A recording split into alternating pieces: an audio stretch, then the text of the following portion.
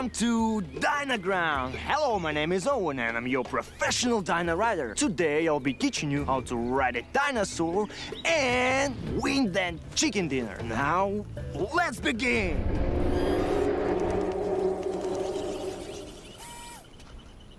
Relax, don't be scared. That's the sound of the mighty T-Rex.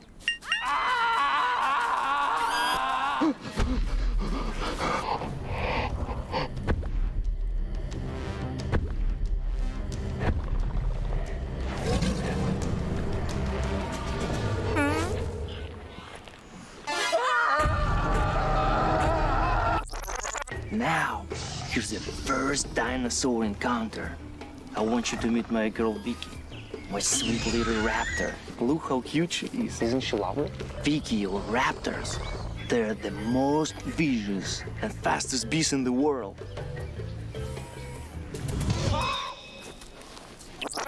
To ride a dinosaur, first you must build trust.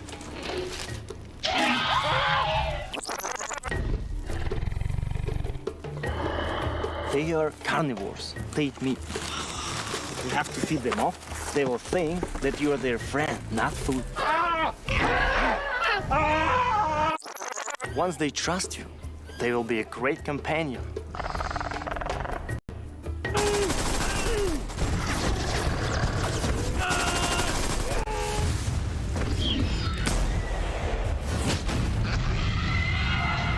However, taming a dinosaur can be seen. Experience dinosaur taming and riding the all-new version of PUBG Mobile Dynaground.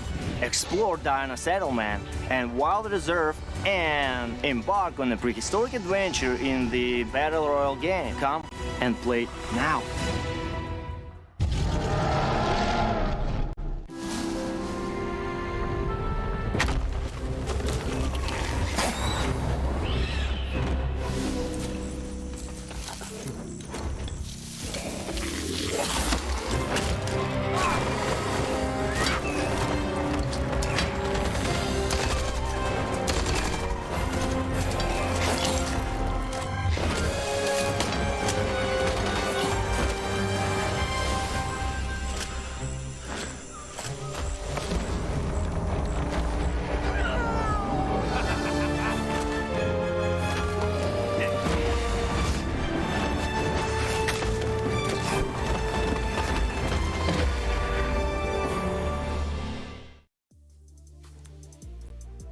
Good evening, everyone, and welcome to the PUBG Mobile Regional Clash Southeast Asia versus South Asia. My name's Contra, your host for the entirety of the evening, and today I have a very special guest with me as our analyst on the go, 4-time PMPL champion.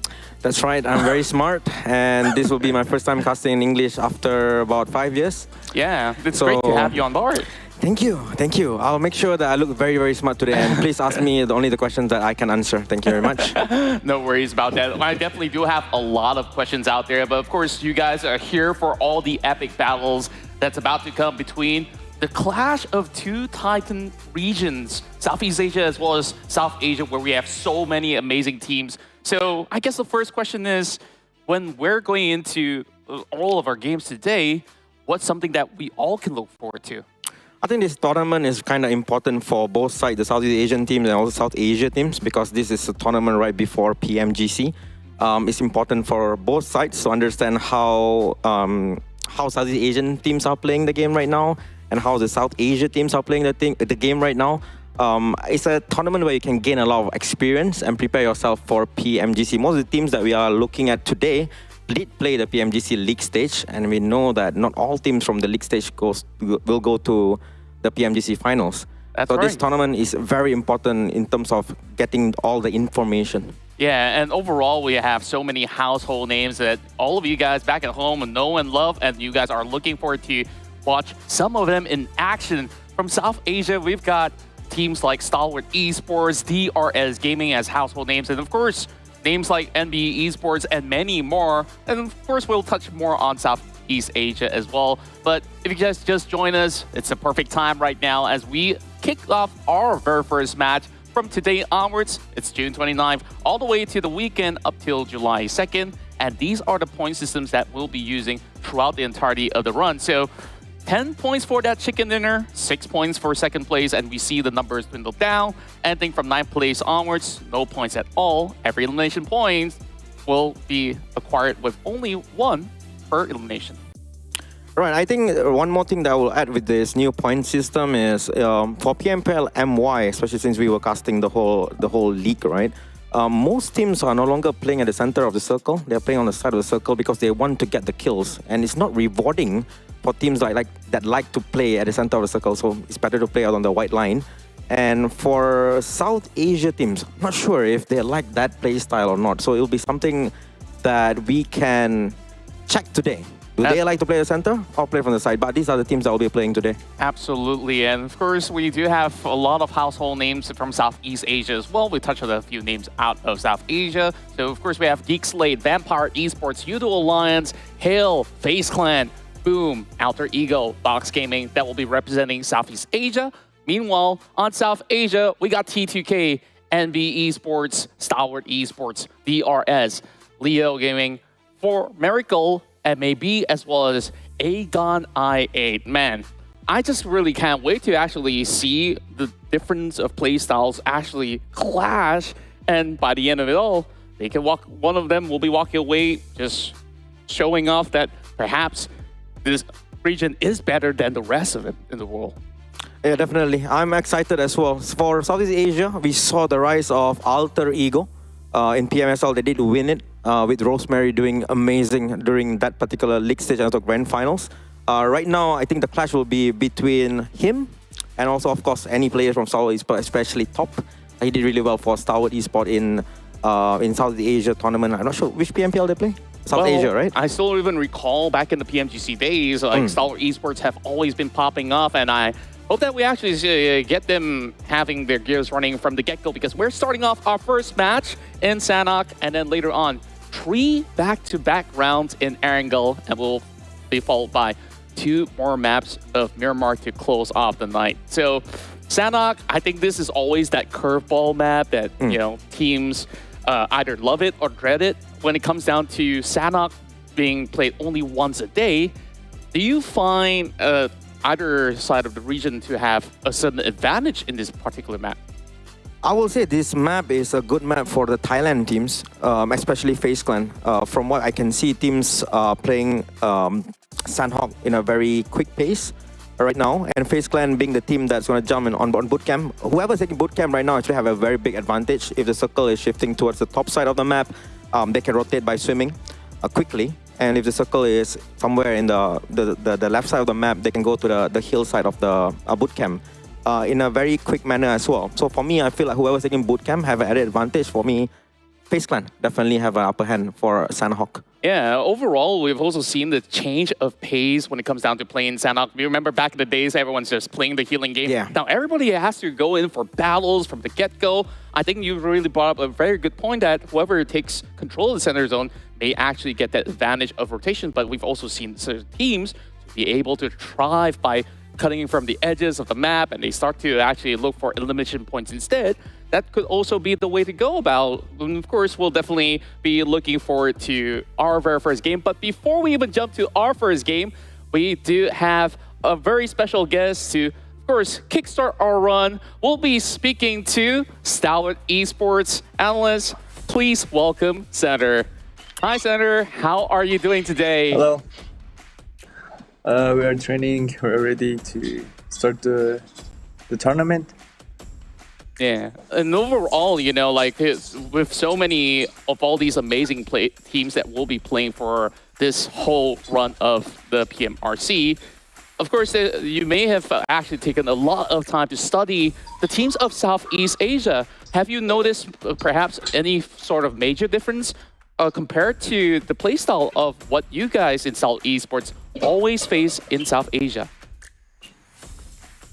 From the difference of Southeast Asia and South Asia, like we have a kind of different before, like 2 years ago or maybe 1 year ago.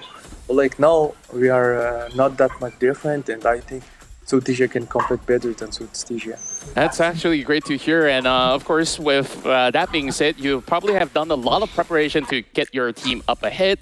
So And just checking in on your comfort level and the rest of the team as well. How do you actually feel about these upcoming matches that will be played out throughout the rest of the day? For our team, like I think like some of the other teams the same. Like we're preparing with the new phone, Honor Magic 5 Pro for the sponsor for PMWI. So for us, it's more important to prepare and to be ready for PMW than this PMRC, because we train, we will participate in this tournament with our new phone. So I think it's very good opportunity to have a good game sense and understand like what kind of game style and what kind of gunplay we can give in the tournament. So we will participate with the new phone in this tournament. And I absolutely love that you brought out about the new point system. Then with this form of change, is your team liking it so far? Because this seems to be very much on a high elimination participation when it comes down to each respective map. So STALWART Esports, I know you guys love fragging. Like, do you fancy your chances here with this new format? Yeah, for the new format, for adapting, we make some roster change this year, and so it's working so well. So I'm very happy to its work, because before like our roster, like as people know, it was Pika and Square in the roster, but now they're not in the roster, and we make it one roster more like more good. I mean, like more good to combine this point system, new point system. So I think we will doing good. All right, that's great to hear, Senator. So one last one before, of course, we jump into our first game. So any words for all the fans that's cheering on STALWART Esports as well as the rest of South Asia? I just want to say like thank you for all the support until now, and we want your support. Like we need your support until in the future. So support us, and we will try our best for giving best gameplay. Like not for ST, like for South Asia, because the name is South Asia versus Southeast Asia. So we will try to have better game. Like just the timing is not that good because we're not competing with our own phone, but I think we will try our best. So I wish you guys all the best as well. Thank you so much, Senator, for joining us here, and all the best to STALWART Esports as well as the rest of South Asia. So we'll catch you in a little while, all right? Bye. Okay, thank you guys. Bye. Thank you too.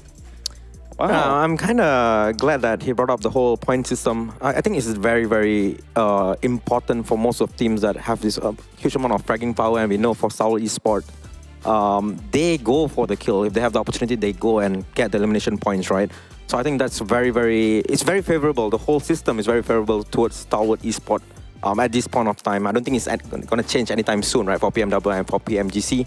And the fact that he's saying that we're going to use this device to prepare ourselves for PMWI, we can see that they are really looking forward for that big tournament. Yeah. And I really like the way they think. Yeah, they think so far ahead, Yeah. and I hope that they can actually propel themselves ahead in this very first match.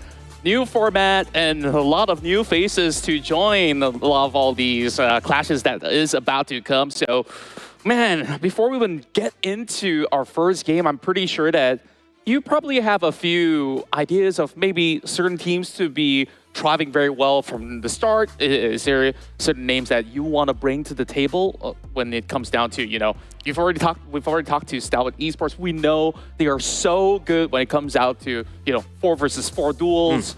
But are there also certain names that, has impressed you over the span of a couple months? Okay, let's go for the map-wise, right? For Sanhok, I'll definitely go for FaZe Clan again, just because of the drop spot. And second thing is Mela. Mela, I will say, is the father of DBS. Father of DBS. Mela's DBS is amazing. He's extremely good. He's the one that started the whole DBS meta in Southeast Asia. So he's really good at using that particular weapon besides Yummy. So for Sanhok, I will say FaZe Clan. And secondly, I will say DRS, because I'm pretty sure a lot of their fans watching. So I will say some good stuff about them. But overall, right, one weird thing about South Asian team, there's 2 teams. There's only 4 players in their roster, or even only 1 sub. There's 2 teams. So MAB and DRS, they do not have any substitute players. Yeah, I don't find it to be all too weird per se, but like it also goes to show that they really do trust these four yeah. players to actually run throughout the length of the tournament, and that actually takes a lot of endurance because we're gonna run it back 4 straight, all the maps. 4 days in a row, and you can already imagine how exhausting it could actually be for them to play through. Yep. So it definitely will be pretty interesting to see, you know, how well will they fare against a lot of all these Southeast Asia teams. Of course, I think like for those of the fans that have been watching Southeast Asia, I think there's a few names that we can also touch on, such as Vampire Esports, the recent champions of PMPL Thailand, that has been able to do a lot of wonderful job. Of course, they had roster swaps that have been able to really propel them ahead. Tony K is that one player that always brings sparks as well as magic. So I think like a lot of eyes will be on them. And of course, shout out to my friends back in DRS as well, because I've been speaking to the manager back in the PMGC days, and I've had a good time hanging out with them. And I just love the level of consistency that DRS actually brings to the table. So I think these are some of my favorite picks coming in from both of the Speaking regions. of Vampire, right? Contra. Nuzi. Oh yeah, He hasn't Newsy. played for a very, very long time. It's been a while, yeah? Yeah, I'm not really sure what's his status for this tournament as well, because they've been running Schwab, Tony K, Stone, and the other guy, FTH or Ravenclaw, one of them. But Nuzi, not so much. But we know how strong he was in Infinity, right, back in the days. Yeah, but absolutely. apparently it's not working out. I'm not sure if they're still going to try, especially for PMRC, since they're going to play for PMWI. Maybe it's a good chance for them to, you know, build the chemistry with Nuzi. But I can't say much. Nuzi haven't been playing for a long time. But what do you think? Yeah, I definitely think that he is a really solid player, especially very reliable on those 1-versus-1 exchanges. And even when he does survive being the lone unit of the squad, he'll be able to actually carry forward with the game and still play as if there was, you know, 3 other members behind him. And I think like that's what's really magical about having Nuzi on the board, which the Thai players have regarded him as the best. I mean, one of the best, if not the best. Yeah, true.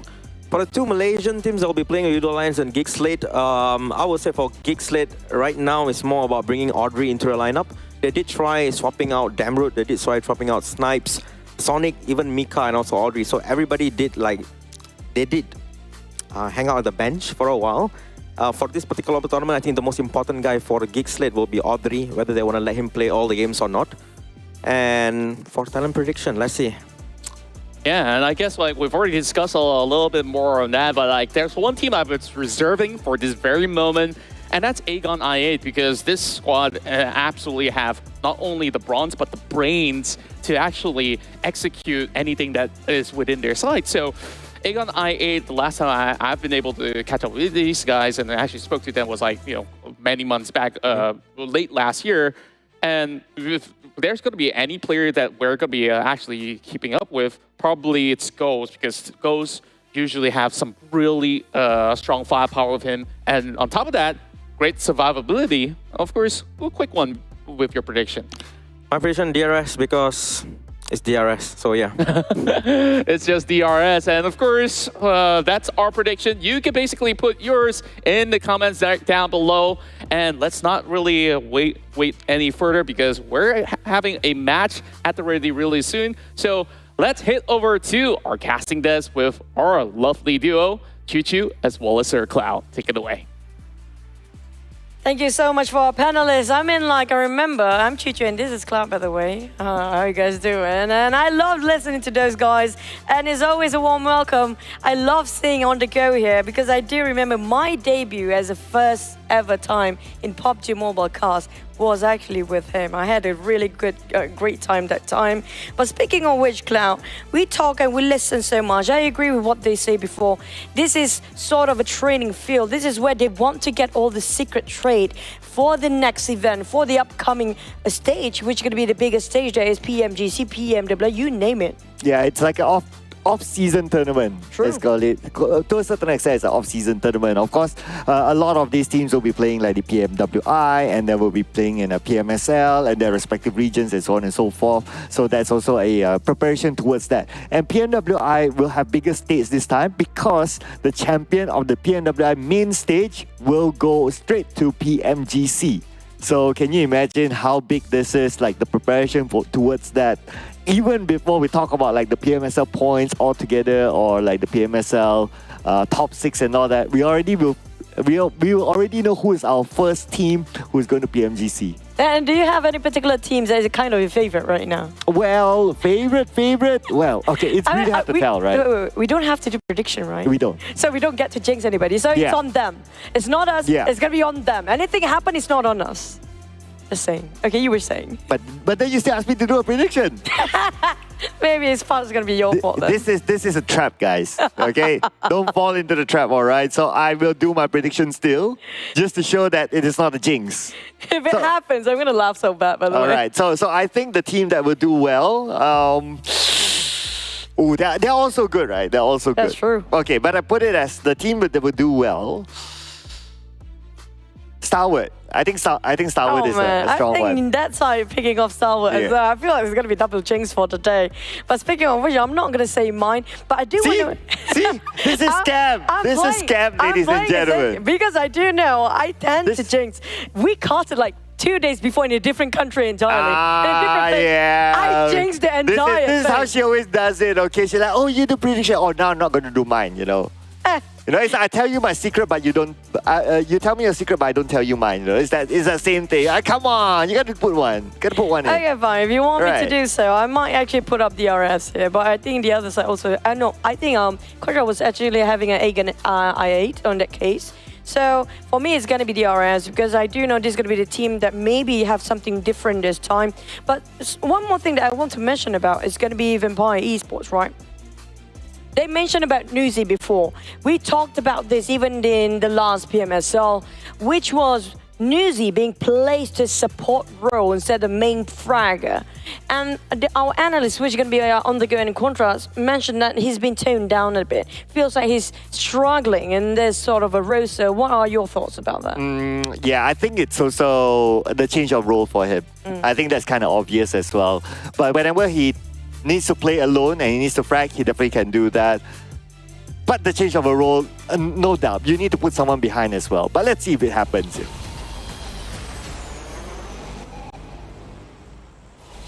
When the granary of Sanhok. I'm loving this graphic that we have. I mean, like, great job for a production team. Everything feels like super 4K in my view right now. I'm loving this. But we do have a very first map of the day, which is going to be Sanhok.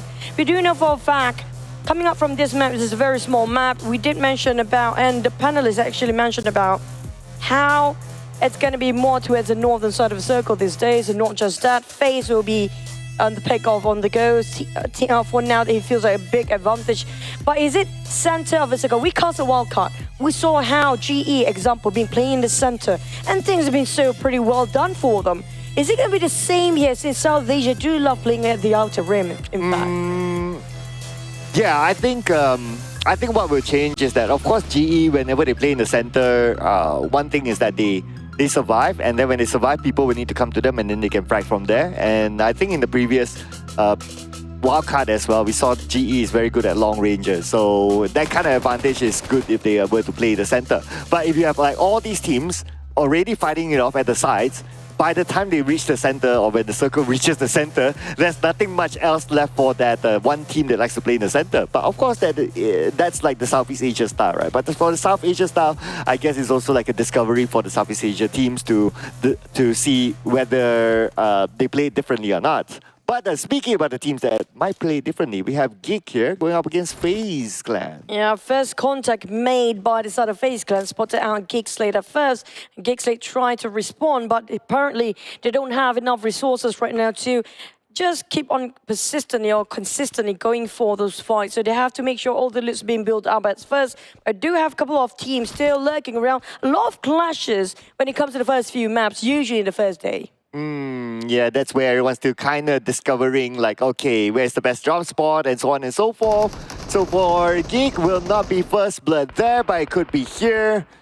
And Hale Esports gets low. One of the players currently down. Could be eliminated anytime soon unless Tiger can do something about it. But it's still going to be Blade taking out Sky only. Another knock for Hale. For the side of Erangel 98. On the other hand, a bit separated for the teammates, but it's kind of bleeding out with those DBS, even though being nerfed. It's still going to be a most popular weapon now here. Gat slow finish off. Hill just going to go for the push, but Sky on the other hand, a bit far flank and will bleed out. Blade on the other hand, start to crouch, going and proning towards the side of Hill from the flank side. This is going to be very dangerous if Hill didn't spot him out first, but I think they spot him out. Flash already stand up. He has those pushes. A bit too late now for the respawn. Yeah, caught them from behind, and now Blade will go in. Tiger is still alive. He sees Tiger, but Tiger gets the win against Blade. And now for the rest of them, they need to come in and pick him up. But Sky only is still down. The nade will be tossed by Get Slow. That nade could finish him off. Blade taken by Oleo. So YOODO Alliance actually stealing one from afar. Where exactly they stand, they can actually see this view quite clear to serve from the noses of these two teams. On the side of Falak, I think it's going to be hard for him to clutch it out against the entirety of Hill, but I take it back because Blade happens to be nearby as well, even they were the two that made it happen anyways. Ooh, wow. Looks like Contrast's happy. His prediction is happening. So that is looking good so far for them. 4 points in the bag already, and they managed to eliminate Hail Esports. We're talking about Hail Esports here, ladies and gentlemen. But coming back to GEEK SLATE, still stuck with FaZe Clan, and FaZe Clan have them cornered. Well, inside of Agan I8, on the other hand, at a cost, even though they got the entire team wiped out, yes, 4 points in the bag, but can it last long enough? On the sort of GEEK SLATE versus FaZe here, they definitely fought against each other. They have first contact, in fact, in the very first few minutes or first few seconds into the map. But apparently they will have a bit of a stalemate since they are pushing GEEK SLATE towards the corner at the edge of the island itself and nowhere else to go. GEEK SLATE will have to take this fight either way, have to cut across, unless if they want to go a very long rotation. But I feel like it's almost impossible in this state. They have to force and brute force themselves out. Wow, the thing is that they don't have the information where exactly FaZe Clan is at. Just look at the spread of FaZe Clan. Well, we can argue the spread of GEEK as well, but because they are being pushed to the corner, the disadvantage is towards them. And to add on to the bad news, they are not in the circle. So they need to end this fight anyway. Problem is, will FaZe still wait here? Because they can actually part ways if they want to, but on the side of FaZe, we do know they never just bow down for any fights. Venturas spotted all the players, but doesn't have his helmet himself. No, not even Vest. Now, I'm kind of curious. What they have been doing is not... I feel like it's not going to be enough for two teams to just occupy this area right now, since both of them not willing to share the place and just having very small space in between them. Only a couple of buildings, and they are definitely aware they cannot move backwards because they want to take the advantage. But at the same time, we do have a new contender in the fray. Wow, boom, Esports just at the other side, and Mika spot them out. Okay, so Mika is like, okay, doing a little bit of a scouting work there, notices that Boom is around, so he cannot engage, he cannot just go into that compound. But we got Snipes coming in from the other side, and they're going towards Razy. And now Razy is all alone, his other teammates are all the way on the other hill. Coming up, Boom, very spread out if you look at this right now. I'm not sure what's their master plan coming from Boom. Bit too dangerous there coming up from the side of Boom. Razy is already down in the flash. Mika finish things off. But GEEK SLATE, they're giving away the position as well as a cool will spot him out from afar. But the thing is, they only lost one man here. It's a bit too late for them to actually do something, but feels like they want to commit themselves to this fight. Yeah, but I really like the cover coming in from Boom, right? It's like Mika shoots onto Razy, and then the follow-up from like this kind of distance is there. It's like they have their backs covered at any point of time. So even though like one player goes out and like, okay, I come here, I loot, but you don't worry because the other teammates are around. Yami shot at one of the players come from GEEK SLATE as well from afar. Dammer and the rest of GEEK SLATE not just being trapped at the edge of the island, now being trapped inside of the blue zone as well. After facing FaZe Clan, and now have to fight against Boom, one of the most high-fragging team as well. But speaking of another team, we do have a rookie team coming up, which is going to be Leo Esports, yeah? Will have to be visited by another team close by. Speaking of STALWART, now STE definitely don't even have to move. They are pretty much inside and pretty safe. Yeah, with the compound, with the circle, I think they'll be pretty fine. Maybe a team with a high fragging firepower like STE, because it's the first round, everyone's trying to get to know each other. But hang that thought for a second as Mela will take out Rosemary. But Mela's not done yet though. Now he needs to take out the other member of Alter Ego. Comes in from the side and wins the fight. Mela, 2 knockdowns back to back. That's why this guy is a scary player. He knows how to play the mind games with his opponents. Definitely can pull it off by himself. Mela, on the other hand, a bit spread out, but they do have vehicles in case they need to flee. Okta coming up from Alter Ego, on the other hand, realize that he's way too deep inside of the blues and need to make an exit out of this. But Onzen's just next to side of Alter Ego, might have to cut across, but lucky enough, Alter Ego just left, so they won't be spotted out just yet. Oh, okay. Onzen, scope. Nope, nobody's there. He saw the car. He wanted the car. Yeah, he wants the car now. But he has to get it fast because, like, now they are in Camp Alpha Island and the circle's on the other side. But no, hang that thought now. Vampire Esports in action. A knockdown to Ade Luke. Stone is knocked as well. Ravenclaw will be taken out. Now it's down to FTH as well as Newsy that's currently playing to win this fight. When you say he's not performing, he's actually trying to clutch everything by himself. We do have Empire shot by those DBS. Shamil knock on FTH. On the side of Empires, Newsy trying to just giving extra support fight at the back, but 2 members bleeding out, and Shamil just finished off FKF. Oh! And that's going to be it. YOODO Alliance made it happen. One of the best team in South Asia happened to be stumbling in the first map here. Well, I don't know who predicted Vampire Esports, but okay. Definitely not me.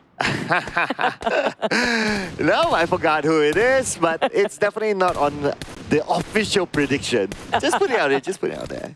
Can you tell me who? I don't know who. But the I don't FTH is Flukef, right? Yeah. Yeah. Oh, maybe. Yeah, FTH Wait. is Flukef. Oh, yeah. Yeah, so just saying. But we're going to say FTH in case you guys kind of confused sometimes, okay? But back to a side of STALWART tops. Now, this is one of the best players in the world. Oh, yeah. One of the best. Arguably one of the best players in the world. He got himself not just the MVP in PMGC 2022, he got himself the Gunslinger Award as well. 2 awards under 1 name. That's huge. Yeah, arguably he has one of the best hairs around as well. True that. I mean, very, very recognizable, right? Yeah, can't forget about him. But now we have one of the top eliminator as well. We got Yummy. Some people call him the DBS King. Back in the day, back in PMSL, and he has excelled certainly. But this time, well, he still has a DBS. You can't separate a DBS from you, even though the DBS has been nerfed. So-called nerf, but it's only nerf if you are wearing a level 3 vest. If you still wear a level 2 vest, it's pretty much the same. I feel like it's not that big of a nerve now. Not at all.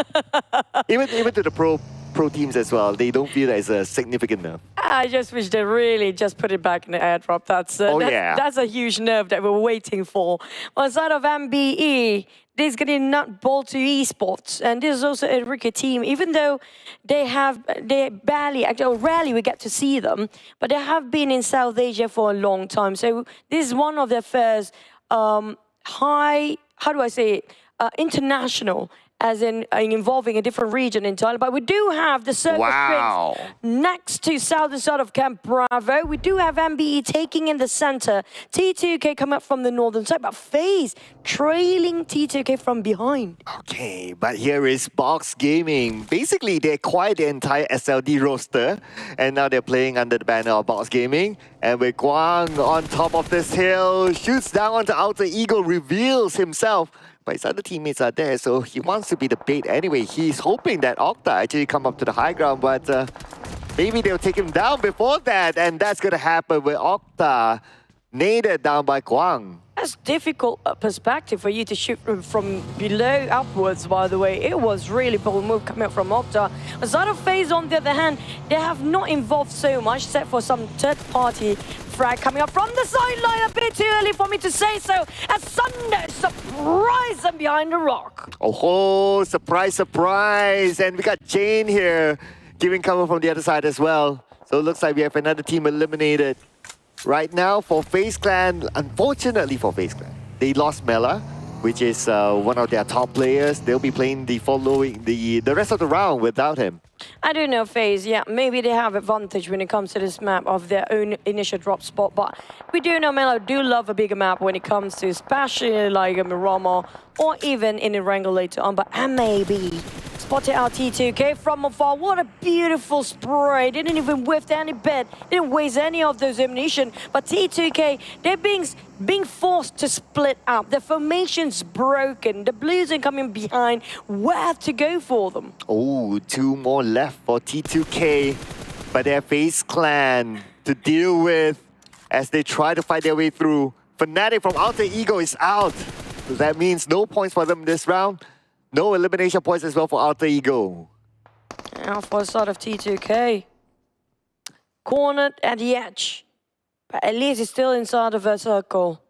But they have to fight against FaZe Clan. So hard to spot them out. We do have Yummy, one of my favorite players here, fighting against STALWART. Pombit low enough to need himself some first aid to heal back up. While the side of STE a bit segregated. They got caught in between here. They were trying to spread out, but the problem is Boom is filling up the blanks in between them, making it so hard for them to retaliate or to fight back. Oh, the blue will arrive onto them really, really soon. So they got to make this quick. Action still calling up for help. 80% help. That's still bleeding out. Tops is still alive. Tops with a long range out of Pombit. Pombit, he'll be held down by Tops. And at the same time, the blue has arrived saying hello to all of them. But Tops, beautiful spray from this high ground. Leaning back and forth, left and right, and notice that he couldn't do much from here on. Need to get himself out of the blue zone first, but they do have Boom to deal with. Boom, on the other hand, they force a fight first. They're crashing into it, but Yummy, I think this is going to be the last player of Boom. Can he survive there? And they almost eliminated for the entirety of Boom and finally placing themselves at 11th after digging their own grave to fight against ST, but Top. He played that so well. Oh, absolutely. Okay, Kwang is not done yet, and now Kwang surprised his opponent. Just like that, Apex is down. D-Duck goes down as well. Where did that shot come from? It's from the other side. It's Rufus, who's still at the lower ground. And now Gosu is coming in. Gosu has the advantage, has the DBS in hand. Rufus will finally fall. Oh boy, not doing great for both teams because it's going to be a different team and it's going to be 4MV coming, the 4 Miracle vibes. And this is incredible coming up from Leo as well. They're fighting against each other on the small hill. Woo! And it's going to be Slipknot rocking that one now. I get the reference. Yeah, I love him. But that was a beautiful spray there coming by Slipknot just at the right timing. And now between T2K and FaZe Clan, they are not done yet. Well, they are on the outside of the circle though. But this time it seems to be FaZe Clan needing to win the fight against T2K before they can come in. The thing is, do they know exact position of all the other teams? Because if they're not being careful, they might cause themselves in a trap and snap in between all these teams. Or do have 4MV going away in the same vehicle while the rest is getting themselves into the rim of the circle, but I may be waiting at the other end. Slipknot, well, it's definitely rocking his rifles, but at a distance, I don't think he can catch any glimpse of 4MV. A bit dangerous here while he trying to scout and force him out. And there you go, he's gonna find it anyway, he doesn't care. Well, if he doesn't find him, they will find him instead. And Slipknot resetting himself. But he's caught out. The moment he stands, that's it. He doesn't even need to stand. He'll still be shot down. And his teammates will need to come pick him up. But looks like there will not be the opportunity. He is now eliminated from this round. I was like, peekaboo, I see you. You're trying to hide. You can run, but you can't hide. Back to the side of YOODO Lions and NBeSports. It's going to be them trying to fight each other with DRS exchanging against STALWART as well. YOODO Lions coming from NBE on the other end, while DRS caught himself in a triangle fight. Now, this is going to be interesting. Come up from the west side, a bit occupied by so many teams, but for MV, the one having a very clear way, MAB in the center, while the northern side will have a bit of a problem. Whoever tried to rotate, especially YOODO Alliance, it feels like they're fighting against FaZe and NBE at the same time. Well, the moment you mentioned about YOODO Alliance, they immediately, one of the players got eliminated. At the circus, there's 50% water. Are you kidding me? And looks like it's not only one player from YOODO Alliance. It's going to be the entire team out at number 8 with 4 elimination points. And now for T2K, they're still looking at FaZe Clan. They don't want to let FaZe Clan go. Now, just to say, most of the team that we mentioned in our prediction, most of them are either dying or barely hanging on or not there anymore. So it's going to be a panelist, analyst, fault, and caster side as well. On the side of our 4MV, they take themselves a bit of a high ground, taking this rooftop to work. But problem is, can they cover all the angles since there's so many teams marching in the same direction? You do have NBE Mondo taking a fight against Leo. He's down on the ground. He's trying to avoid being exploded next to the caster, trying to barricade himself instead. But it's not going to be just 4MV here we're talking about. There's going to be MAB as well, who's trying to gatekeep them from the inside. Well, Tops is still alive, so I'm still going to claim that. Just say, just say. Maybe have to wait. Maybe he can do something miracle. Yeah, who knows? I mean, we have seen it time and time again that you only need that one player to get the chicken dinner. Well, could this be it? But he needs to go up against there's one team with a full squad. There's like 2 other teams with a trio. So it's going to be tough, but we'll leave that thought for later as a long range coming from Suyong, putting a lot of pressure onto the other side. A lot of belief and faith in their Cloud, by the way. Of course. But yeah, of course. He's arguably one of the best player in the world for top. But coming up from the side of him, maybe Leo. But definitely trying to find Team Leo, who already gone. But his name is Leo. Don't get confused by that. Coming up from 4MV, Doc spotted outside players of MBE from afar. Now, MBE still have a full squad. The only one, in fact, intact with 4 players in it. While MAB and T2K do have 3 more as a trio, the rest barely have enough. We're talking about 4MV working as a duo and probably going to be solo for FaZe. But if he can actually revive his teammate, now that's going to be a better odd than none. Ooh, but none for Onzens as he is out. Number 6 for FaZe Clan, 4 elimination points. And NBE, they still maintain a full squad. They're coming into the circle, but they're still on the outside. They need to fight against MAB next in the compound. You hear the drums of war right now. Definitely remaining with only 5 teams there. With MBE having a full advantage as a squad. MAB, on the other hand, taking a full compound but working as a trio. T2K, will they push at the same time as MBE? They pop up the smoke, hoping to breach in. But can they make it? Because the 4MV plays themselves just on the outside. They spotted out 2 teams at the same time. MBE will have to eat those names from MAB. Now they will return the fire with those mollies, but right now MBE have to fight 2 walls at the same time. They have to breach in. Oh, Wally needs to disengage. He needs to go on to the other side because of the molly. Wally, reset time for him. Mondo tosses a nade onto the inside. Mondo nades down Leo. Beautifully done. Can he get a second one? Mondo now 50% health, gets into the compound and he will reset his teammate, but before that he needs to win the fight, but Mondo still goes down to Kese. Kese! Shot by the other side by Rick. It's going to be T2K. You see through that very small window, they are indeed having very sharp eyes coming up from T2K, but MBE accounts. Where would he go? Because right now, 4MV only have 1 player, STE as well. T2K and MBE right now do have the most numbers, but they're fighting each other at the same time. MBE will have to spread out, have to leave this compound as the Blues will close on their end first. But will the circle be on their side? I feel like it's going to be a tough one. Ooh, it's tough for Apex as well, but Top, he knows that Apex is there. If Apex just shows his shoulder, that is it. But Apex seems to know that Top is on the other side as well, but the disadvantage to Apex because he doesn't have the circle. Don't even show an ear, not even a shoulder, not an ear, not a finger. The moment he just tried to pick out, that's going to be the end of it. It's going to be perfect crosshair placed on top of Apex by Top. But back to the side of T2K. Now I feel like Top being cornered left, right, center here. But on the side of Top, still fighting against Apex on the other end. MBE spotted out the shots coming up from side of T2K. They are running towards the direction, but Reg places himself at the ledges. Barely make it happen. But if you fall off this very steep cliff, there's no way to climb back up. Oh, Apex, no way for him to go. He has to get into the water, but Tops is there. And Tops just need to get a visual onto him. So far, no visual yet. Okay, now Tops. He could see him. He just needs to be patient. There you go. Now he is going in for a fishing mode.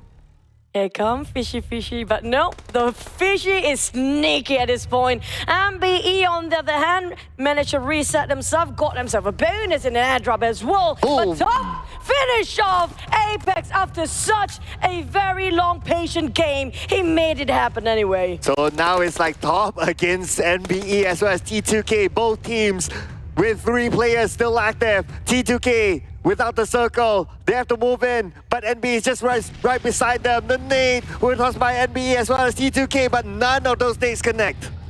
And for the side of NB, they tried to spread out to make sure they have wider angles to cover, but T2K, they're being bombarded by those nades from afar.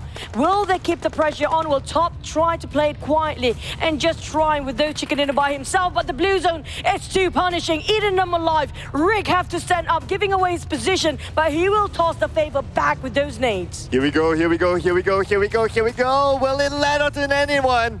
Looks like the answer is no. Rick needs to reset, but at the same time, look at the blue. Gonna put pressure on the T2K. T2K needs to get up. FaZe from afar, but it's gonna be Rick knocked down by his own. FaZe gets 1 point star as well. Can he get the other one? Now it's time for Top to move. Oh boy, this might actually be doable for Top at this point. Now they finish off T2K with only Jane laughs at Top. On the other hand, fighting against the entirety of NBE, who's marching right across him. There's nowhere to go. And that's finished off by Fizzboy. Left with only T2K. NBE taking the first chicken, setting a tone for the rest of our tournament. I don't know who predicted STE, but well, anyway, NBE taking home the first chicken dinner. My goodness, NBE coming from Mongolia. Basically, it was almost an all Mongolia finish. With T2K having that one final member still active. So they managed to get a second place finish from his survivability.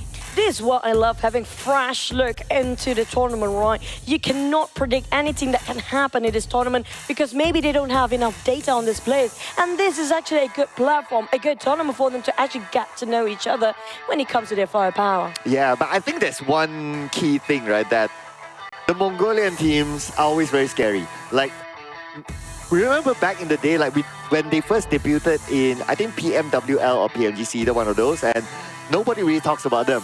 But when all of a sudden, they could go all up, they could challenge the Chinese teams and all that, get a 3rd place in the world. All of a sudden, Mongolia is now on the map of PUBG Mobile. It's like everywhere they go, people will talk about them. They are like hitmen, silent but deadly. Yeah. So you have to keep an eye on them, but they make you cannot see them. They play low profile as possible, but I have to give it to the side of NB. That was a neat ending come up from them. It was clean and it was looking flawless. I'm not sure how much did they actually score by the end of the day, but it's more than enough for them to actually put themselves as number 1 when it comes to day number 1 as well. But so many early skirmishes because of the circle itself as a start favors to us more on the right side of the map. Yeah, the circle went all the way to the right. Even towards the end, there was a percentage of circle that has water. True. So it's like 50%, 50%, 50% all the way pretty much to the end. Then to the end, you get like 20, 30% of water still. And that kind of forced one of the players to actually jump into the water and, well, became a fish for Top. Merman, yeah. there you go. But also because of the water ratio in it, it bought so much space and time for Tops that he can actually hide behind those ledges. If there's no space like that, it's kind of hard for them to actually play in a flat field at that point. Yeah, because it's so flat, it's like an airport there. It is that flat, okay? So it's easy to be spotted out, especially like if you're that one player and you're up against 3, like they can shoot from multiple angles, so there's no way you can get up. You believed in him, you had faith, and he almost did it. I'm not gonna lie, that was really tough for him to actually fight against 2 teams at the same time. Yes, STE size M, by the way. Just saying. Axel, I'm a bigger person. I'm a curvy one, okay? She pick another team, thick. okay? I'm thick. I love thick. Okay. But you know what? We're gonna miss our analysts here since they're gonna be staring at us. I can feel the creepiness of the staring from this side. But we're gonna pass it back to On The Go and Kotra. Take it away. No worries, we won't be staring for all too long, but of course, coming back to us, On The Go, that map in Sanhok, we have not predicted one thing, that the circle is all the way by the waters across Charlie, oh sorry, not Charlie, Camp Bravo, and of all the teams that have been able to make it into the top 5, 5 of them are hailing in from South Asia. Absolute domination coming in from NBeSports. Yep, 10 placement point time, elimination points. South Asia definitely doing really, really well now. Top 5, all of them they were there. And for now, I'm not really into Sanhok. I still believe Sanhok is whoever wins. It's kind of determined by the circle's direction, right? And this time around, the circle was kind of 50% water at stage 5, so the playable area was very, very small. So I still have faith in Southeast Asian teams, and I'm surprised as well that the fact that FaZe Clan did let go of Bootcamp and gave it to STALWART Esports. What play of the match?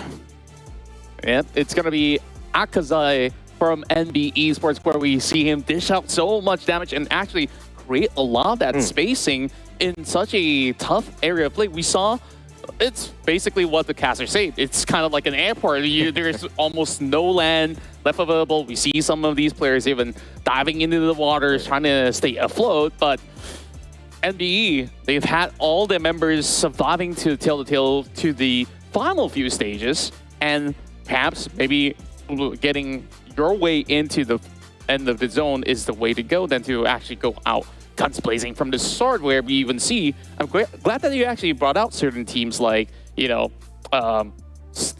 a few names like FaZe Clan as well as Vampire Esports. We expected them to actually do a lot better, but they just crashed out pretty early on.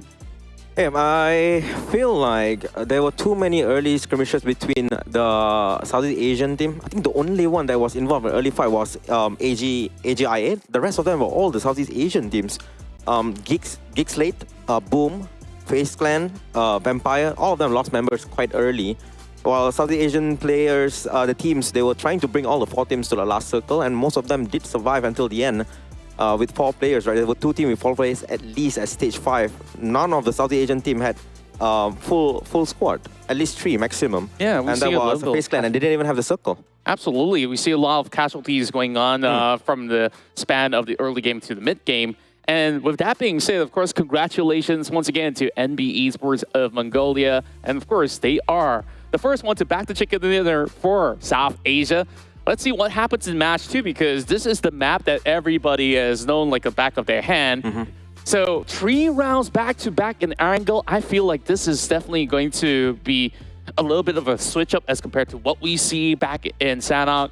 So I'm not even certain if the circle will be as wonky as game 1, and if that's going to be the case, we're looking at perhaps what, an island ending, which majority of these teams probably have played in their respective PMPL SA as well as SEA.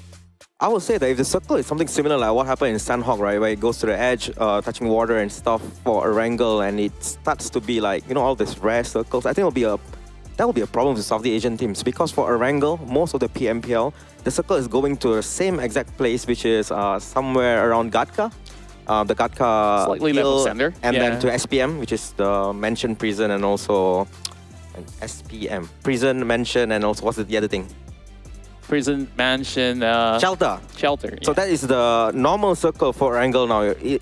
It's very rare for it to go to shooting range or even to Sonoska military base. However, if the circle's not going there, I think it'll be trouble for most of the Southeast Asian team. The circle is very repetitive for Erangel and also for Miramar. Miramar, it goes to Chumachara a lot, and now it's going to Monte a lot as well. So this is gonna be a little bit tough for the Southeast Asian team, because they're kind of used to all this, you know, the normal circles. Whatever happened in Lakawi just now, that was odd.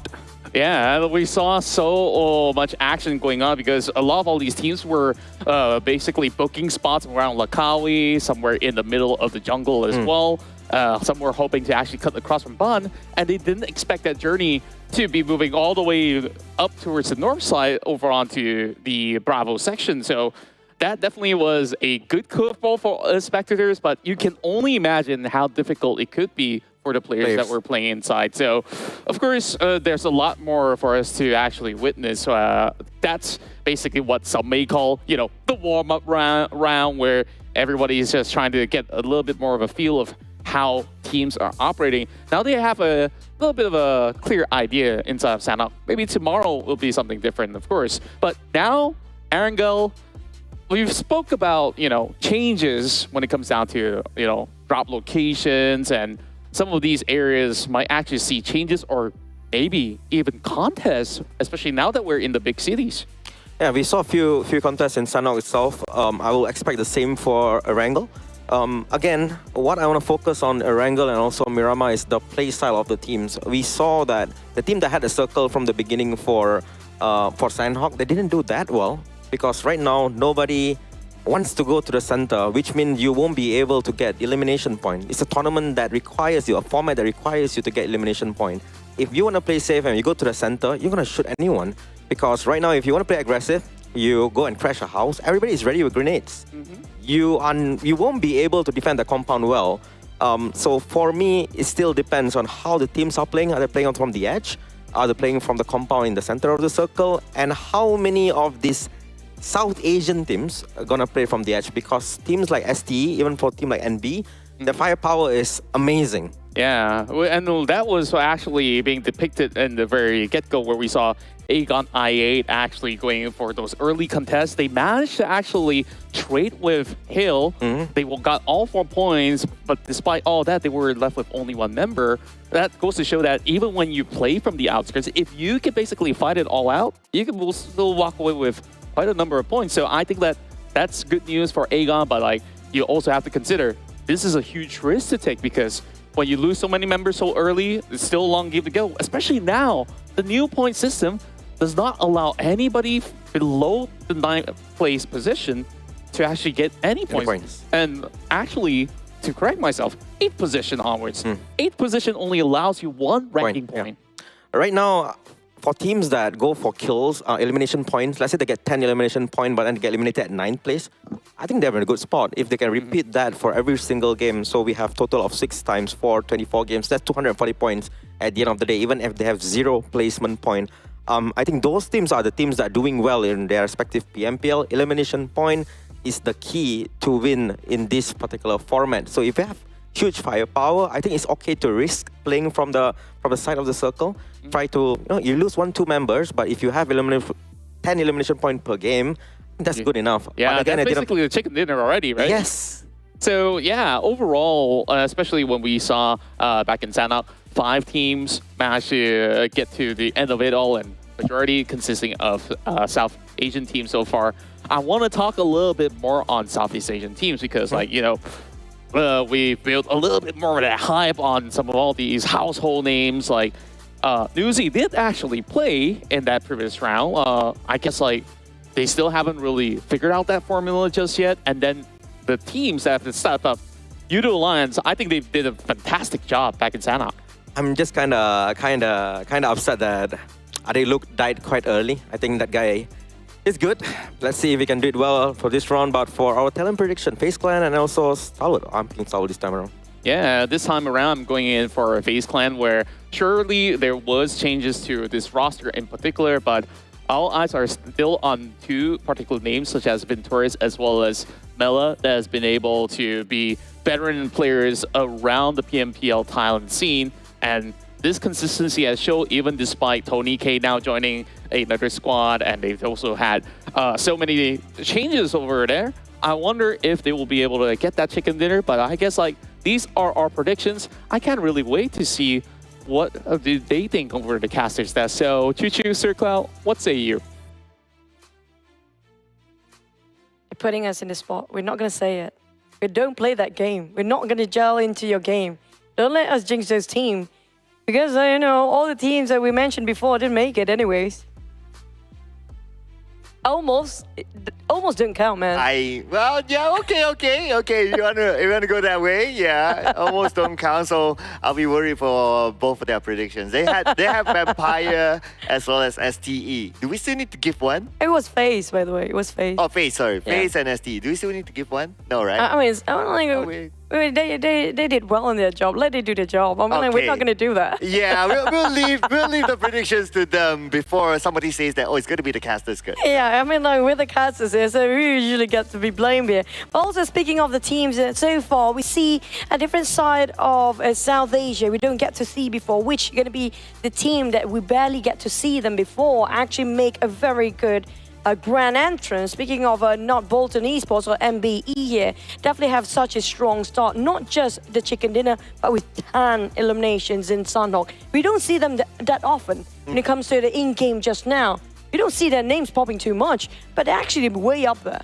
Yeah, they come in at the right timing, in other words, right? And at some point, okay, so the growth of PUBG Mobile in Mongolia is now, it's also them being in the ecosystem. Like before this, there was always a lot of talk about like, oh, it's either going to be STALWART Esports or Zeus Esports, also known as IHC in recent years. But now with the other new names, like what you mentioned, NBE, and then we have For Miracle Vibes and MAB as well, coming from Mongolia. They are putting a big challenge to the other teams. In fact, if we look at all the Mongolian teams earlier, there was only one Mongolian team at number 8. Other than that, they were like top 6 or so. So basically, they're stacking up the upper half of the charts.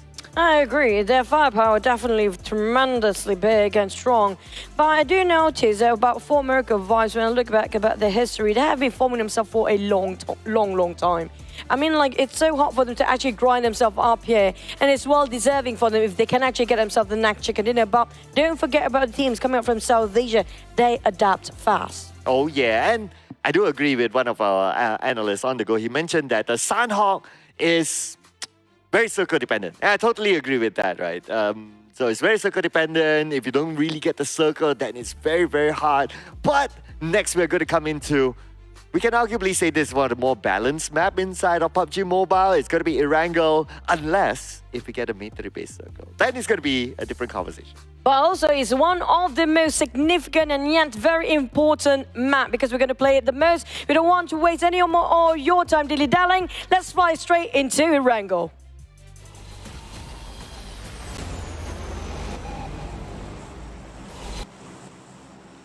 Here is Erangel, ladies and gentlemen. If we get a mid-3-base circle in game number 1, ooh, that's all I can say. But it looks like we're going to start the flight path from the areas of Primos all the way up to STALWART. So it's a flight path that, well, most of the hard drops are able to be reached by the teams unless they want to drop into areas like Milta Power. That's going to take a bit. In which, if that happens, then there's a possibility of clashing while getting vehicles. But for the hotspots like Pachinki, School, Rozhok, it's all right. It's so important when they have their initial drop spot here and mark themselves since the first day at the first map of Erangel, because it will be, how do I say it, reflect for their performance for the entire day, maybe even for the entirety of this tournament. If they cannot hold their ground and their initial drop spot, that's going to be a big trouble for them. We do have Vampire dropping way early on top of Primos. Leo will drop on top of around those Garka Mountains. I'm looking at Pachinki. How many teams have their eyes on Pachinki? Yes, the hot spot, Pachinki. So far, we can see YOODO Lights hovering around there, but looks like, will they stop there? Feels nobody wants to drop into Pachinki here. Or could it be YOODO Alliance? Okay, they're still hovering though, so probably not. But if anyone wants to join into Pachinki, well, by all means, like, number 1, there's nobody there. Number 2, the circle is on the left side. Also, speaking of the circle as well, FaZe definitely had those early circles, just like how previous Sanhok kind of shows. But when it comes to this one, it's going to be almost the same circle that they have in the center. But can they hold their ground? Because we mentioned about how you have only some ledges if the circle happen to be pushing towards the side of the coastline. Ooh. But coming up from hill, got themselves early first contact with ST, who just dropped themselves. Did not even give them any sort of a space to even loot up. No space at all, especially if they all go up to the high ground. But Hill, no way. What's another target? It's going to be YOODO Alliance on the other side. Hail Esports, but how much can they get out of this? Okay, they're going to start it off with Shamil. Get Slow, gets a knockdown, and Sky only will finish off Shamil. So first blood to Hail Esports and the rest of YOODO Alliance. They have to pray that they can get the right weapons to go up against the rest of Hail. This is insane. You saw how Hill just cut across 2 teams, forcing the fight way so much. We're only duo. It's not even the entire squad. I'm not sure if this is a wise decision, but if they clutch this out, it will be a big one for them. Well, it looks like it's all about aggression here in game number 2. As Repo Boy gets a knockdown to get Slow, and Adelu will finish him off. A little bit of a revenge there for YOODO Alliance. Sky only with the DBS in hand, the last man of Hail inside this compound. He needs Tiger, he needs Flash. Where are they? They definitely split it out, and they just jump in and go straight into the enemy's territory. I'm not sure what is the game plan here, but here comes the rest of Hail. Tiger X coming up from the high grounds, but a bit too far to reach. Look, playing around the stack as with Sky holding those DBS, but Olio drop a perfect nade and finish off 2 Hay players in an instant. Well, looks like that didn't go well for Hale Esports. Only managed to get 1 point from that siege. Yep, they were very confident to try to take the advantage because they know that, okay, no loot as a start, but the moment YOODO Alliance, they found their weapons inside the compound. They found a couple of grenades as well, and that's why Olio got the knockdown with nade. Well, that's where they were countered upon because YOODO Alliance still has the numbers. Honestly, I feel like it's a bit too hasty. Just way too hasty about the decision just now. Maybe they have a different mindset just before the start of the game. If they can actually get themselves some weapon, couple of vehicles, they got 1 buggy, they just go in.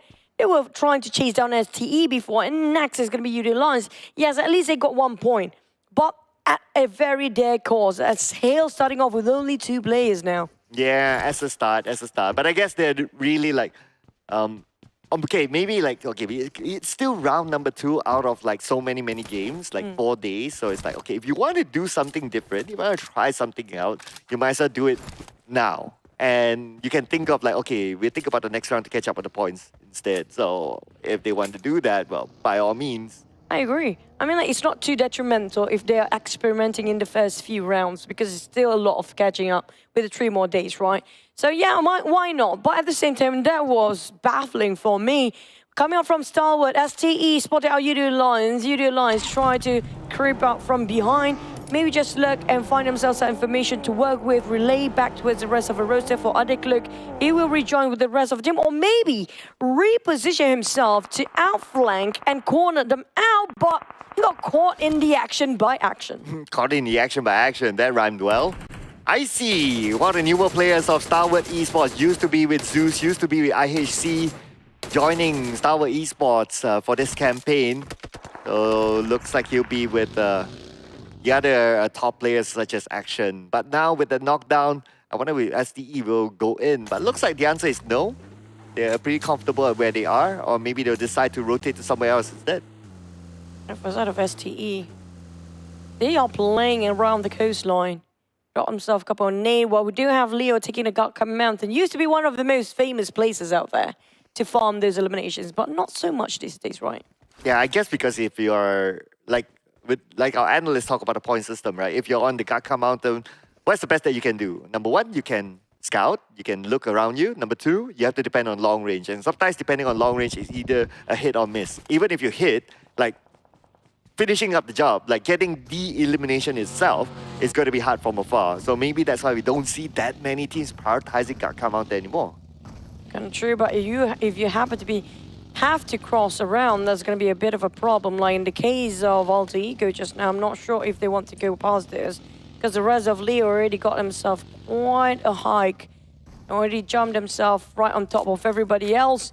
All they need to do is wait, but do they have enough to last long? So far, the utilities-wise, the resources, well, I say it's fair enough for now. But boom, migrating himself around the Motown area, just might walking into Rostock later. But we haven't got ourselves a glimpse of the second circle. We're still waiting for it. Well, we're looking at all the other teams. Only YOODO Alliance and Hill happen to be losing some of their players. But you know what? I do love those popping up from the original points on the left corner. Yeah. Okay, I just noticed that. I actually didn't notice that. It took me a while. Oh, left It corner. just popped. Oh, yeah. Just popped. So we have regional points now. And I think this is interesting, right? So like what's mentioned by Senator during the interview, he did say that, oh, it's about them representing South Asia as well. True. So I think that kind of point is like, it's relevant to whatever that he discussed. And maybe they have like, oh, South Asia pride. Since it's South Asia versus Southeast Asia, right? I think that's a very interesting stat to see. See who's actually the stronger region in the first day. Yeah. We get more points. Like, yeah, we're flexing it, guys. South Asia is actually getting more. And we don't know for the entire day. We're going to have to wait and see. But back to the side of Leo, boom. Happen to be scouting them, and Slick will pass back the information. But the thing is, do Boom want to march in, or do Leo want to stay this quietly? Because they can actually try to give a couple of taps. Spot it out, Razy. There goes, clip quite a number of it. Chip down some damage, but he jumps back into this compound. And I feel like they don't want to take the chances too early on. Yeah, because everyone's still waiting for the next circle, right? You might as well. Oh, If man. you want to crash in, then it has to be objective. So without the information of the circle, not yet. But Blade, let's see if he can literally cut onto the top. And the answer is yes. But speaking about the circle, it still goes to the Gaka Mountain. Next phases of rotation, and teams might be interested to go up there. Now, that's going to be super interesting. We do know for a fact Leo is already up there. Do they have enough to hold the mountains? Because I see, yeah, they do have some resources, but is it going to be enough? Is it going to be more than enough? Because it's going to be more than one team trying to march in there. And that's why we saw Boom scouting around the area quite early on. Outside of DRS, sharing the same compound as one of the players of STEIC. Happened to be alone here. I'm not sure where are the others. Not too far off, but definitely in a different building entirely. Now, how he wants to play this for the side of STE. If they force the fight here, Cloud, both teams might actually lose because they're way into the blue zone. Well, here, there's a trend I noticed about some of the South Asia teams, right? So they like to lock teams, even though when the blue is here. So for example, like what DRS is doing right now, even though the blue has arrived and they're like 2,000 meters away, they still like maximize the time in the blue as long as they can lock that one team out. And so happened that STE is the team to be locked out. So I don't know how they're gonna come up with a solution with that, because if they try to take the fight in one area where DRS is at, then they don't know exactly where the other members of DRS is. So DRS can actually do a crossfire onto wherever they crash into. I really need to sort out their priorities then, because we do know you cannot fight the blue zone either way. But on the side of Alter Ego, they definitely shot down in Yummy before, who actually being picked up by his member Pombit nearby. Aegon IA Blade shooting on MBE, who got himself a last chicken in, and MBE, I'm not sure where exactly the position is right now, but I have a feeling a lot of the team right now currently around the side of the Gakka Mountains foot, but Rosemary will fight back aside of Boom. They have a lot of long fight between these two Indonesian teams. Boom and Alter Ego happen to be always trailing each other early on. Rosemary, not really Rose carrying just yet.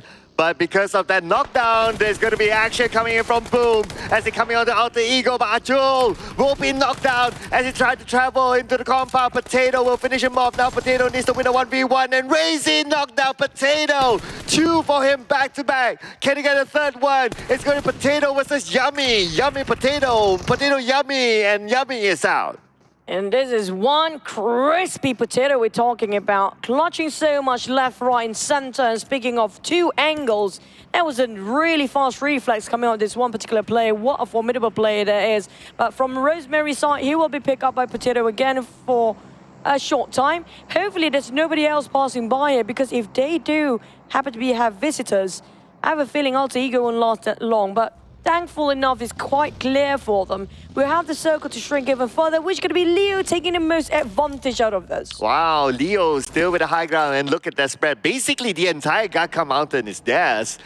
So they are the kings of the mountain for now, unless the circle goes there. And it'll be really interesting to see how other teams take over the Gakka Mountain, or maybe Hail Esports, who's on their vehicle, moving towards their direction, might challenge Leo. Do have latecomers. STE and DRX happen to be part ways for now, and walking straight into Gakka. 4MV will fight against another team right on top around the Gakka area as well. They will be gatekept by Alter Ego at the foot of the mountain, but Alter Ego couldn't stay safe as long. But AGI8 taking on MBE, IQQ and Blade making so much work for the team, and that's going to be the entirety of MBE will be eliminated as well if they're not being careful, because two teams already gone back to back. That's going to be Boom and Hail. Wow, NBE looked like as if they fell into that trap. The moment they came in, like they were immediately sandwiched, shot by two different directions, and two of them taken out just like that. And now for YOODO Alliance, down to Olio to pick up his IGL, Repo Boy. But it's not going to be easy. Okay, number one, look at the lock. Look at the minimap. 2-2, 2 on top, 2 at the bottom. Where is Olio going to go? Kind of stuck there. East taking it on Repo Boy. The moment you mentioned about YOODO Alliance, they're kind of stuck for now.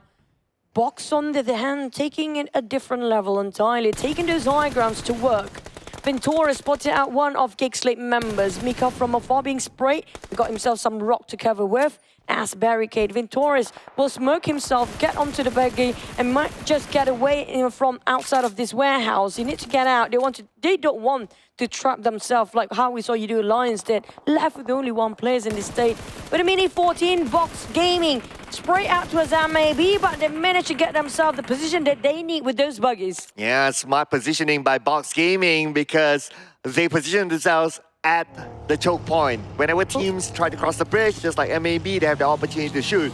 Now, getting anyone out of that is another question, but at least it's a smart position to be at. MAB, they are totally prepared for that. That's why they go towards the left, and they're now in the compound within the circle. Now, speaking about getting in the circle, STE and DRS, inseparable. I have to say, they're like twins right now. Siamese twins that kind of stuck together since the start till the end, possibly. Both working their way in the same direction, in a parallel universe. But they are clashing right out.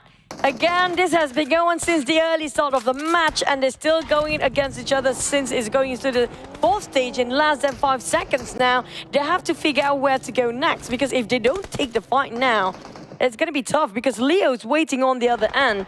And both teams wanted to go down, but Alter Ego to get on for MV. Starting off with Fnatic getting the knockdown, and East will get knocked down to Fnatic instead. A little bit of a trade there between the two teams. Potato's coming from the other side. Potato knocked down to East. Rosemary as well coming into the fray to finish off Dog. And now Apex is the last man standing. Apex will secure that one elimination point.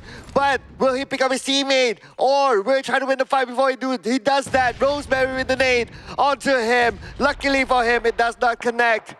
And it looks like Apex is still alive after all that. There was 1 HP left on Potato before he reset himself. He almost got him, but because of that almost, this is causing them so much of a problem. It'll be a hindrance right now for 4MV. There's no way out for them. Circle, cornered, everything that you can say right now, that's the state of 4MV. You don't want to be in the receiving end, because Apex, he'll be run down, not ready to charge in. But we're moving towards FaZe and T2K and GEEK SLATE at the same vicinity. Oh, and finally Apex been taken out by Rosemary.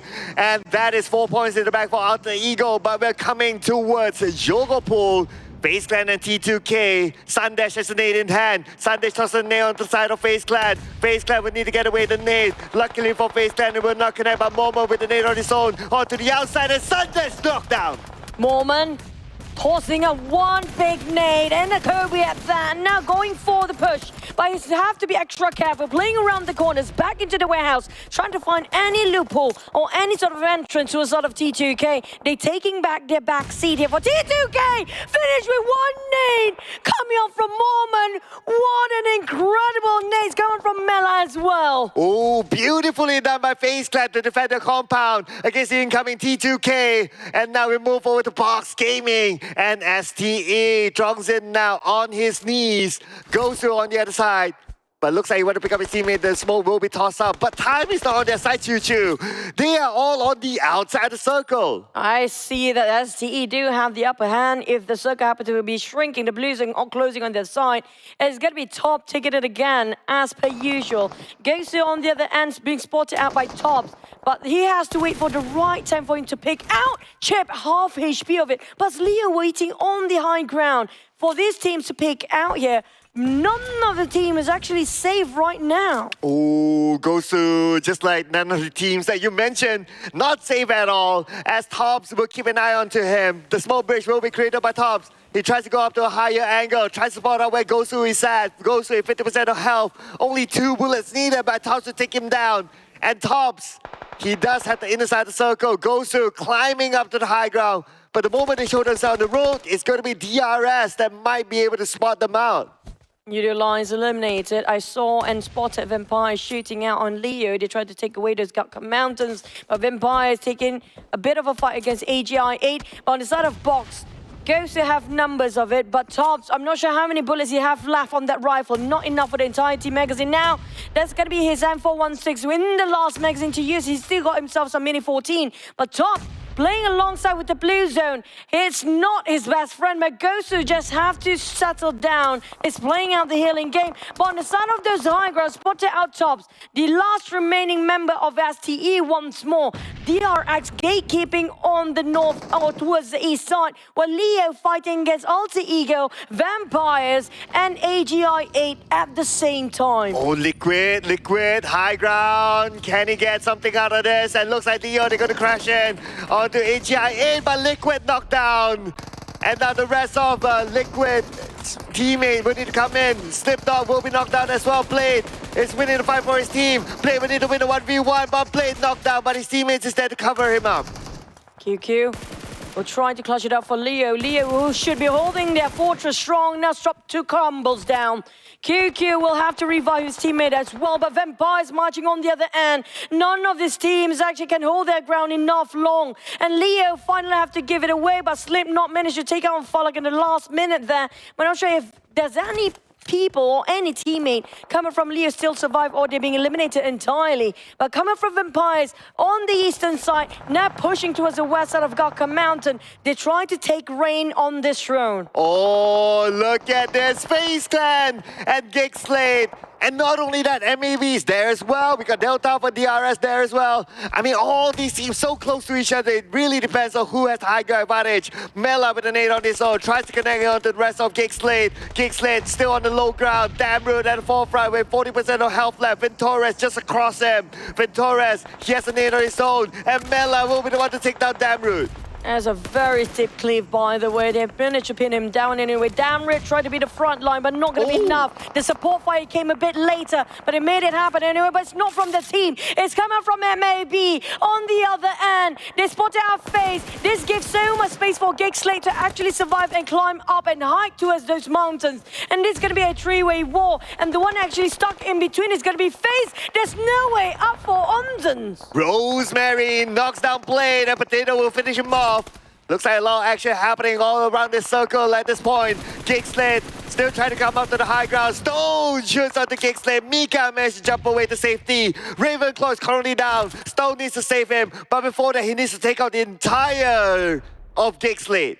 One that will be stopping FaZe is going to be maybe from the back line. GEEK SLATE a bit thankful and have a bit of a side relief temporarily, but Vampires will not them live by. Stone managed to pin down on one to a side of Mika. Another nade being tossed around at the exact position where he spotted him out just now. But lucky enough, they got themselves some covers around the corners there. But Snipes spotted out MAB players trying to take advantage of his position, but FaZe trap in between. It's going to be Snipes down. That's going to be the 3rd point for GEEK SLATE. Stone with a nade in his hand. He knows exactly where GEEK SLATE is at. Newsy at the same time going to come in from the other side. Newsy together with Ravenclaw. Looks like Newsy, Ravenclaw, the duo from the right. But Stone is getting closer and closer towards GEEK SLATE. The zone is still within the circle. GEEK SLATE, where are they going to go from here? They got MAB to deal with on the left as well. Oh, it's not going to be enough, and there goes the toss of the nade. Didn't pin them down, but Snub is just too low right now. There's nowhere for him to stand anymore as he knocked down on his knees. GEEK left with 2 players, MAB and Vampires crushing and compressing SLATE. GEEK SLATE on both sides. They're being trapped, but Ravenclaw got back fire. Sony's taking from afar, but there's going to be the nade drop down, and Vampires triumph in that fight against GEEK SLATE, and MAB will have to be a bit disappointed. Didn't manage to steal it away in the last minute. Well, to add on to the glory of Vampire Esports, they will still have all their members alive after the pickup. And now Onza is going to come in to go on the other side onto Leo. Leo from MAB eliminated, taken out. Onza wants to get a second target. Onza shot from above. Oh, and Wally will be the one to take the Onza. What a surprise shot from that high ground. It's all about the high ground games here for all the teams. Whoever not up there feels like a Vampire's chicken. They're so good at holding this compound, but Alter Ego want to contest against them. Fnatic, this is a very steep cliff. It's so hard to position themselves, and a very slippery one as well. Rosemary come up from behind, try to backstab them. We have to be extra careful because Vampires know exactly where he's standing and where he picks. Rosemary down to only 30% of health. While Fnatic cooking up the nade, Potato with a micro Uzi, Ravenclaw bleeding out at the sideline, and maybe at the backline. But where is DRS? Yeah, where is DRS? They should be on the other side, unchallenged at this point. But Alter Ego and Vampire Esports, the name from Potato, will be cooked up, will be tossed onto Vampire Esports. But it's so hard to hit the target. Can you imagine how frustrating it is tossing out all those names but can't connect any at all? It is just this hill that is just so tricky for these teams to play. On the side of Alter Ego, they scored themselves 12 eliminations by now, but they need more. Baron taking it out on Killer. DRS having a bit of a problem to climb up there. And maybe stopping them as well. Rosemary spotted out Fluke.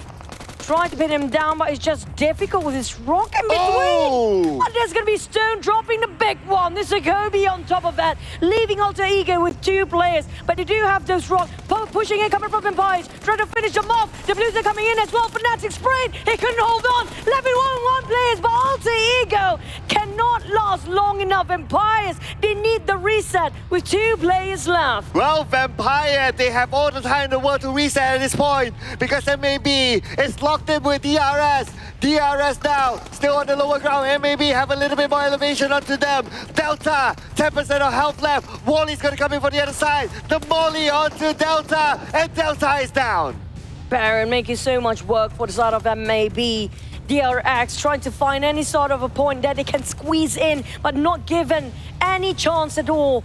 From the side of DRS, left with only 1 player that's still standing. Wally tried to find out, they're trying to compress both ways, but Rozok, here comes the nade. Vampire still holding strong with a full squad on top of them. And the one that actually gonna get the chicken is gonna be Vampires, definitely. But DRS have to bet out at 3rd place for now. Well, now Vampire just need to finish up the job, going up against 3 from MAB. Vampire at the circle, Vampire at the higher ground, Vampire at the numbers, Vampire have everything right now to finish up the job, to get this chicken dinner. But it is not official until they do so, as Ravenclaw will toss out the first nade onto Wally, but Wally's just too far away. Running out of their resources, their utilities, their was barely have enough. They've been fighting so long. 9 eliminations. So far, the highest we've seen, it was Alter Ego at 12. But can they get more? Can they finish off at least at 13 here? If they wiped out the entirety, maybe even 12, the most. Right now, because that may be left with only 3 players. Wally, Kisa, and Baron try to spread out. But the problem is, they do have the highest standing point from the side of Vampires. How to breach in. They try to cook the nade and get themselves into the center. But if they can drop one, it's going to be a huge entry for the side of MAB. Yeah, all they need to do at this point is just to wait for MAB to make that first move because there's still a couple of members on the outside of the circle. Vampire Esports just need to hold their ground. But if Vampire Esports, one of them gets knocked down, the rest of MAB will come in. Still have the rock in between them to take covers. Newsy desperately trying to find any sort of a glimpse, any way to see them at all. Ravenclaw tried to climb down. They might actually try to force this one out, but Baron, he's trying to outflank all the way. Ooh. Very dangerous game he's playing by himself. But if he can actually backstep them, but he's spotted out by Ravenclaw. And that's it. Only down to 2. But they managed to land on 1. It's still equal ground. Oh, here we go as Wally gets a knockdown to Fluke. And now the rest of MAB, all of them currently in the circle. We still have the next stage of the circle to consider as well. Can MAB pull off the incredible now against Vampire Esports? Fluke could be picked up by his teammates, but Stone knocked out by Wally. This is the moment for MAB to come in.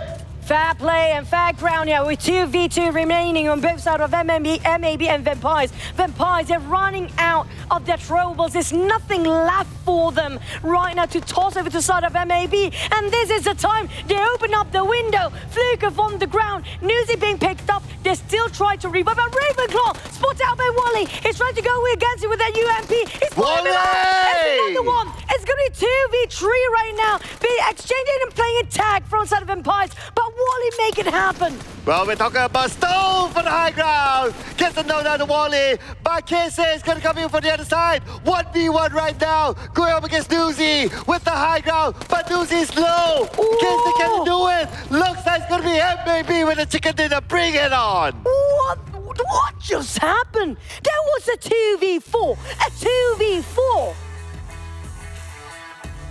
Mongolia is in the house, ladies and gentlemen. First map, Mongolia. Second map, Mongolia.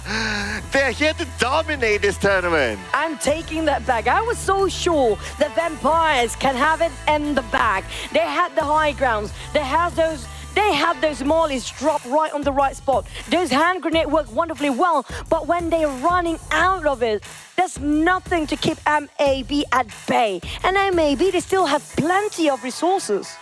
Yeah, and even though they had 3v4, they still sent one to go for the flank. Baron, yeah. It didn't work out, but somehow the two that's left can still do it. This is insane. Outclassed, outplayed, outsmart. That was incredibly fun to watch, but who would have thought?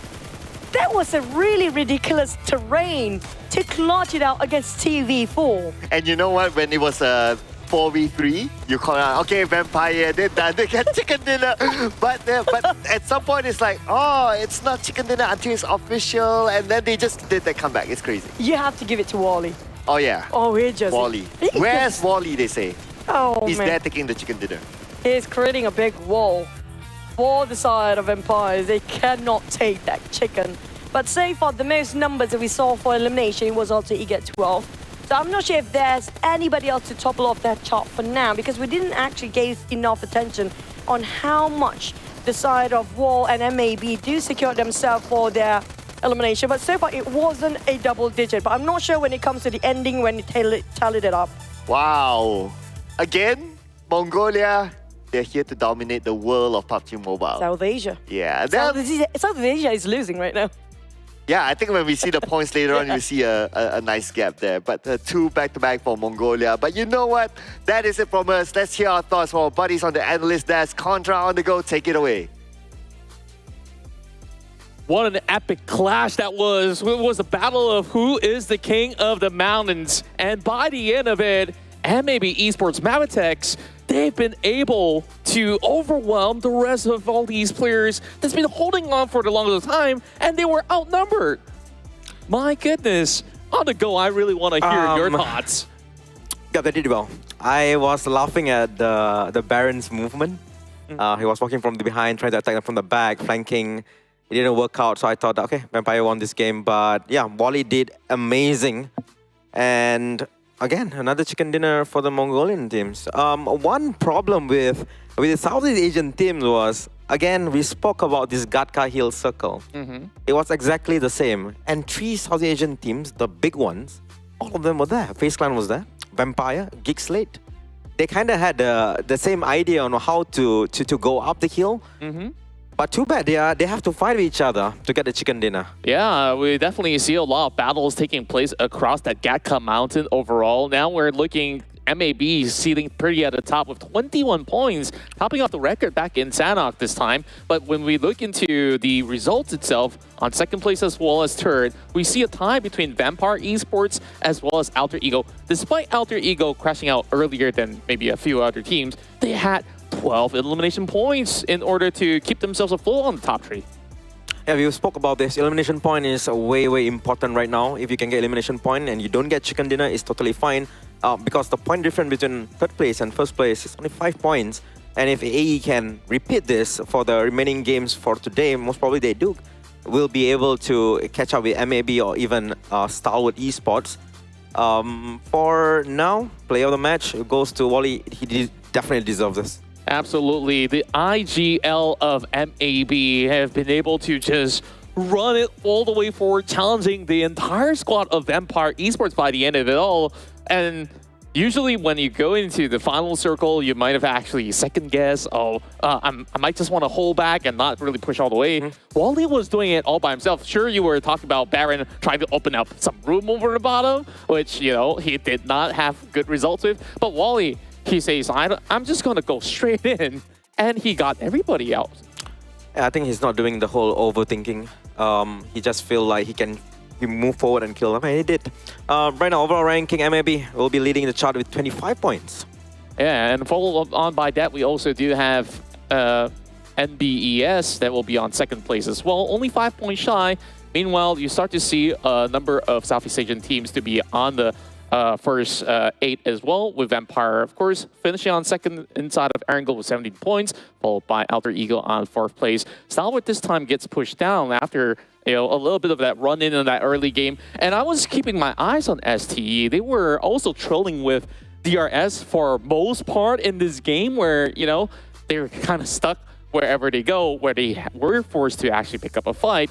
Meanwhile, of course, a lot of all these other teams will also have to play catch-up, but good things to see is that everybody has been hunting out on this elimination due to this new format that, hey, maybe you start to realize that sometimes you got to take the right fights. And speaking of that, you know, he'll definitely have taken a lot of all these early trades, and so far it did not really prove to yield great results. And we start to see Hell, this great team from Thailand that has done so well back in their league, this time seemingly struggling. I think they did struggle in their own PMPL in Thailand recently. I think Vampire still did the best with the new upcoming team in Thailand League. But for now...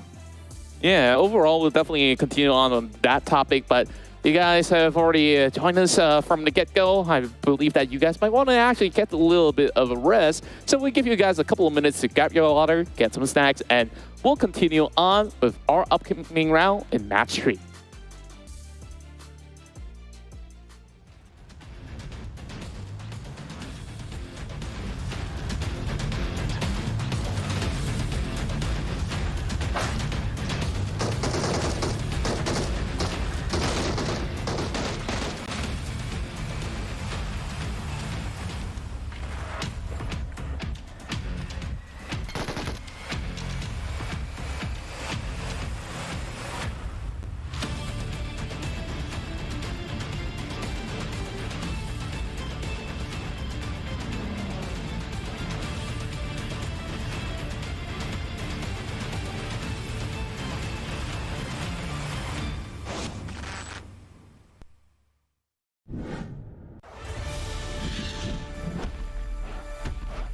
Welcome to Dynaground! Hello, my name is Owen and I'm your professional Dyna rider. Today I'll be teaching you how to ride a dinosaur and win that chicken dinner. Now, let's begin!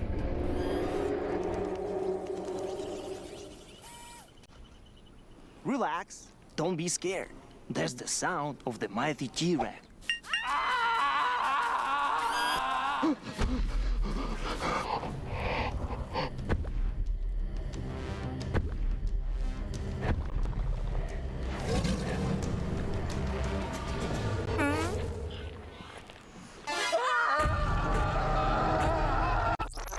Now, here's the first dinosaur encounter. I want you to meet my girl Vicky, my sweet little raptor. Look how cute she is. Isn't she lovely? Vicky or raptors, they're the most vicious and fastest beasts in the world.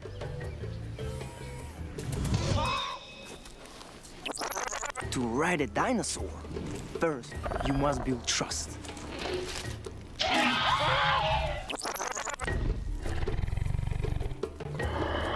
They are carnivores. They eat meat. You have to feed them off. They will think that you are their friend, not food. Once they trust you, they will be a great companion.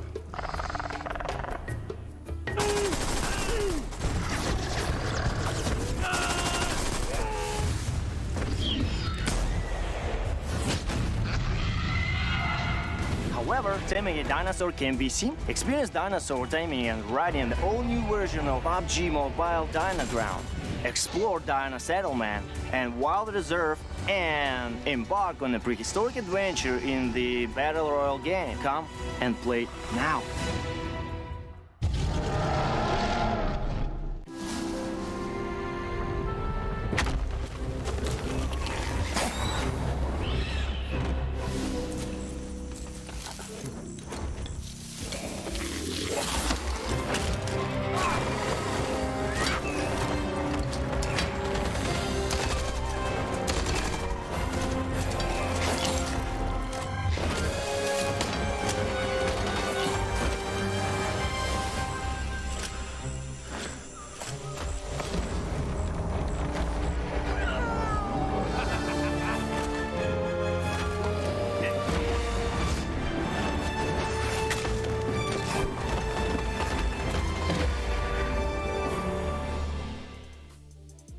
Well, we promise you that the break won't be all too long, and welcome back once again to the PUBG Mobile Regional Clash. It's Southeast Asia versus South Asia, and so far as it goes, 2 chicken dinners have now belonged to South Asia, and both are basically in the hands of 2 different Mongolian teams. And that being said, we're going to go for another round inside of Erangel again. So on the go, of course, so far, are you liking what you're seeing from Erangel? Yes, everything is going according to plan. And before that, we'll look at our prediction first. And I'll be picking AGI8 and DRS will be for you. Yeah, I love that we actually switched things around like compared to back in Sanhok. And overall, I've seen that DRS really prioritize on positioning so far in order to get really far into the game. But that scenario back in Gatka Mountain, that was maybe a little bit too hot to handle. I need to hear your thoughts on Aegon I8 as well, because this team has been doing phenomenal in the early game, getting a lot of frags, and well, on our screen, we got this amazing data that we have comparing both regions, Southeast Asia as well as South Asia.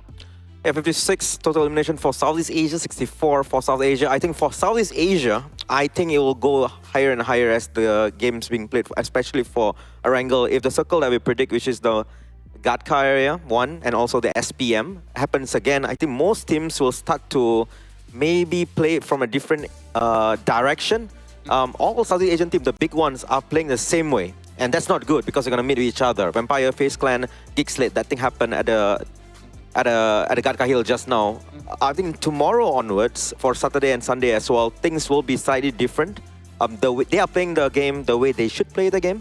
I liked it a lot. For South Asia team, I would say all these teams are good when it comes to firepower. DRS more to positioning, but I don't think it's kind of helping out DRS because we saw them. They did well just now. Position-wise, everything good. Indeed. Point only 1. Yeah, we definitely want to see what more improvements will they have heading into our third match over here. So it's going to be back to Choo Choo as well as Sir Cloud to bring you our upcoming match in Erangel. So if what's mentioned by our analysts that tomorrow will be different, so you got to stay tuned to tomorrow as well, and also to the rest of the other days up until Sunday, ladies and gentlemen. So this is a PMRC. Do you expect something different as what's mentioned by the analysts? Feels like that's a very trapping question for me because I personally don't want to. Because I'm loving what I'm seeing here right now. So we keep it as it is. Yeah, I wish so. Because nobody speaks too much, or nobody talks too much about teams like MBE, like MAB example. And they are putting up such a stellar performance, sublime even in the state. But right now we're walking back into Erangel. Will be the same fate as the Mongolian taking the reign right now. Let's head into it.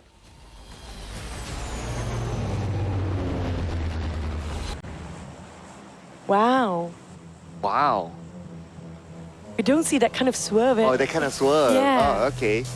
Yeah, that kind of swerve, a fun fact, that kind of swerve is already in, like, if you spectate a regular PUBG Mobile game, it's already there. Yeah, but we don't get to see it too much in the tournament. That was really cool, by the way. Yeah, you just need to switch it at the right timing, like really, really early.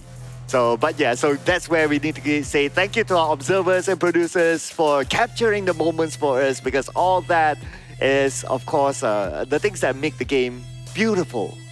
Yeah, I miss that kind of very standing, observing. I love how things going on right now. But speaking of this, just now, that was kind of a rare circle, by the way.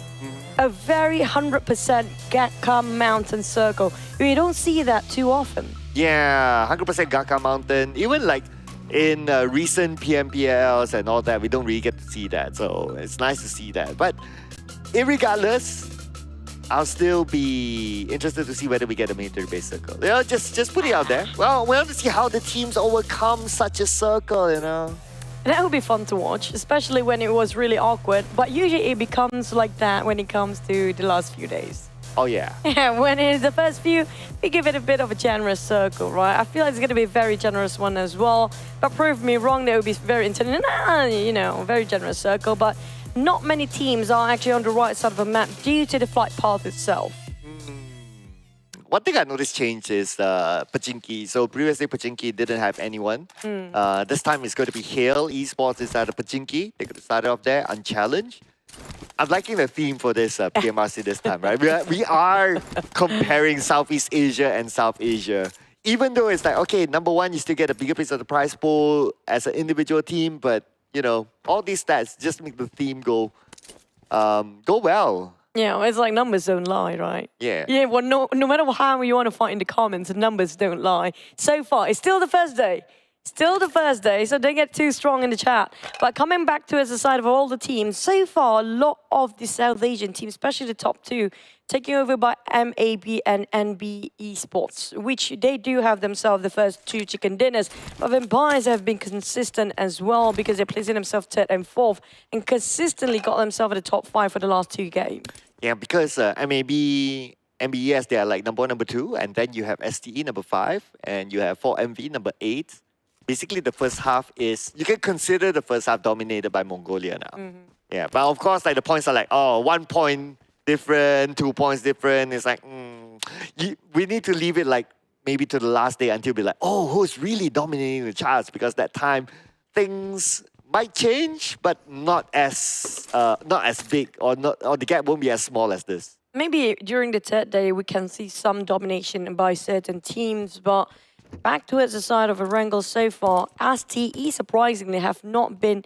We see a lot of top. And that's it for me coming up from STE so far, that he survived the longest. They always do so much heavy lifting for the team. But maybe they just caught themselves in an unfortunate situation. They caught themselves quite compressed by 2 or 3 teams at the same time. On the side of Box Gaming. Now, you know what? Looking at Box, I kind of miss SLD or DX here as well. Well, technically, Box buy over the entire SLD lineup. Yeah. So you are watching SLD. Yeah. Yeah, you just need to change their jerseys. Yeah. But yeah, this area is not here. So, but what we will not miss is going to be action. Now MAB is back in the action, taking 2 from T2K down. The team that got the chicken dinner earlier on will start it off again with their first blood. Yeah, first contact mate is going to be T2K. Having to face the wrath of MAB. They are incredibly reckless, but I love this. How they just persistently try to chase down their targets and just going right in the face. Wally once more. What a player. Nothing stops him. It feels like he's fearless. Yeah, the double barrel shotgun isn't helping. I mean, you can hit the first shot, yes, and by the time the second shot comes in, if you miss, you need to reload. So it's not really a good weapon in this kind of situation. And T2K becomes the first team to go out. MAB again, 4 points, first blood, and still full squad. Perfect. Not just that, that was a neat one. That was really fast. They were just starting having their first contact. Less than a minute, they finish off the entirety of the team. There's no showings, there's no sign of hesitation in the side of MAB there. Yeah, I guess it's a trend in for the Mongolian teams, right? Like they are known as the teams that have a lot of firepower in them. So they are just showing that, okay, if it's just head on, and that's it, that's what they can do. And plus, it is head on with a little bit of, how should I put it, elevation for MAB.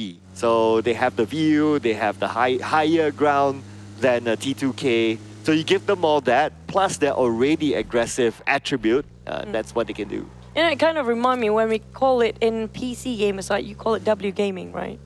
When you only push forward, there's only one button to move forward and it's going to be W. There's no backward, there's no left or right. For these teams, it's going to be just pushing forward. There's no other direction for them.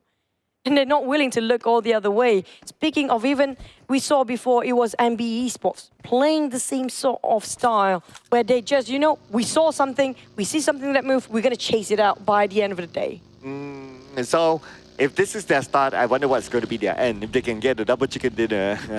It really, Mongolia is really, it's here to take over the world. Because one season you see Mongolia debuting with STALWART Esports, and they already got like what, number 3 in the world. And then the following season it was Zeus, also similar achievement, and then you have IHC who did fairly well, fairly okay. And there was STALWART as well, somewhere in between there, with the same season as IHC.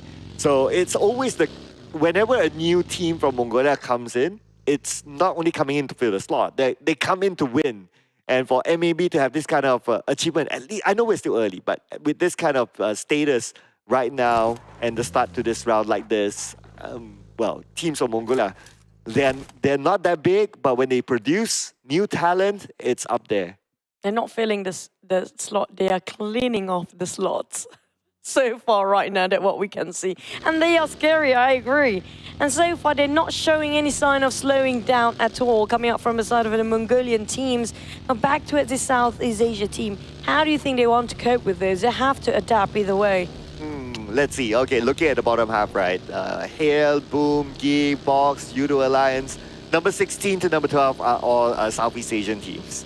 But of course, I'm still going to give the benefit of the doubt, right? Because it is still game number 3. So there's still a lot more games to go. Now, in terms of adapting, I would say I'll borrow our analyst's words, right? And I think Contra borrowed it from me as well. It's it's still the first few games. It's warm up. You know, you're flexing your fingers and whatever. So I guess there will be a time where you will see Southeast Asia actually putting more pressure onto the South Asia teams.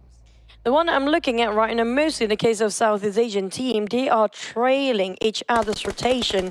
So not many of them seems to be live till the end of it because they've been fighting and bumping into each other too early, especially in the second and third stage. But in the first stage even, we're looking at the Alter Ego, might actually having to face again FaZe Clan. Happen to be just across them, but the next circle will be quite centralizing to the center of the map itself. It might be on top of Medusa intersection, and maybe in between where PMRC shelter, prison, Milta area, but I have a feeling you might end up right on top of, never mind. It's gonna be towards the potato hills of Pachinki. Yeah, where Team Argon Z8 is currently there on the Potato Hill. So they'll be the first team to arrive. So Potato Hill, of course. One thing about Potato Hill is that it's kind of flat. So you need to really take care of all your corners because you can either, when you have 4 players, right, you can only officially take care of one side. It's either the left or the right. It's like the guard car mountain. So if you put everyone there, then you need to be prepared like, oh, the other side, someone's going to come in. But at least there's like enough elevation, enough hills not to get a direct shot from either side. But still, it's someone in your house, in other words. Speaking of house, definitely DRX cannot even knock STE's house because they barely even breach in here. STE have been shot them down from afar. The mid-range fight now left with Gayante trying to just pull all the work for the entire team. They still have one more player, which is going to be Killer, alive, but he's nowhere here to be found, but they fought back. But it's not them, it's going to be YOODO Lions coming out of nowhere, shooting the side of STE, and DRX take advantage of what they can right now to survive. Tops is still on the outside, but let's see if we can get back to his teammates, though IC is there to pick him up, and Tops calling out for help. 10% of health left. Can IC make it in time, though? IC counting down the timer, and yes, he will be there just in the nick of time to revive his teammate. And T spotted out YOODO Lions moving, tried to shoot down on Repro Boy. He landed himself in those compound, but Action said, look at me and not somebody else, because ST is not done with DRS just yet. Yeah, the long range coming in from Nezde on the other side onto Rules. Rules getting away. Managed to get on to safety, and now IC will pick up Tops, and Tops is back up. So they are back as a 4. it's not that easy to take down STE, especially when they have the compound with the elevation. That's kind of true. I'm not sure how DRS want to respond to that. Will they part ways? Will they pull back all the way just for the sake of surviving? It's a bit too early for them to leave just yet. T2K will be one of the team without any point for this round. Coming from Leo, they're trying to scatter themselves on top of those fields while Vampire spot out AGI-8 Blade, taking those high grounds on the second story, spotted out the entirety of Empires. Now, do they want to fight? Or do they decide that, you know what, we are in disadvantage since Vampires don't have any sort of buildings. And on the side of Vega 9-8, they're not willing to give it away as well. Spot out Alter Ego from this far. Barely get to see anything from that view. Yeah, when we talk about fighting, I think all three of the teams that we saw earlier on, they are somewhat within the middle of the circle. So if they all have the circle at that point, they won't move. Like that's, if you want to take that fight in the compound, there must be an objective. So with that kind of situation, maybe not just yet. But you want to talk about teams that possibly might fight. I would say teams on the right will be interesting. MAB and Box could be a clashing point. STE maybe, because they're by the edge of the circle. And like what our analysts say, right? You play by the edge of the circle, you want to get as many elimination points as possible. With STE's current position, they could possibly do that. They're playing as gatekeepers, trying to choke somebody out of there.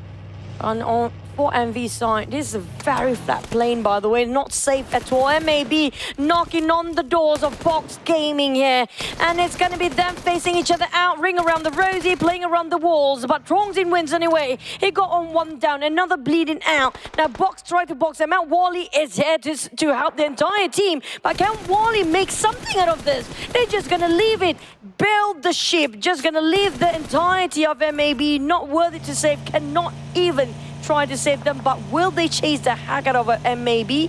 A Box feels like they're just gonna leave it by, but GEEK SLATE is just next to MAB. Now MAB, they're being occupied by all the other teams circling around all this. They might actually walk themselves into a trap. Yeah, running away makes sense for MAB because they already down by 2. So if they crash into Box Gaming, after that, it's basically 2v4. And we're still stage 3. So you have decent amount of space to kind of decide like, okay, we don't want to take the fight anymore. Let's rotate up. And from their scouting work, they notice that, oh, there's an entry point on the north. Okay, let's just do that because the crash-in failed. So fair enough to them. Box Gaming, fair enough to them as well. They managed to defend their compound. But for Repo Boy, all alone versus 4MV, unfortunately, his teammates won't be able to pick him up. A bit too far from the rest of the team. There's going to be an easy eliminations coming up from 4MV. Spotted out another player of YOODO Alliance. How can they see from that view? And for the side of Olio, he tried to give a bit of support fire, but might actually exploit his own position since there's going to be another team, NBE, behind them as well. They are spreading out so wide for YOODO Alliance. I'm not sure if that will work for them just now. Feels like it's crumbling down for their formation, but Wally living as the last player as for the side of MAB. I mean, like, we saw how he played. It's not impossible for him to actually clutch it out. Well, he's going to do the top now. The last time we saw in Sanhok, top was alone, but he survived until number 3. Almost getting a second spot, but number 3 for a solo player to survive, it's great. So if we can do the same, it's a level of consistency that's being shown by MAB, but for GEEK, now for taking a fight against Box Gaming as Gosu knocked down. So now Gosu needs to be picked up, but for the rest of GEEK, not too sure where they are, but look at the circle. Looks like it's going to be Wally still in it. It's not just that, FaZe right in the center of it. We do have Hill taking those Pachinki potato hills, but Alter Ego will walk from the southern side. We do have 3 team will be gatekeep from the outer circle, maybe even more if you can consider the one that's coming up from the north as well. But GEEK SLATE, they're straight in the line of sight for damn rude. He's trying to just finish them off by going into it. They are pushing in every angle possible, closing into a side of Box. There's no way out for them anymore. Well, Box needs to take the head-on fight now as Sonic sprays into the smoke. His sprays does not connect, unfortunately. Kwang is there, and Kwang will go down at the other day. Looks like a nade, somewhat of a self-nade, but I think he was trying to deny the point, especially taking out his teammate, but it so happened that he is close enough to be naded down by himself. Well, maybe that's also his strategy, not giving away any points. We just, you know, settle down for that for now. But SE, spot out YOODO Alliance, and Shamil fought back with those nades tossing over. Hill on the other end, trying to stop AG18 from, or AGI8 from pushing forward. Tiger Act coming up from the back line. There's no way out for AGI8 now. AGI8 being surrounded every way possible. For the side of Leo, they're coming up from the flank side as well. This Potato Hills right now is just too hot for all the teams to stand and keep on fighting it. They might not want to extend the fight. Well, speaking about extending the fight, looks like that's not going to be the case for YOODO Alliance, as they will go out at number 15 without a single point this time around. But the points will be given to their opponents. Wally knocking down East, even though he's the last man, but he's not staying quiet. If there's an opportunity, looks like he'll take it. Oh, and they only got themselves one small shack to take covers. I'm not sure what happened. Definitely those explosions coming out from the vehicles will hurt them quite a number. STE pushing in all corners, but we do look at DDK try to play over the flank side, all the way down towards the steep of the hills there. IC and STE, the rest of them keep on pressuring them with throwables. There's no way out. Apex will be hit by those nades. Finally doubled down at a discount, with also Boom taking it on Leo on the other end, but 4MV barely hanging on. Dog now at the lower ground, but the rest of ST, they're coming in. They want to finish up the job. Dog is moving. Dog is going to come in for the backstab. Dog managed to get one knockdown. Can he get more? Can he secure the point? Yes, he will. Can he get the second one? He's out of bullets. He needs to reload. But they don't know. They don't know that Dog is there. This is ridiculous. Dog, shoot it from behind for free. No way! Nobody spot him out, and that's the entirety of STE being eliminated by one dog. That's it. That one dog is the bane for STE for now, but for the others, on the other hand, they're not done. As Hill got himself on those vehicles, tried to push themselves right in the center, but Leo was not willing to give it away for free. But they have to leave, as well as the Blues are coming in. But we do have another team going out, which is going to be Aegon I8. That was ridiculous. I mean, where were the communications? The moment the first one went down, it's already like, hey guys, there's another one on the behind us. I'm not too sure what happened there. Hopefully we get in the interview at the end of the day. But here goes the circle. Wally is still in it, still in the middle of the circle. Next to him is going to be Trongzin. And now Vampire Esports. They'll be interested to be the king of Potato Hill. Vampire is always trying to cram in when the housekeeping time is up for them. Feels like they want to clean off the floor coming up from these hills. But on the side of the other end, we do see some teams taking on the right side of the circle instead of this left one, because it's going to be a ridiculously strong fight here. Yummy spotted out Tiger Axe, just playing around this terrain. None of them spotting him out just yet. Here comes another nade, tossing into this very small house. And Sky being chipped off too much. He cannot even give back those nades to the side of Boom. And Gatslow trying to give support fire from the back line, but will it be too late for Hill now? Well, gotta do it fast because the rest of Boom are coming in. 3 teams in the same area. Wants to be the king of Potato Hill. And now Achul has arrived as well. And on the other side, the rest of Boom, they're circling around. Sky only will be knocked down by Yummy. Flash will come in. Flash will get the knockdown with the DBS. Flash, not done yet though. Yes, there are the rest of Boom to deal with. The jump shot of Flash. Flash gets the double knockdown back to back. Oh boy, he needs to reload. Swap it over to right. Coming up from behind. Here comes the Vampires out of nowhere. Keep tossing those nades out. Cleaning the floor clean. Down to 2 players for Boom to make this work. They're being cornered, discovered, and just being crashed in by the side of Vampires right now. Boom. They were too occupied of what's in front. They forgot to see what's in the back. Oh, but speaking about in the back, it could be Yummy here. Nate toss onto the side of Ravenclaw with 50% health left. Yummy is there, but Ravenclaw can't get a good view. Pombit is resetting himself, but the rest of Vampires have arrived. Pombit in front of Newsy. Newsy doesn't know he's there, and Pombit will take the advantage. But now Yummy is only left with 10% of health. Ravenclaw moving on to Yummy. One shot on the Yummy and he's out. He didn't know. He doesn't know. He didn't have a clue. He gave away his position. Yummy, that's going to be low for Vampires. Ravenclaw not What is happening for Vampires? Oh, and Stone taken down by Yummy. Like what you said, they didn't know. The smoke blinded them. Yummy took the advantage to reset first, kept this cool, and won the fight against Hale. I'm perplexed at this point. That was 2v4. But on the side of Alter Ego, finally finish off Yummy May from Boom. We're left with only 5 players here, with NBeSports still up there as a full squad. In this kind of open circles to a stage 5, but we're down to 5 teams left. This round is running hard and fast. And now the king of potato here seems to be Alter Ego instead. FaZe Clan on the other side of the north, but keep your eye on to Apex. He could surprise Wally. Wally taken down.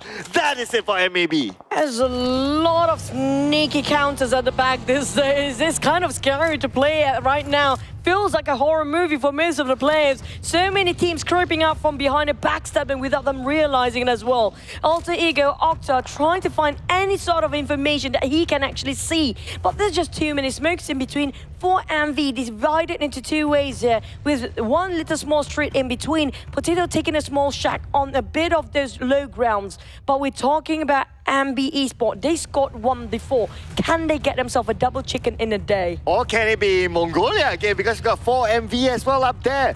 Out of the 4 teams, 2 from Mongolia, 1 from Indonesia, 1 from Thailand. I mean, this is consistency coming in from that region, but they have to finish up the job just to seal the deal away. As now we got about 15 more seconds before the zone closes. The rest of NB is still on the outside. 4 MV as well, playing by the rim of the circle. One of them needs to get in. Side of Alter Ego, how to squeeze into the center. They have to take the longer rotations, but they have to chuck in the blues and just a tiny bit for Rosemary. Trying to just flank himself, reposition to the side of the north, where FaZe Clan is actually waiting with the full squad there. Alter Ego, will they go head on? But hang that thought as Onsen knocks down Rosemary. Rosemary now not giving away the information of where FaZe Clan is at, and Momo is trying to come in. Onsen keeps an eye on the other side, but now it's going to be the 2 teams ahead against each other. Wait a second, NBE is there. Mondo wants to toss that Molly just against Mela. He saw him going on top of this rooftop.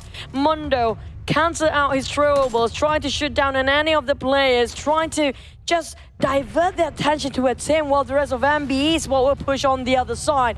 Mormon realizes how important for him to actually not making Mondo to bridge in. They have to keep him at bay. They have to isolate him any way possible. But NBeSports keep the pressure onto the side of FaZe. They want to flush the entirety of FaZe Clan out.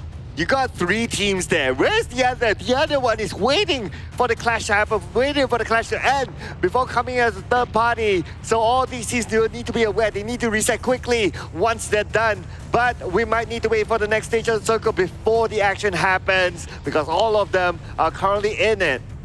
For NBeSports and FaZe Clan, they're just too close for comfort here. When they start to pick out, if the Blues happen to be squeezing and shrinking on their side first, Mondo will be the first one to be out here. But he's trying to flush them out with those nades, forcing them to get out from there. Even trying to force them to just, you know, I'm going to take your vehicle if you don't get out, but they're not taking the bait either way. Mondo now on top of the rooftop, even make it happen, but got chipped quite a bit with those nades. Now he's trying to just make sure they take the bait, but none of the FaZe Clan members were willing to get out. Ooh, Victorious is having an off angle though, so he could surprise them. But wait a second, Potato knocked down from afar with a mini 14. Bella with the DBS in hand, waiting for them to make the first goal, waiting for them to come into the compound. And that's where Mela can show how and why he is the king of DBS. Sort of Alter Ego, one player being knocked down, bleeding out. It's going to be against 4MV, if I'm not mistaken. Right now, it's a stalemate for NBeSports with FaZe Clan, but they might spot out one in this very small particular window. Try to flush them out with those Molly, tossing it out. Nobody's willing to leave their corners just yet. FaZe stood strong and solidified himself, not willing to even shake themselves out of this compound just yet, as FaZeBoy still trying to find any sort of way of entrance here. They cannot have a glimpse on FaZe players, so they are a bit hesitant to make a move. But Moment, big shot down to 30% of health at the backline, and Mondo is chasing him out. To the left, Oh, almost got it. One last hit. And it's going to be Potato knocking down Momon. Mela now when it's survived. 40% health left with the DBS in hand. His DBS connects finally. Taking the Mondo. Akas goes down. And it's going to be FaZe Clan, the king of the house. They need to reset quick because the other team is waiting for them. Oh, not just waiting. They're already eyeing on towards the side of FaZe. Here comes the spray from Potato. A crispy one at that clip, just a tiny bit. With only 10 HP% of left. Alter Ego tried to keep the pressure on, not giving any sort of a reset from the side of FaZe. Now 4MV still holding at the sidelines. They're not willing to make the move just yet. But Venturis, on the other hand, you told about how they've been off angle all this while. But it's not willing to open fire. Moment being finished off straight away, but FaZe left with only 2 players stuck in between in the center of Alter Ego around them, with 4MV still lurking around there. FaZe, how to get out from here? Ooh, FaZe Clan, plus they're on the lower ground. Unless Venturas, the snake, can connect. Okay, he got 7 frags, and he sees Octa in front of him. Mela finished off by Octa. Venturas now together with Onza is the duo that's going to do it. They're going to take the fight against Alter Ego while 4MV is just looking. 4MV can come in as the third party leader. Oh, it's going to be Torres down first. Down to the last man. Onsen next, and Onsen is out. This is time for 4MV to come in. What a nice swerve and what a swing coming up from Potato all the way towards the back line and reposition himself to make sure that Alter Ego have a clear view now, not have to worry about a thing except for 4MV, who's right across the other side of the hill. But Apex just gonna crash in anyhow. In between the smoke, he just parked himself, pulled over, taking head-on fight against Alter Ego. Oh, the nade from Apex. Will it connect? The rest of 4MV is coming in as well, but they're on the lower ground. Fnatic spots one now, but can't get the knockdown. Fnatic needs to reset. Apex knocks down Potato. 2 more to go. 4MV, they're outnumbered, but they make it happen anyway. Oh. 1 more down for Fnatic. No, now down on his knees. 4MV, how did they still make it happen? It's gonna be Doc. We saw how Doc played so well just now. Can he do it again? Octa giving off the pressure with those nades, just clipping quite a number of the HP down, but Octa have to pull it off. It's back to 1v1 by the end of the day. Oh, both have their own nades. Who will toss it first? And they will toss it by Octa. Octa needs to move, but now it's gonna be Octa. Now, what? What just happened there? What? That nade led on to Octa first. 4MV, chicken dinner again. Team from Mongolia. There's no stopping these guys. Every single time, the odds against them, they pulled it. They make it happen. 4MV, there was something we saw just now. Potato seems first. Alter Ego have a shot, but they managed to clear things off firsthand. That was a remarkable place again by the side of a Mongolian team. And this time it's going to be 4 Miracle vibes. And they called it. They pulled a miracle run. Wow, and Octa had the high ground. Basically, Octa, again, it feels like the same scenario as before, right? Their opponents had everything, but again, it's a Mongolian team still winning the 1v1 towards the end. This is ridiculous. How did they do it? How? It's, you know, when you want to call it luck, you may call it, but now 3 times in a row, whenever they've been cornered out by the side of a Mongolian team, regardless of it's different team, yeah, the first one was NBeSports, MAB, 4MV next, and they just happened to pull out those very critical bullets, very critical troubles in the very last minute, in the weirdest way possible, in the most everything against them situation though. Yeah, it is the weirdest way indeed. I mean, at some point they even had the numbers, right? Alter Ego had the numbers, but I don't.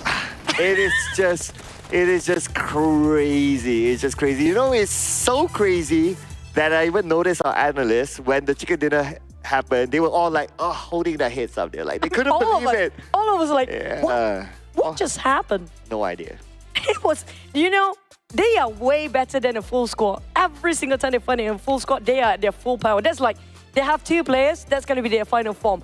But we have to think, we have to ask about the opinions for our analysts after that incredible pull of that chicken dinner again. So toss it back to the side of Undergo as well as Contra. And that makes it 3 chicken dinners for South Asia at the moment. And all of it has been won by Mongolian teams so far. 4 Miracle Vibes have done it. And another scenario where they were actually outnumbered, and Alter Ego, as much as they've been consistent, this time around, in those battles, they have lost out. Southeast Asia have came too close too many times. Right, I think it's Southeast Asia versus Mongolia for now, right? I mean, they won 3 chicken dinner already.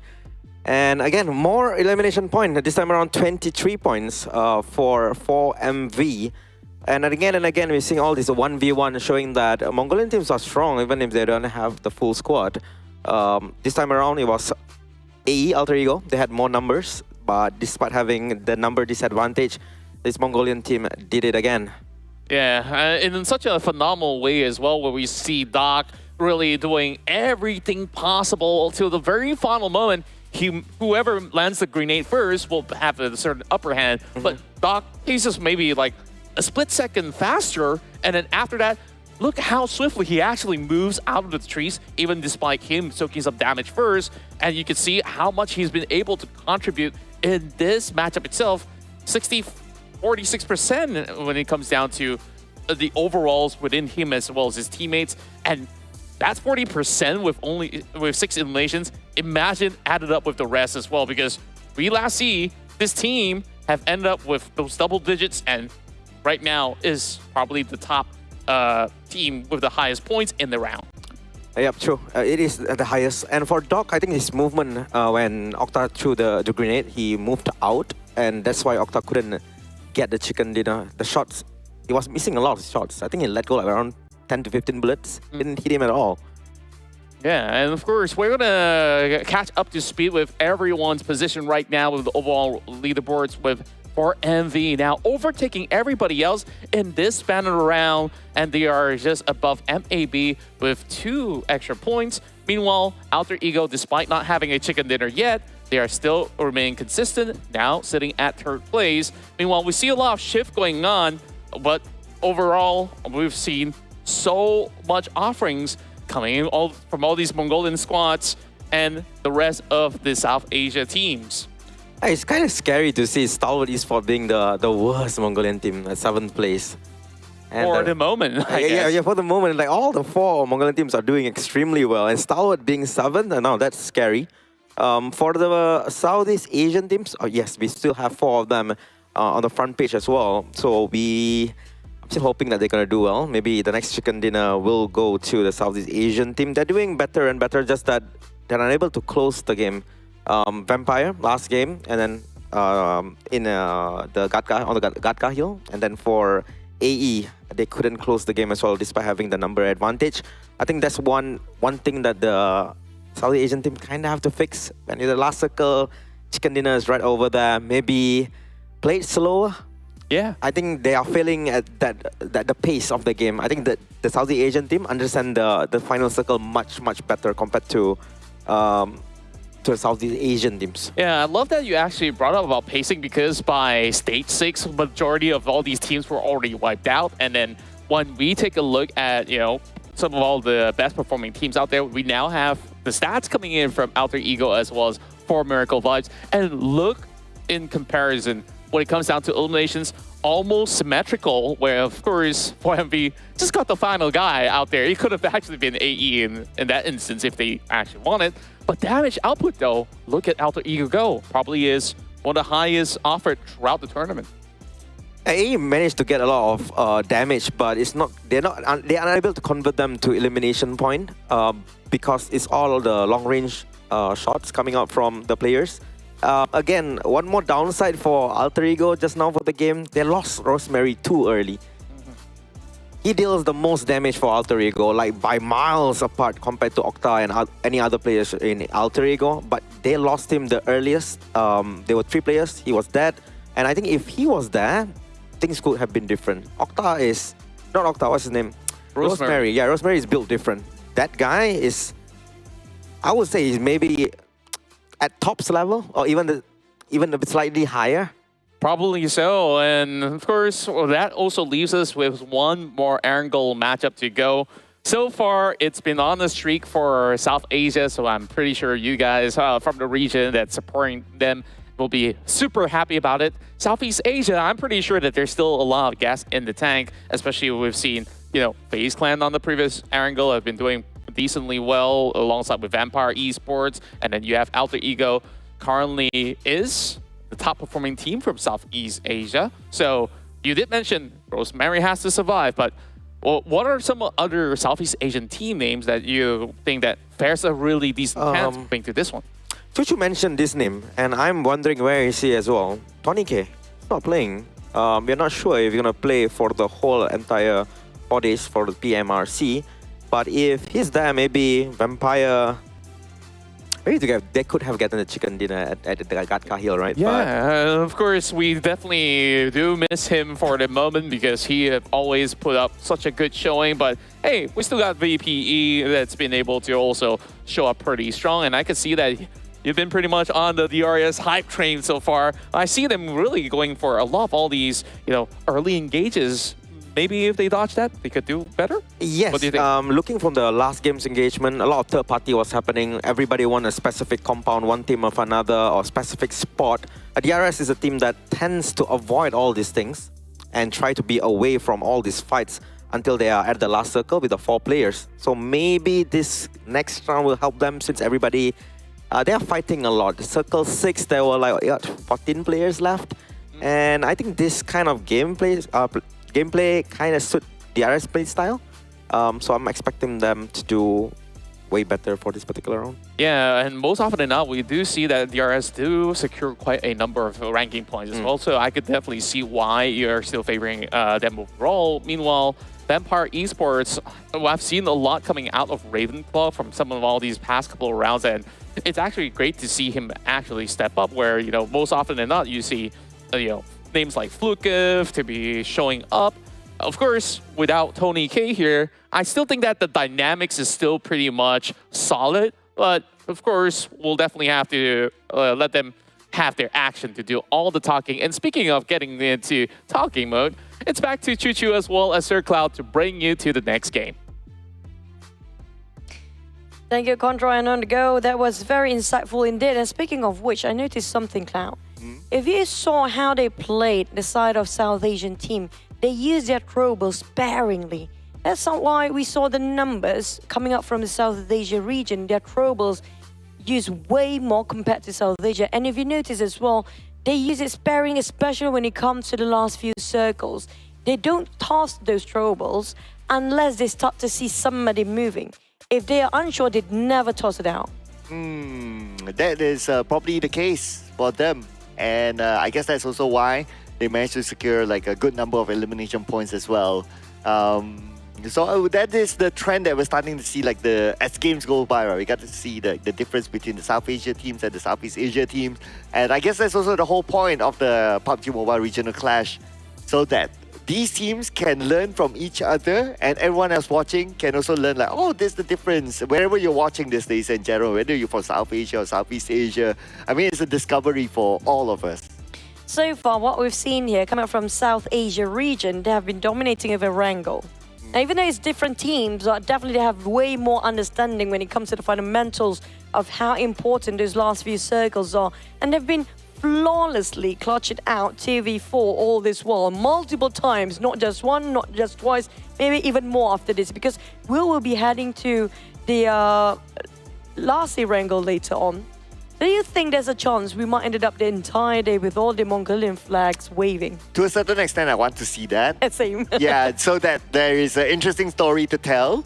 Yeah, but right now the only Mongolian team without a chicken dinner is going to be STE. So I wonder if STE will get it next. Like then they'll be like, oh, because it's also about like if you're within the Mongolia region, you also be like, hey, everyone else got chicken dinner except us. Cannot like that, right? So I'm sure they'll be motivated to get their own chicken dinner after this. And that's a scary feat that one of the best teams in the world, STE, struggles here.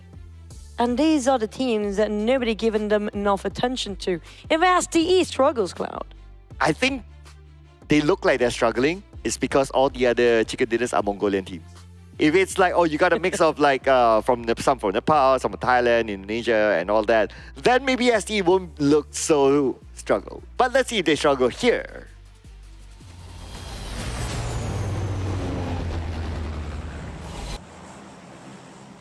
I always love those. You know, it kind of reminds us when we have our flights going to a different place entirely. We swear when we just taking off.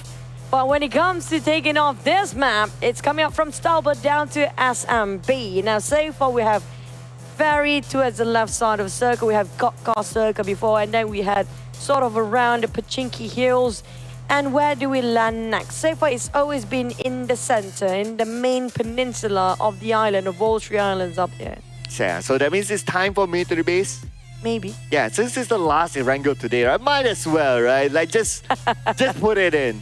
Just put it in. The players won't like us for this. But nevertheless, if you want to be the best, you got to overcome all sorts of challenges, right? So might as well. But I want to keep my eye on the Pachinki. So earlier on, it was Hale jumping in the second Erangel.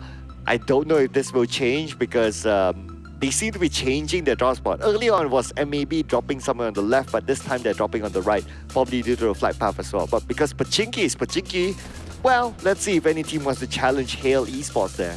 I'm looking if there's anybody want to visit SMB here, maybe more than one this time. STE even dropped themselves, maybe around Nova Rapnoia. We do have 4MV. They got their the previous chicken dinner in the second last Erangel.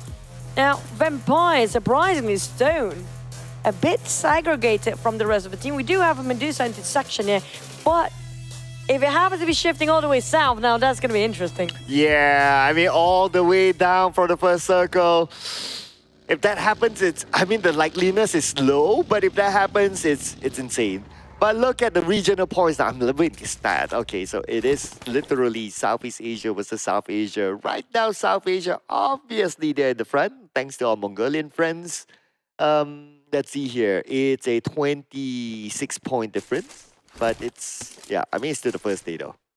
Now, our casters mentioned about the Southeast Asia have to play a bit slower. And I noticed something about the time in the blue by the players coming from, the teams coming from South Asia region. They do spend more time in the blue zone. Maybe one of the reasons where we spotted out DRS versus STE a bit more prolonged in the blue zone before. Will it be the same case here? And we talked about DRS and STE quite a number. And so far, they haven't landed any chicken as well. In one of the many cases because they have been fighting each other way early on. TTIC is one of those teams that happen to be kind of stuck in between. But so far, like you mentioned, the only team that haven't learned any chicken from the side of a Mongolian team is just going to be ST. Can they make it happen this time? Wow, that will be a story to tell there if they can. Assuming if they do, right? Land all Mongolian teams would have gotten their chicken dinner on the first day. Not even the first day, like the first 4 games complete. Then you have the other 2. If it's a repeat again of the Mongolian teams that we have like all Mongolian flags up there, this again proves the point that they're here to dominate the world of PUBG Mobile. I agree. It's just about time. And speaking of which, so far they have been dominating over Erangel. They have been taking so much conquering to a side of Erangel. They have way more fundamentals. They're solid knowledge in the terms of the map itself. It's just incredibly insane. But aside of all the other teams that we did see Leo, for example, right, coming up from Nepal here. They do have very good circle, the early ones, but it's just them trying to hold their fort is a bit difficult. Yeah, it's like they play in the middle. I think the most significant one that we can remember is the Kaka Mountain. Like, they're up there, but like what you said, they couldn't hold it. And because they couldn't hold it, that's why they got minimum points out of that. So it was just too bad for Leo. And if you don't get the opportunity to like gather elimination points because they were in that kind of position, well, despite how good they are with the circle and being in the middle of it, that's why they're also in the middle of the chart. Speaking of in the middle of the chart, we are in the middle of a very peaceful start here. Finally, everybody feels like they are having the adaptation done towards all the other teams' rotation at their initial drop spot. Everybody marking their own territory, so no first contact made by any team just yet. I think this is one of the most peaceful starts so far because usually when we're entering around 3 minutes on the clock, there's going to be one team either being deleted entirely from this map or left with only one player. But this time, everybody have a full squad. Maybe it's also because of the flight path. Maybe, because it's very generous, right? Yeah, it's a nice flight path this time, so most of the teams able to drop into their regular draw spot. I would... So with that being said, right, if we want more action, then maybe the next flight path, we should hope for like, okay, give us a very side flight path. And then you see them go crazy again. Maybe all the way north. Just all the way north. Miramar all the way north. That'll be nice, Maybe. that'll be nice, that'll be nice. Yeah, I mean, like, we don't get to see too much about Oasis. Now, if players have to be forced to drop there now, that's going to be fun. And there's not much places for you to live from on the northern side as well.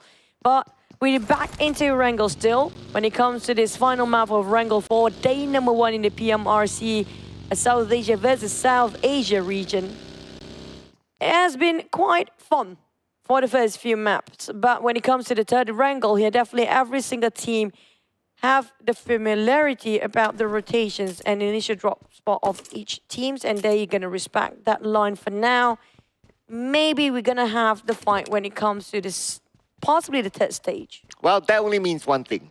Since we still have all 64 still alive, meaning that by that time, you see a lot of fights happening at the same time. True. As long as you still have the number of people, right? So naturally that happens. So either like you spread it out like from the start, like you get a bit, and then you get to the end, or you get an explosive mid to the end. I feel like that's the case, but on the side of case of Hill, Potato definitely greeted him warmly with those fires. But it's just going to be 1v1 between these two players here. Sky and Potato, each from the side of South Asia region. Oh, they're not just going to fight just yet. You know, the fact they just want to gain some scouting work coming up from Sky to make sure he got some intels to exchange towards the rest of the team. But for the side of Alter Ego, they're definitely spread out for the entirety of it. Same goes for Hill, though. Fun fact, do you know how in Indonesia they pronounce potato's name? Potato. Tomato, tomato. Yeah, Potato, potato. Potato, yeah. So assuming that you guys out there watching this live show, you happen to tune into another language, mainly the Indonesian language, and you hear potato, yeah, that is how they pronounce his name there. So don't get confused. But yeah, even our analyst, I did question towards our analyst before, where is Tony K? Because I did ask him personally in the bus before, are you going to play PMRC? He said, maybe not. So I don't know for how long. Because, I mean, like when I saw his name in the lineup, I was like, he is playing right, but definitely not showing off any yet. Maybe they're waiting, or maybe he's resting for a bit for the first few days. But back to the side of the Indonesian team, boom. Happen to be sharing with another team. While the side of Hill, they have visitors, but they're just going to pass by. You know, speaking about the players that are not playing, right? There's that one name that I want to see play. Who is it? NBeSports Ken. Because the coach himself is actually in the substitution lineup. That's kind of true. Yeah, and okay, so to be fair, Ken has played before, but maybe not in this level, Southeast Asia and all that.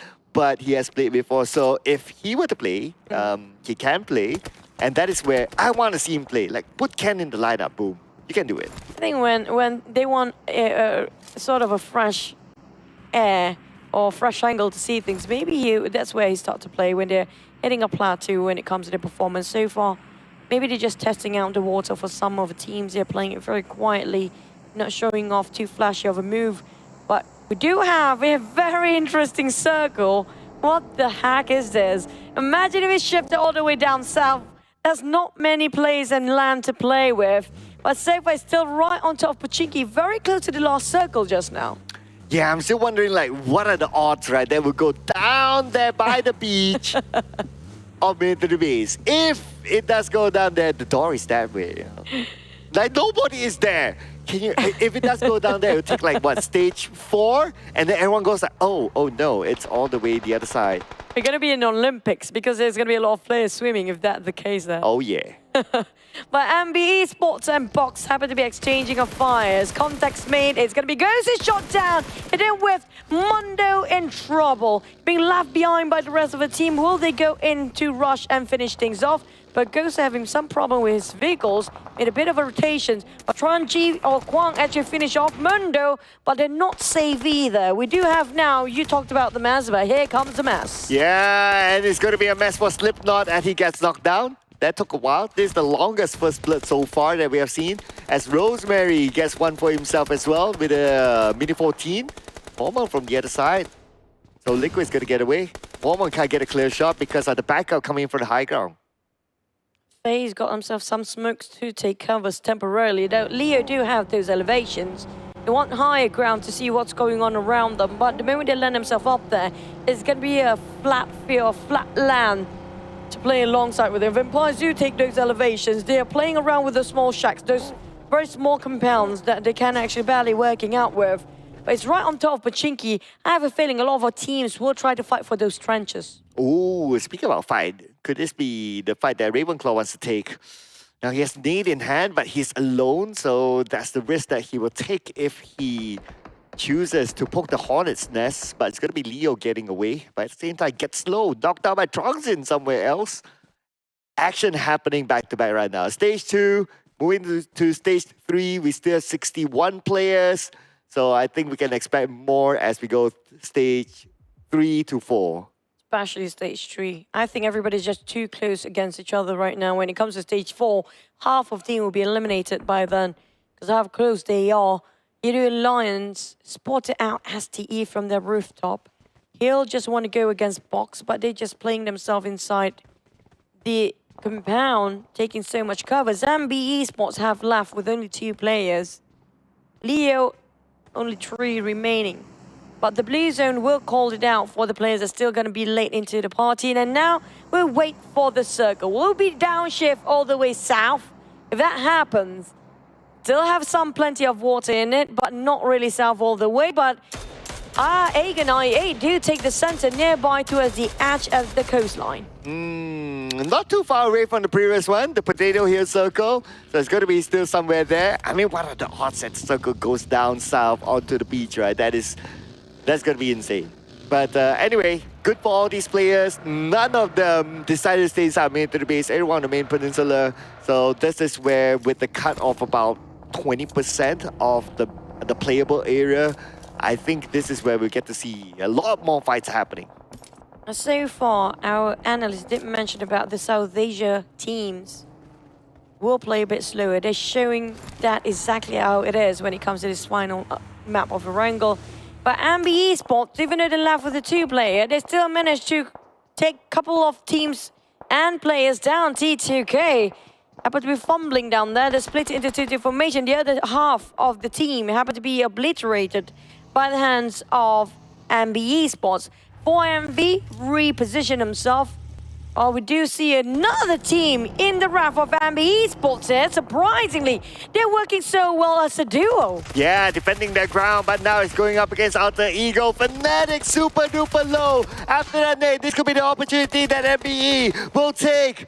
Akash just needs to land the shot onto Fnatic. Fnatic now resetting himself, but Fnatic still will be shot down by Akash with a UMP. 2 players for Alter Ego, not enough to siege down this compound. Potato trying to give fire, support fire from the backline all the way towards the sniper tower, but it will not be enough as Alter Ego, Rosemary next in the hands of Fistboy, and Octa will finish off as well. Didn't rush in as a 4. They are... I don't know what is happening for the side of all the other teams, but they're just so good at 2 when it comes to Mongolian teams. I don't know what is happening. Oh, yeah. Even as a duo, right? They are able to defend their compound. Like, first it was T2K and then it's Alter Ego. Potato is like, Mongolia? Okay, never mind. They're just so good. You feel like this entire force of NBeSports just now. And they were just 2 players clutching themselves. They had more numbers when it comes to Alter Ego, but one by one willing to sacrifice their body willingly towards the hands of NBeSports. But that's going to be a great number going up for them because they already secured themselves 5 eliminations, the highest by far, dominating across the board. But for all the other teams, they're playing this very quietly. Falak has actually spotted out the rest of STE across the other side of the map. While we're waiting for the next circle to commence, which is going to be less than 10 seconds to go, it's going to be Stage 4. We do know great migration happens in Stage 4, and that's where things get extremely messy. Ooh, if you want it to be extremely messy, if the circle goes by this beach, it's going to be super duper messy. Now, the circle did shift. We're going to get a good view hopefully soon. And we have about 45 more seconds before the zone closes. But looking at the current scenario, we still have a good number of teams on the outside. T2K, one of them. But Momon knocked down with a Scar L. T2K, only the both of them in this shack. I mean, they're surrounded by all the other teams. Just look at the minimap. Boom. fighting against 4MV. Next rise, he tried to make himself covered by all those trees and open up the smokes to pick up a jewel, but the rest of 4MV coming in for the rush. They're crashing straight into Boom's place. Bombit tried to isolate them out by tossing those nades, keeping them at bay. Rifas tried to put up the pressure and pushing forward at the same time, but Alter Ego now taking the fight against NBeSports at the same time. 4MV try to pick up Doc back to his feet, but it barely can see through around that smoke. The moment the smoke dissipates, Boom have to be prepared to fight back. Oh, speaking of fighting, YOODO Alliance fighting against NBE somewhere else, but the fight between 4MV as well as Boom needs to end because they are both on the outside of the circle. Right now, a little bit more advantage towards Boom. The circle is just right behind them. But irregardless, Boom must win this fight. If not, they might be backstabbed by 4MV. They have no choice than just to cut across, but 4MV greeted by those nades by Risey. Bombit repositioning himself towards the flank and now going in with the rest of the team. He got clipped right in the center of his rotation when he repositioned himself. What are the odds? The calculation of timing was so perfect for 4MV, but they return fire. They give back whatever nade being tossed around. Achil just giving off another nade to the side of 4MV. Running down as well is on the ground. They finish up 4MV when they are barely hanging on for the side of Boom. Moving over to MAB versus YOODO Alliance. Olio is with Shamil on one building. Adelu on the other side. MAB, they are still in full squad. But looks like we are the first team to be eliminated. That's going to be a Mongolian team, 4MV. But now coming back to MAB, they're winning the fight against YOODO Alliance. Two of them down. YOODO Alliance, only one left. They go up to the second floor. And that is it. YOODO Alliance is out. MAB players got one each for this execution, but Agonai Blade from afar shooting those down. It's going to be Boom. They barely make it out alive after one fight to the other. There's no rest for them at all. T2K, Suyok spot out MAB players. There's going to be two of them here. SE across the map as well, split into 2-2 formation. Whilst MAB, they're placing Leo to be their watchman at the back line. DRX in between here as well. NBeSports still have one player left. There's going to be three squads, three teams, but never mind. From the backstab all the way, Suyok spot out a clear sight towards the players of MAB. Beautiful backstab there by Suyong. Now pressured by the blue. We're talking about stage 4 going on to stage 5, and now him as well as Jane will need to get in, but they don't seem to have a vehicle. They are still on foot, and MAB knows exactly where they are. They have a bike still at stage 4, using a bike by Suyong. The bike, not the most protective of vehicles. Taken up by MAB, and Baron will finish up the job. Too exposed using this motorbike for the side of the players, but DRS on the other hand barely hanging on at the edge of the blues, and FaZe on the other hand being forced to just be at the foot of this cliff. We're talking about them playing around these rocks. Mela spot out. Falak can see him through as well. He's prepared himself to toss out the nade. He's trying to calculate the perfect angle to land onto a side of Agonai 8. But Vampires coming up from the other side. Newsy spotting them out. Boom coming out. Achul placing himself repositioned right in the center of the war zone as well. Now, because of this rotation coming out from the side of Achul, that's going to be Newsy tossing out the smoke just in case anybody try to backstab him. Oh, speaking of backstab, this could happen. Newsy surrounded. Right now, Newsy all alone. He's the last man for Vampire Esports. Okay, trying to get away with a buggy. Still with the circle on his side. At the same time, Farlang knocked out by Momo from FaZe Clan. They're shooting from the lower ground, but Blade is there to take him out. FaZe Clan still caught and below AGI 8. Where are they going to get out? Moment tried to get to as a flank, but slipped down in the very critical time. Snipes finish off Potato with one nade, while coming up from Agonai 8, they tried to reposition himself. MAB walks straight into GEEK's land. They tried to take the fight head on. He's going to be wally shot down by Sonic with those DBS to work. Now back to the side of the rest of GEEK. They're barely taking any covers around this rock structure with nothing else in between. They're playing ring around the Rosie, trying to find any target they can find. Snipes, beautiful knockdown onto Box Gaming. But now Snipes, can he steal more? Can he steal more than just knockdowns? STE holding the ground against Box Gaming, and thanks to GEEK SLATE. Action. Trying to be the third party coming out from this. spotted out one or a couple of players. It's going to be GEEK SLATE right across him. He wants to toss one to rule them all. It's all needs a one nade drop right on top of GEEK SLATE to finish the entirety of it. While Box Gaming plays himself 12. Hill taking a bit of a fight against Leo. Leo, 2 players down. Make it 3 right now. Maybe the entirety of Leo struggles to keep the boat afloat. While talking about GEEK SLATE taking a fight against MAB. Leo still fighting against Hill and trying to fight back, but it's not going to be enough for them. Valiant effort coming from Leo, but they have to place themselves at 10 spot for now. All right, now Boom in action against Hale Esports. The nade from Pompey will be tossed onto Hale. That one nade, how many can he get? He will get one. Beautifully tossed by Pompey. He will get slow. Tiger knocked down by Toms. Looks like Hale Esports. They are sandwiched between 2 teams. There's no way out for them. Compress all way possible. Pombit repositioned himself into small compounds of houses. Pombit is trying to find any opportunity in a very small window here to open fire, while FaZe still stuck down there around the cliff. There's no way to hike up. How Aegon IA has been scouring around this area right now. There's no way for entry at all. STE barely make it happen to be alive. They are fighting against the Blues and with GEEK SLATE as their contenders. Snipes will be the playmaker for the team. But STE, they hop onto their vehicles knowing for the fact this is going to be difficult for them to fight head on. Okay, here we go. STE might make their move anytime soon because now they created the smoke bridge. GEEK SLATE, they know that that's going to happen. That's why they reposition themselves. And speaking about reposition, Toms now taking an off angle. He has a good view of GEEK SLATE, but he's not pulling the trigger just yet. The rest of STE, this is the fight that they cannot avoid because right now we're talking about stage 6 and it's GEEK SLATE standing between them and the circle. Damn rude. Trying to reset, boosted himself as well. The rest of the members of GEEK SLATE start to fight. Try to spot out all the players right on top of those hills. DRS included in there as well. While I see from STE trying to confuse them with those nades, giving a couple of throwables. A bit of a pressure to a side of a GEEK SLATE. They're slowly being cornered all around. It's going to be the mind games coming out from STE, making sure GEEK cannot leave here. Ooh, okay, GEEK will need to win this fight as well because if they move on without clearing out STE, they'll be backstabbed. I see with an off-angle shot. Okay, time is not on their side now. They need to move. They have the vehicles. They need to create this smoke bridge, which is now they're currently doing.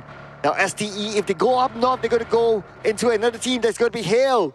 But will they take the fight against GEEK? Or will they go straight onto the high ground and lock GEEK in? They're trying to just shut down on Snipes. They know for a fact Snipes giving too much information toward the other side, but it's going to be Hill shooting down to a side of STE from afar. Out of nowhere. Now Hill butting into this business with Boom coming up the same angle as well. STE, they didn't see this one coming with top bleeding out with Blues and closing in. They're left with only one last play for STE. Hill split into 2 different angles. Crossfired himself to a side of STE. Now on the side of STE, they have to bow out. There's no way in for them to get into this. Oh, STE out at number 9 with 3 elimination points. Looks like no chicken dinner for them this time around, but GEEK SLATE is still in this. And now GEEK SLATE will need to go up against Hale Esports. DRS on the other end, still trying to find where Baron is at. They spot out where Baron is. Delta shoots, but Delta, he slipped. Baron exposes himself and finally been taken out by DRS. And we talked about STE to land those chicken. Apparently they can't do so. This is the first time ever we're looking at no Mongolian team in the top 5 here. For the first time for the entire day. And for the side of GEEK SLATE on the other hand, they are spreading out with Hill trying to give the pressure, but they're under the pressure as well. They need to leave here. They need to get themselves in a better spot to reposition. It's not going to be an easy task. Damn rude with Bison. Spotted out Tiger, but the Blues don't hit him too hard, too much, and too much to ignore. Finally bowing out for Damn Rude. GEEK SLATE plays at 7 with 6 elimination, while Hill's still alive. Yeah, Damn Rude. No choice for him. He had to take the shot. He didn't have enough space. He will stand up anyway, so might as well try. But then again, valiant effort for him. And now for FaZe Clan, no choice. It's either to find a way up, or they'll be taken out by the blue. The only team with a full squad right now is going to be Aegon IA. Coming up from Pakistan. While the rest Mostly going to be coming up from South Asia region teams. The Vampires still there. FaZe with 2 players. Vampires with 1. Boom with a duo. DRS with a trio. Ale on the other end with another duo. How to make things work? They are quite spread out for all the teams, even every single player. Spotted out Sky. Delta with a ghillie suit. Not being spotted by Hill here. Living with only Tiger in the lock of the side of Hill. Difficult to defend for himself. It's a flat plane. No covers. Well, despite no cover, looks like Boom sent one out. Gotta use the vehicle as a cover. That's probably the only option. I'm interested to see, just West, I wanted to say what's happening to Newsy. Looks like they're out. So we got our top 5 teams here. And out of this, no Mongolian teams. We'll be seeing a new region getting the chicken dinner. Moment, spot out for luck. Oh, he's been backstabbed all the way. Who shot him from that angle? Moment, down to only 2% HP left. Killer, DRS spotted them out. QQ, gonna toss over that nade. Whoever's trying to swim, there's nowhere for them to stay alive anymore. He knows exactly where he's at, the perfect angle, the perfect corner as well. But can it explode at the right time? But Moment still have those ledges, still have those corners to take covers. These rocks will give him a bit more space to stay alive, but how to climb up if the circle moving away from FaZe Clan? Oh yeah, it's bad news now for FaZe Clan, and their opponents know exactly where they are. Look at this, AGIA got them locked in. Momo now knocked out by Blade, only one more to go. Onsen, 40% health. That one nade could take him out, and yes, it will. Looks like it is out for FaZe Clan. Number 5. Shaft kiss at them. I'm talking about the perfect timing, the perfect angle. Everything has to be perfect with that kind of a downhill toss by the side of Agon players. And side of Killer, DRS have been waiting so long. They have been quiet for the entirety of this fight. For Agon 8, they are thrilled to find their next target. They are agitated. They are proactive, trying to find all these players who've been proning down, not willing to give away the positions. Oh, here we go. They're starting to make that move. 25 more seconds on the clock before the zone closes. And there are one of the teams on the outside still, but Boom has a representative in the middle of the circle. Now AGI8 moving in. Their closest target is going to be DRS just right next to them. Unless if they choose to go in the middle of the circle, it's going to be Pombit. Tiger Axe barely at the corner. Nothing to cover himself there. But a couple of vegetations in between. No structures to take covers. For Luck and the rest of Agonai, they have the numbers. They have a full squad. All they need to do is just spread out. But the one who will be the playmaker is going to be DRS. Killer can spot him out from the back line. Tiger slowly closing the gap between him and Pombit. They might bump into each other anyhow, but can they be spotted out by DRS? They hop onto their vehicles. Will they try to scout over? With the blue zone coming in, and QQ, what a sharp set of eyes. He sees everything that moves. Oh, he got to see where Pombit is at next, because Pombit is now in the middle of the circle. We got 10 elimination points now for AGI8 with still a full squad. Looking good so far this round. But their closest opponent is going to be DRS on the other side. We got Pombit still active. Tiger still active. Tiger could backstab DRS. It might be Pombit first in this case. They're the one that closes against them. We have Delta with those gillies to put up to work. Nobody can spot him out if he's proning down. Playing very smart, knowing his strength right now for Delta Axe. But Pombit is right across him. He tried to clear any corners there as possible. Blindly toss over the troubles, hoping it will land on somebody close enough to his Pombit. Imagine being Pombit right now. Oh, and they seem to know where Pombit is at. That's why the names are being tossed at him. I mean, being Pombit right now is going to be tough. Even if they manage to blow up the vehicle, Pombit could be taken out. Now QQ needs to move. The circle will close entirely. We're talking about stage 9 now. And Pombit will be the next target as they go straight in onto him. Playing a dangerous game coming from Agonai. It's watch out, Pombit. It's going to be two-way. Crossfire. Water support by the side of Agonai, but it's not going to be enough as Killer now start to open fire as well. Agonai 8 left with 2 players with DRS. Right now, they are outnumbered. They do have the advantage. Can they close things up? Here we go. Blade with the long range. Onto Delta, but Blade will be countered by upon. Now it's down to the last man for AGI and can he pull off a clutch here? But it looks like it's going to be DRS with the chicken dinner. And somebody got his prediction right. finally they made it. And it was not an easy one as well, but still nonetheless, it's coming up from South Asia region. Yeah, still South Asia showing that they are strong and consistent in the PMRC so far. My goodness, DRS.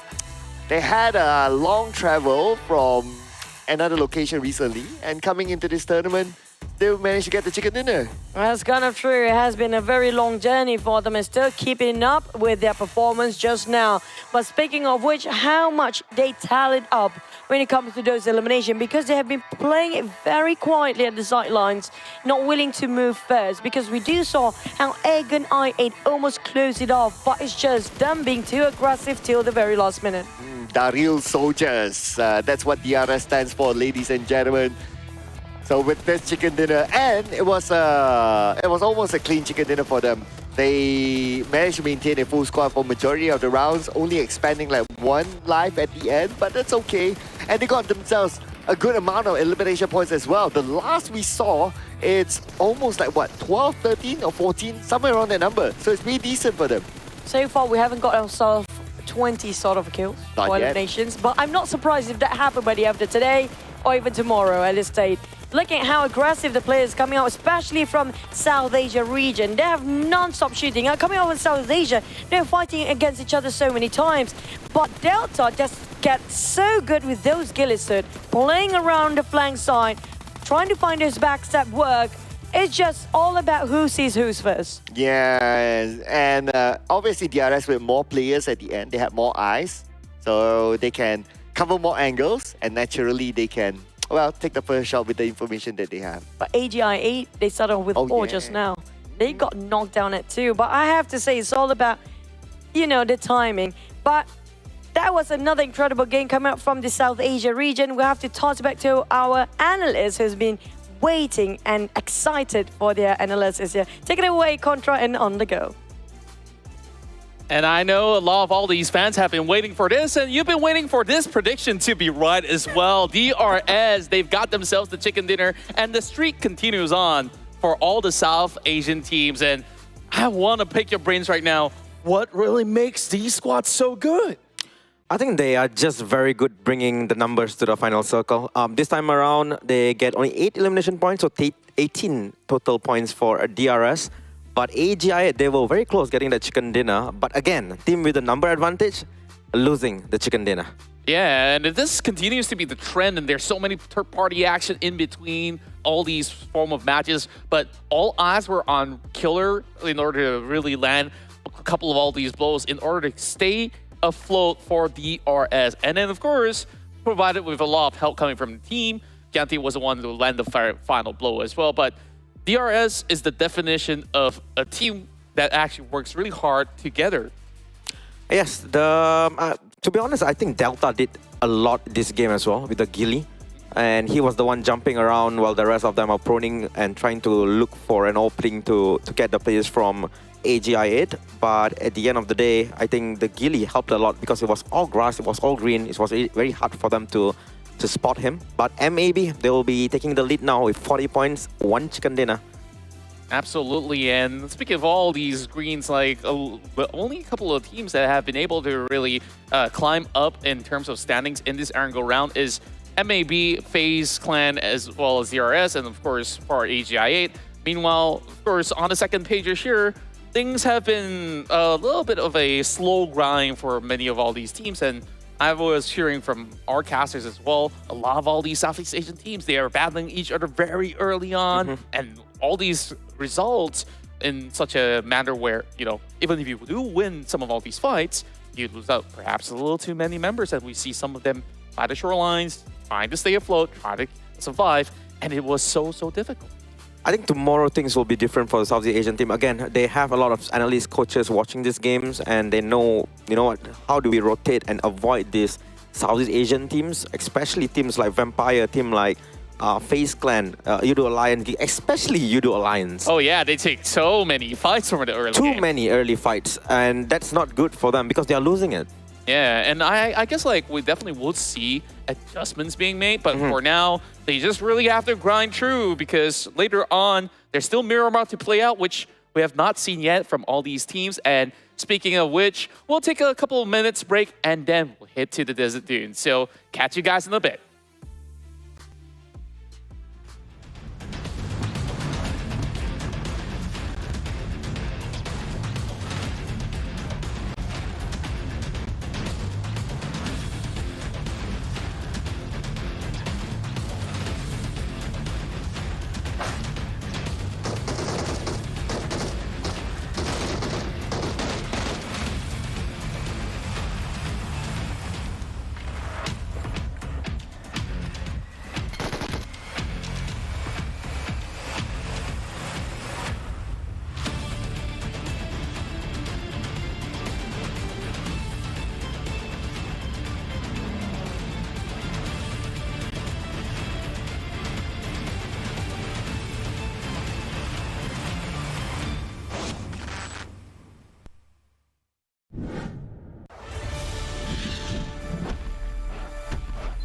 Welcome to Dynaground. Hello, my name is Owen and I'm your professional Dyna rider. Today I'll be teaching you how to ride a dinosaur and win that chicken dinner. Now, let's begin.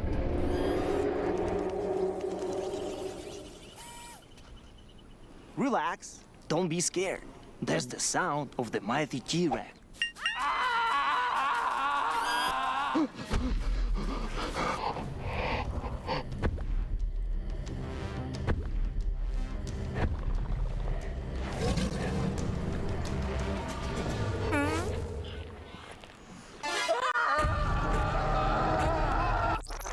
Now, here's the first dinosaur encounter. I want you to meet my girl Vicky, my sweet little raptor. Look how cute she is. Isn't she lovely? Vicky or raptors, they're the most vicious and fastest beasts in the world.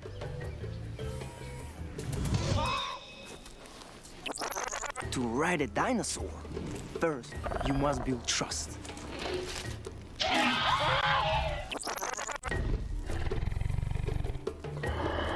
They are carnivores. They eat meat.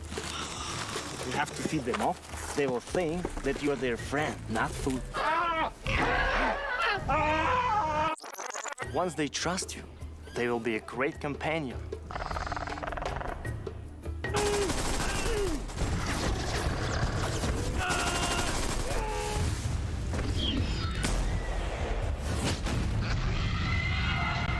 However, taming a dinosaur can be seen. Experience dinosaur taming and riding the all-new version of PUBG Mobile Dynaground. Explore Dino Settlement and Wild Reserve and embark on a prehistoric adventure in the Battle Royale game. Come and play now.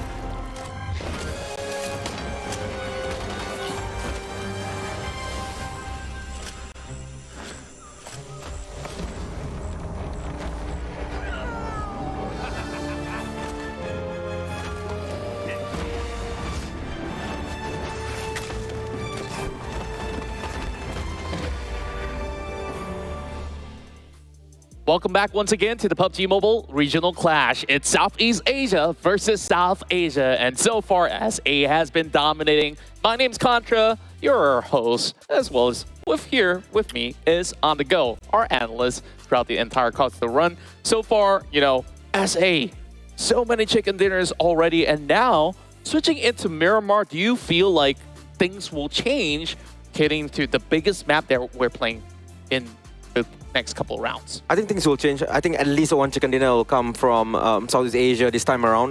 But I'm expecting a slower paced game for Miramar at least compared to Erangel, compared to Sanhok. And if that happens, maybe we have a shot for Southeast Asia to get their first chicken dinner today. Overall, I think they're doing better. Hill did way better last round after getting only 3 points from 3 games. Last Erangel, they did manage to get top 4 at least. So I expect more from all the Southeast Asian team, including even Box Gaming. Keep in mind, Backwards Gaming, they're using the lineup from last year, SLDs in PMSL. So they are extremely good in Miramar. Yeah, I would certainly say so myself. And overall, we've definitely see a glimpse of that screen where we make comparison between two of these regions. Other than, you know, the points that have been accrued by the teams from South Asia, we see damage numbers to be matching up coming in from the Southeast Asia region as well. And the fun fact is, of course, it is a lot more time for the South Asia teams spent in the blue zone versus the Southeast Asian teams. And do you think that that itself actually affects the gameplay of how, you know, the South Asian teams do better compared to the Southeast Asians? I think the number of Southeast Asian teams at the end of the circle is getting lesser and lesser because of that particular reason. There are more South Asian teams in the center of the circle, so bigger number, so higher chance to get chicken dinner, right? I mean, simple probability. You know what they say, great minds think alike, and we think that STE is going to do phenomenally well inside of Miramar as well. So we're not going to waste all too much time of yours because I know you guys want to get into action. But first, let's get to Choo Choo and Sir Cloud. Well, looks like they want to complete the circle. They want to complete the circle of all Mongolian teams getting a chicken dinner on day 1, not even leaving to day 2. So with 2 more games to go, it's anything is possible. And I feel bad for STE if they got themselves a double jinx of that. Just in case, you know, so far Contra didn't hit anybody just yet. But we're heading to our new map this time. It's going to be Miramar for our first day.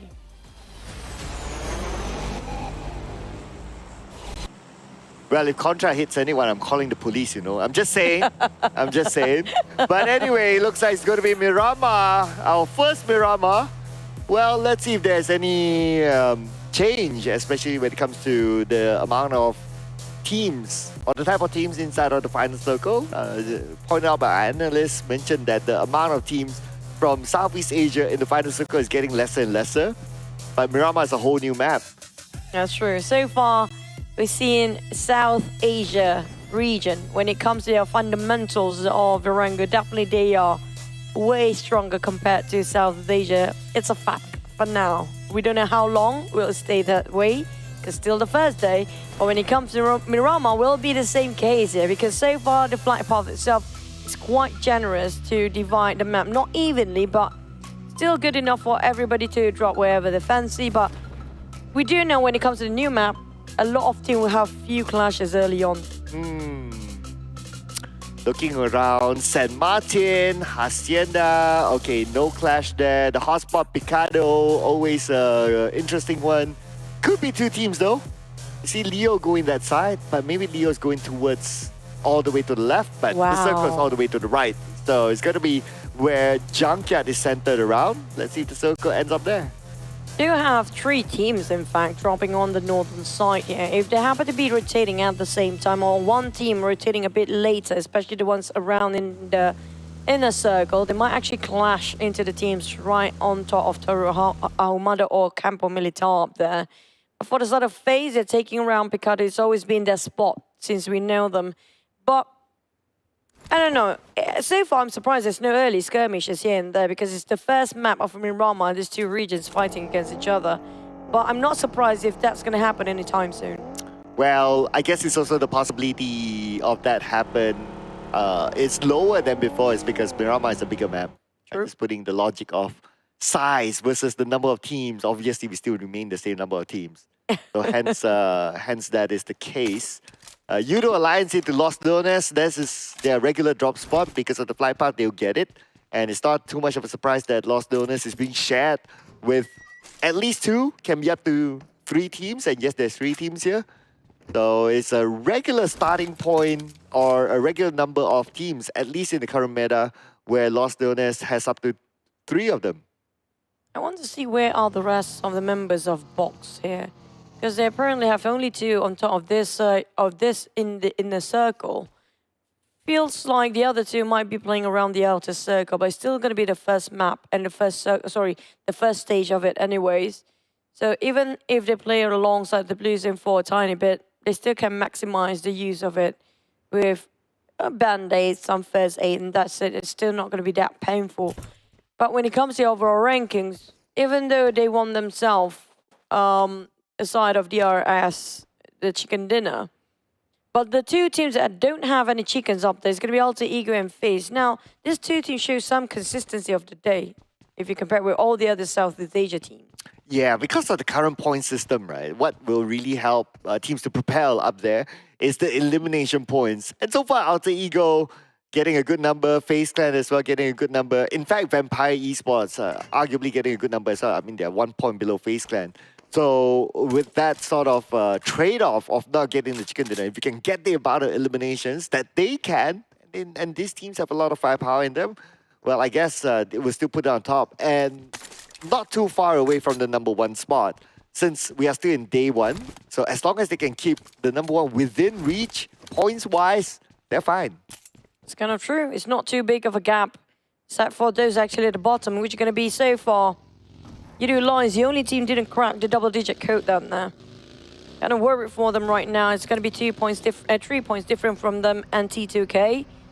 Instead of Leo Bucks. I feel like they're going to go back to a drawing board by the end of today if they're still stagnant down there.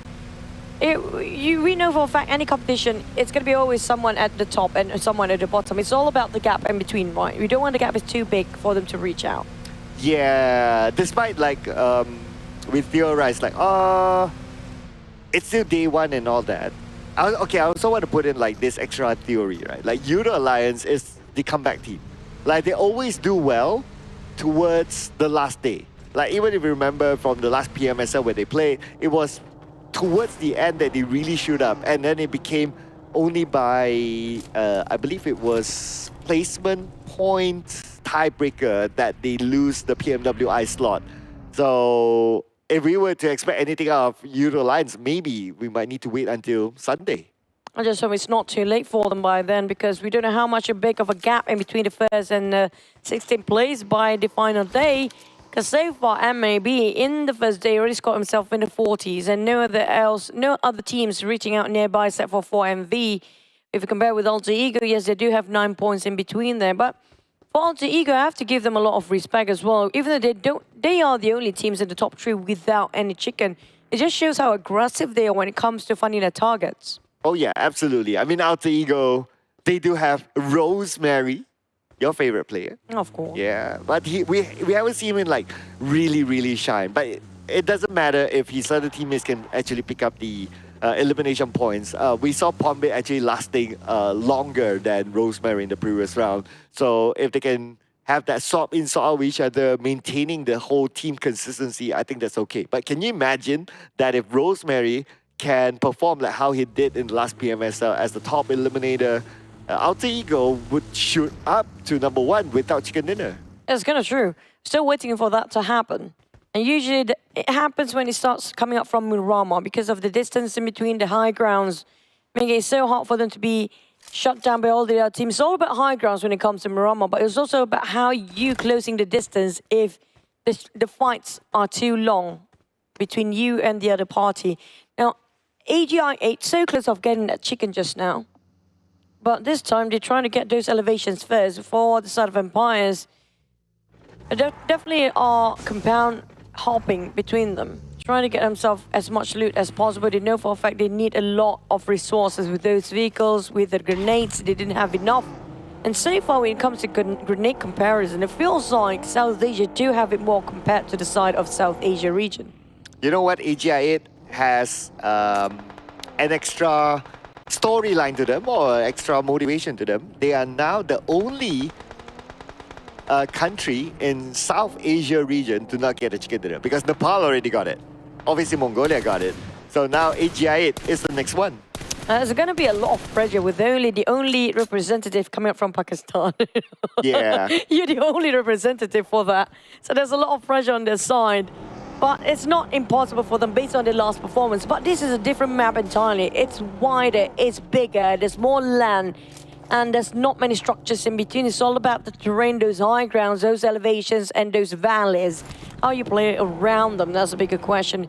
And maybe a Baron always love to play the flank side when it comes to initiate any sort of engagement towards the other team.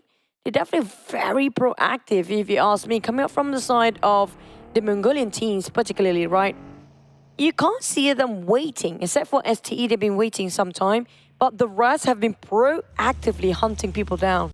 Okay, let's see if the circle will change their proactiveness since it now moves towards 100% land, still centered around Junkyard. You have a good amount of teams on the outside of the circle. I would say keep your eyes still on MAB on the north side. They will move in. Boom is right in front of them. If they go further, it's going to be Alter Ego. If they choose to wait, probably Vampire Esports may come up to them. But I think from the teams from Lost Earners will be kind of interesting as well, because as YOODO line goes out, there's another team behind them that can come in. So we could see a battle at the south side of the circle. Speaking of the circle, some teams not even nearby. We're talking about those teams actually taking the blue zone.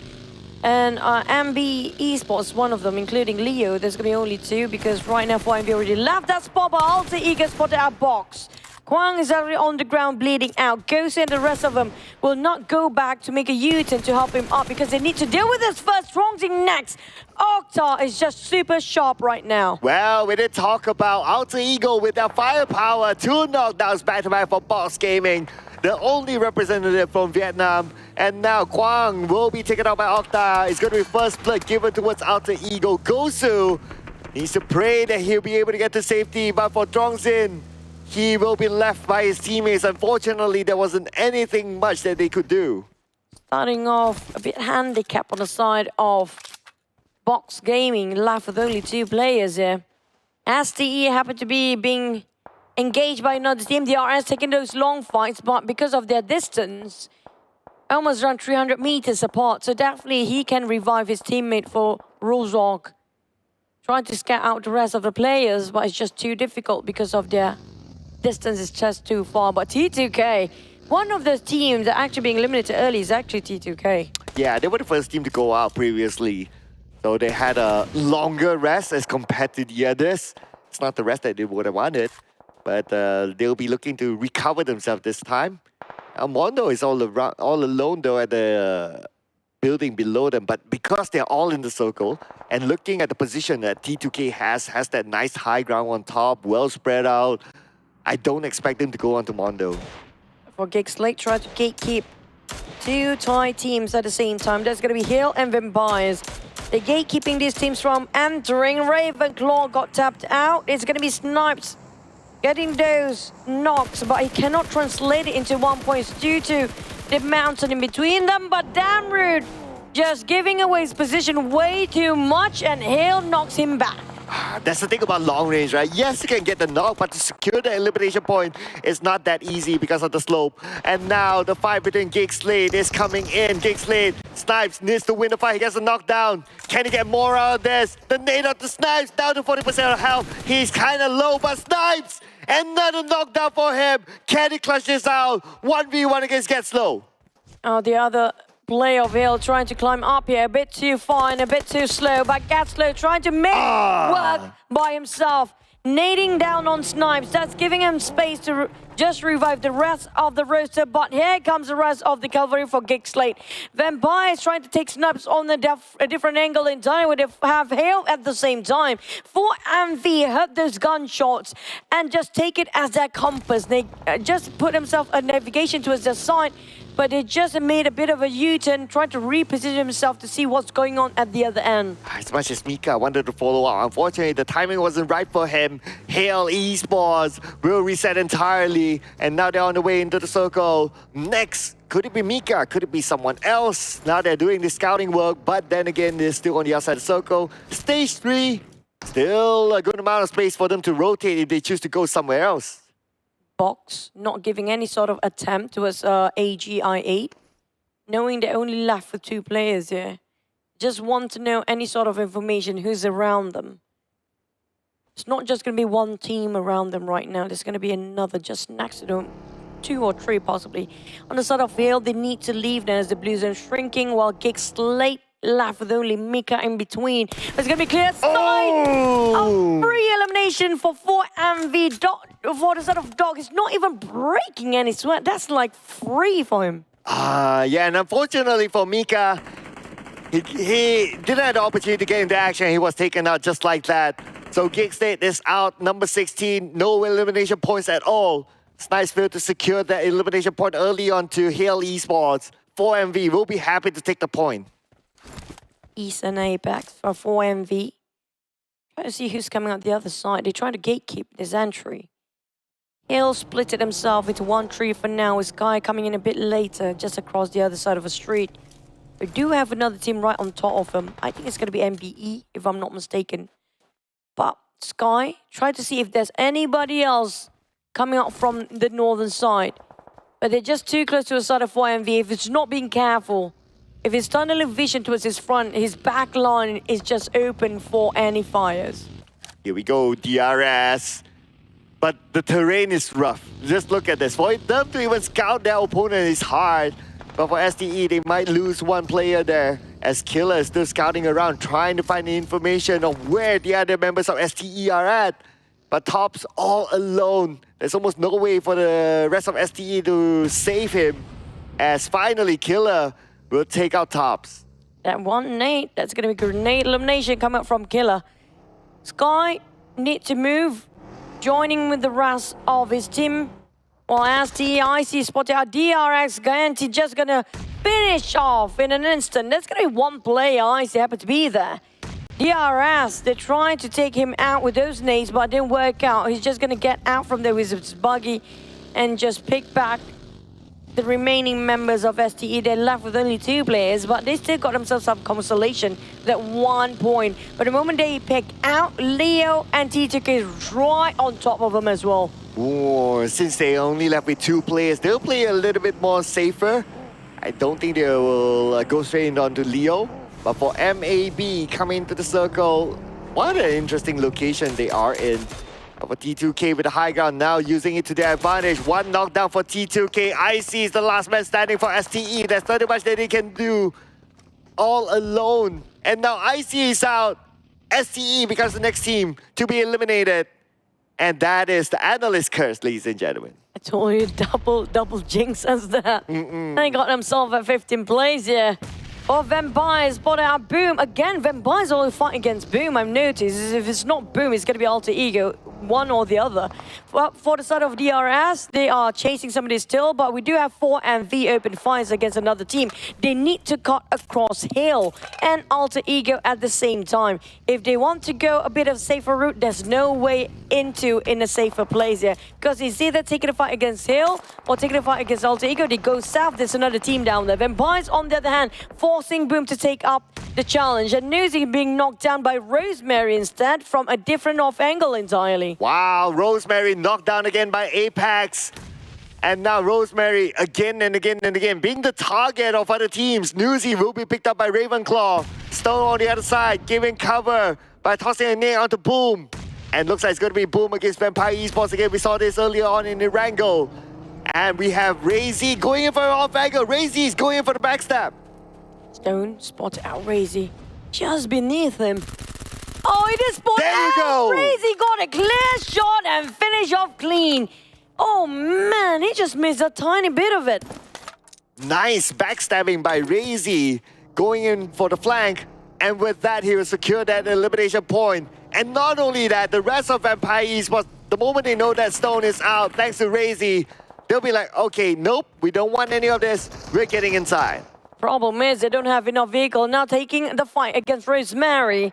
Was fighting against another player just now. Newsy coming up from the flank. So Ravenclaw taking the front line. But Rosemary keeping them at bay. Newsy hop back towards the vehicles. Hoping to grab Ravenclaw, but it's a bit too late. As Rosemary just knocked him down from afar. Spotted out even Yami across the other side. But leaving Newsy to flee. Will he just leave him by? And Rosemary retract his position back. Whoa! Bomb it waiting with Fnatic. Alter Ego. He got the point just now. Yeah. Oh, but I have to give it to Pombit though. Actually, Newsy managed to get away. Like, he went into the shack. He reached the shack. But because of the vehicle, and the behind of the vehicle was blown up by Pombit, and that is how Pombit got that point. That was... If you can't get the exact target, you get the vehicle, you still get the point at the end of the day. Speaking of timing, it was a perfect time for Pombit as well. And the side of our next circle, T2K spreading himself into 2-1-1 right in the center. We do have Leo come out from the south west side. Well, on the southern side, we do have FaZe entirely gatekeeping towards YOODO Alliance. AGI8 on the other end, taking their sweet time, saying goes for 4MV, taking a very late rotation, while Box remaining at that place for the longest time there is, not willing to even pick out. But sort of YOODO Alliance, they definitely have a lot of information, but how to shoot from here? Oh yeah, just look at that. That is a rough angle. I mean, we're talking about urban warfare here, meaning that it's hard for them to find the right angle if they only depend on looking throughout the window. FaZe Clan arrive, and now Soyam ready with his nade. He's ready to toss it on to the other side where DRS is set, but his nade will not connect as he gets knocked down by Killer with the DBS. Trying to get those elevations. This is going to be Leo's play, but DRS just know how to rush into and compound with those DBS to put up a work. DRS tried to find Leo remaining players, but they got himself hide perfectly well out of sight of these teams. 4MV are scouting out and hunting players downhill, and then another team going through them. T2K taking off FaZe at the same time. Hill fire back to Sky only. 4MV, but Hill ring around the rosy. Oh! A splat that is. If only his shot connected onto the buggy driver, then he would have been okay. But unfortunately, that had to happen. Now, speaking about unfortunate situations, Rosemary again knocked down. We don't get to see the best of Rosemary just yet. We still got one more round, but there's still opportunity for him to be picked up. Now, YOODO Alliance coming in. They're at the lower ground. They see everything that's happening on the high ground, but they couldn't get a clear shot. And speaking about Rosemary, again, eliminated this time. AGI8 got himself a full squad, spotted out the two remaining players of Box Gaming. Alter Ego, on the other hand, cannot get in. Denied the entrance by MV, and now being shut down as well. That's a double nade down the side of 4MV's finish off the entirety of Alter Ego. AGI8 onto Box Gaming. They know that with the knockdown, that's their opening to go in. Falak will come in with the DBS from the side, but looks like Box Gaming is out. Number 10 without a single elimination. That means no points for round number 5. AGI8 plays himself in the middle of a crossfire. FaZe got himself those elevation early on. T2K got the highs of them all. YOODO lines a bit spread out. The formation being broken by all the other teams happen to be in the center. Look, spotted out the rest of member of the other side. YOODO Lions, they have no way in. They have no way to hike up those terrains. But 4MV on there, they're still playing alongside around the white line of the circle. Barely getting in, playing alongside the terrain to take cover as well. Boom, trying to find the rest of them. Doc managed to reset himself, but it's going to be AGI on the other end. 4MV kind of stuck right now, but the circle happened to be shifting at this very same time. Oh, circle goes towards T2K with the high ground in the middle of the circle. This is prime position for them. But then again, for them to farm elimination points is probably going to be hard, as all the other teams are by the side, fighting each other, cancelling each other out. Refus. Heard those vehicles from Boom. A bit agitated, yes. Leo opened fire to the side of Boom, who's spreading out and doing scout work. Casey will fight back. They're taking those valleys. Barricade himself with a couple of vehicles still. In case they need to leave, just hop onto it. AGI8 reposition himself in a very small compound, scattered within those houses. But QQ tried to take the front line. For luck, almost close to being knocked down. That's going to be 1 HP percent left. Leo, close enough, but the moment he popped that smoke, it was a perfect timing coming from AGI8. But MAB, they're not willing to give it away just yet. QQ spotted out YOODO lines. QQ, he's so good at scouting information. Oh, can he be good enough to take the shot? He has a mini 14. Perfect to get a knockdown onto the member of YOODO Alliance. But he chooses not to pull the shot yet, chooses not to pull the trigger. YOODO Alliance without the circle, they have to go up to the hiker, they have to go in for the hike. Whereas for MAB, has Boom to deal with on the north side. Ooh, there's a perfect Kobe down to his side of Pumbit. Knocked down on Kasai, but here comes another Molly, burning them off alive between those valleys. There's no way out for them. 2 of them been knocked down. Wally tried to fight back against 4MV, but Wally, can he do all the heavy lifting by himself? While the rest of MAB is bleeding out and try to revive. Boom, closing in the gap. They are just compressing them from the top. And now one by plucked out by Boom. Wally tried to do a wondrous amount of work by himself, but Pombit just finished off with a flashy way of that jump shot. Oh, this is Pombit, ladies and gentlemen. And now 3 elimination points, but they are out. Still a decent round. But for YOODO Alliance without a circle, they need to go in for the hike. FaZe Clan will be waiting for them on the right, DRS on the left, and this FaZe Clan DRS gets busy with each other. The YOODO Alliance can take advantage. AGI 8. Falak need to be saved by Blade and Buzz. Boom, on the other hand, managed to revive themselves a 4. They're almost entirely been knocked down just now, but Yummy May spot out Falak, knocks him down. DRS fighting Mormon with him. He one nade exactly knock him down, but the nade coming up from the side of Boom, they are fighting back. They're not willing to count himself in those valleys anymore. Pushing in, it's going to be Pombit taking the front line, while the rest will giving support fires at the back. Oh, Boom. Do they want to close up the job right now? They're finding a different angle. Probably waiting for the circle as well. Shamil gets knocked down by FaZe Clan. And at the same time, Boom, they have company to deal with. They have T2K as well. T2K overlooking them.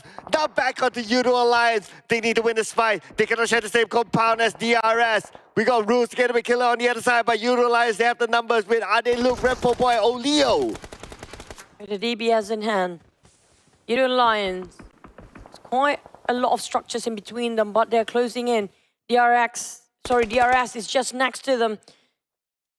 Adik look already cooking up the nade. Spotted out exactly where Killer is, but they toss the smoke first before they actually toss those nades. Didn't clip on anybody just yet, but Rules trying to fight back, and he's trying to pin on one. Oleo's on the ground. He's trying to make so much work by himself. Blasting a valve, he managed to clutch the entirety of YOODO and YOODO Alliance by himself. Rulezok made it happen for DRS. Beautiful use of a smoke there to blind out the rest of YOODO Alliance and to just corner them, to just choke them at that alley. And that is where they took advantage of it. YOODO Alliance, despite having the numbers, they couldn't overcome the duo that is DRS.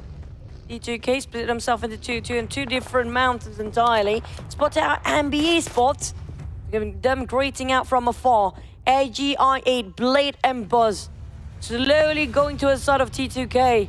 While Boom is just trailing them slowly behind. They might get backstabbed if they're not aware. On the side of DRS, they need to hike up. But the moment they use those buggers and those UAZs, those vehicles, they will be giving away so much information. But here comes another Boom coming in. AGI, there's no way safe for them. Oh, Boom, they're ready to defend their area. AGI eliminated immediately. Number 5, 4 elimination points. Down to the top 4 teams. But how are they going to challenge T2K right now with the high ground advantage? Fizz shoots out to Boom. Fizz needs to reset himself. He got himself 5 first aids. He'll be okay for now. But how he's going to show himself next? But the rest of NBE is coming in to give cover from other angles. 1-3 for NBeSports, splitting themselves. Another one to be the flanker. T2K spotted out 2 of the players in this very small shack. Rick not willing to open fire just yet. Here it comes. Hoping the sprays will connect. A bit too late now, but Fizzboy managed to toss one out. Mondo got on double down. Yummy May and the rest of Boom in a predicament. It's a dicey situation for them, barely hanging on to the foot of the mountain. But Rick keep pressing to those on the small shack. NBeSports cannot even pick out. But Boom, how can they fight back? They're barely holding on their corners. Oh, here we go. Razy just at that little corner, but DRS just right below them. Razy knows that someone's there. And now, DRS does have the circle. They'll be gate capped by Boom. But Boom will be overlooked by T2K from this high ground. Boom is a bit too busy to the side of DRS, but the one actually Razy keep their eyes onto that is keeping them unchecked. But Razy, he have to cover so many angles by himself. How to hike up, how to go across. NBeSports waiting on the other end. T2K right above them. DRS right next to them. They cannot be complacent. They cannot be distracted because DRS willing to take the backstab here. Knock on one. Boom. In a dicey situation. There's no way out for them. Oh, Killer. He can't afford to overpeak himself because T2K will be there to take him down. So the moment he gets one knocked down, unfortunately he can't finish up the job, but Boom will be alerted by their presence. At the same time, NBE waiting for the right moment to come in. NBE, while their members still on the outside circle because T2K is locking them out. T2K taking the most vintage view up here, having the widest angle to work with, and they still got themselves the circle. DRS, they barely got any land to run. Sundash knocking on down on one. That's gonna be 2 down. That's gonna be the rest of DRS. They're gone down to 3 teams at NBeSports, T2K, and as well side of Boom. How are you going to counter to the high ground of T2K as they will get another knockdown? There's going to be Suyong onto Akash. He'll finish up the job. There's going to be another point in the back for him. Mondo will need to pick up his teammate, but his teammate's just too far away, just too front.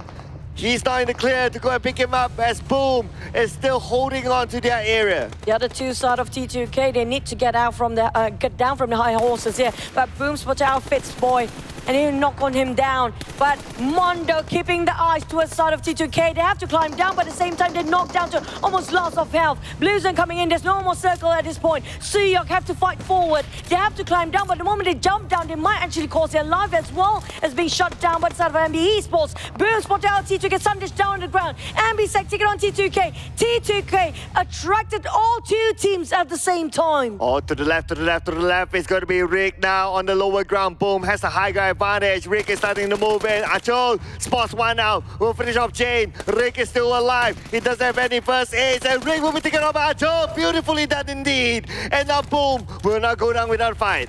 Still remaining as a 3 on Boom side. T2K have to sacrifice 2, but Yami May can hold on. And NBeSports start to push. They have no place to go. But T2K, those high grounds is just unmovable for them to take out by the other teams. Boom! Now they try to take advantage. Jump down. Sundays with the DBS, shutting down NBES. Left with only 2 remaining players of Boom. It's gonna 2v2, but they are on a different side of this small mountain. Okay, this is going to be really interesting. Can T2K do it or will Boom take off the chicken dinner the first for Southeast Asia? T2K waving the South Asia flag. 2v2 right now. The smoke will be popped up by Sundash. 2 smokes, in fact, to create that blind, to create that distraction for Boom. But the blue side finish off from the T2K first. They have to push forward. Boom just waiting on it at the end. Razy taking the high ground. Is waiting with the DBS. They got one. They got boom. Boom. It's gonna be Boom. The first ever Southeast Asia region team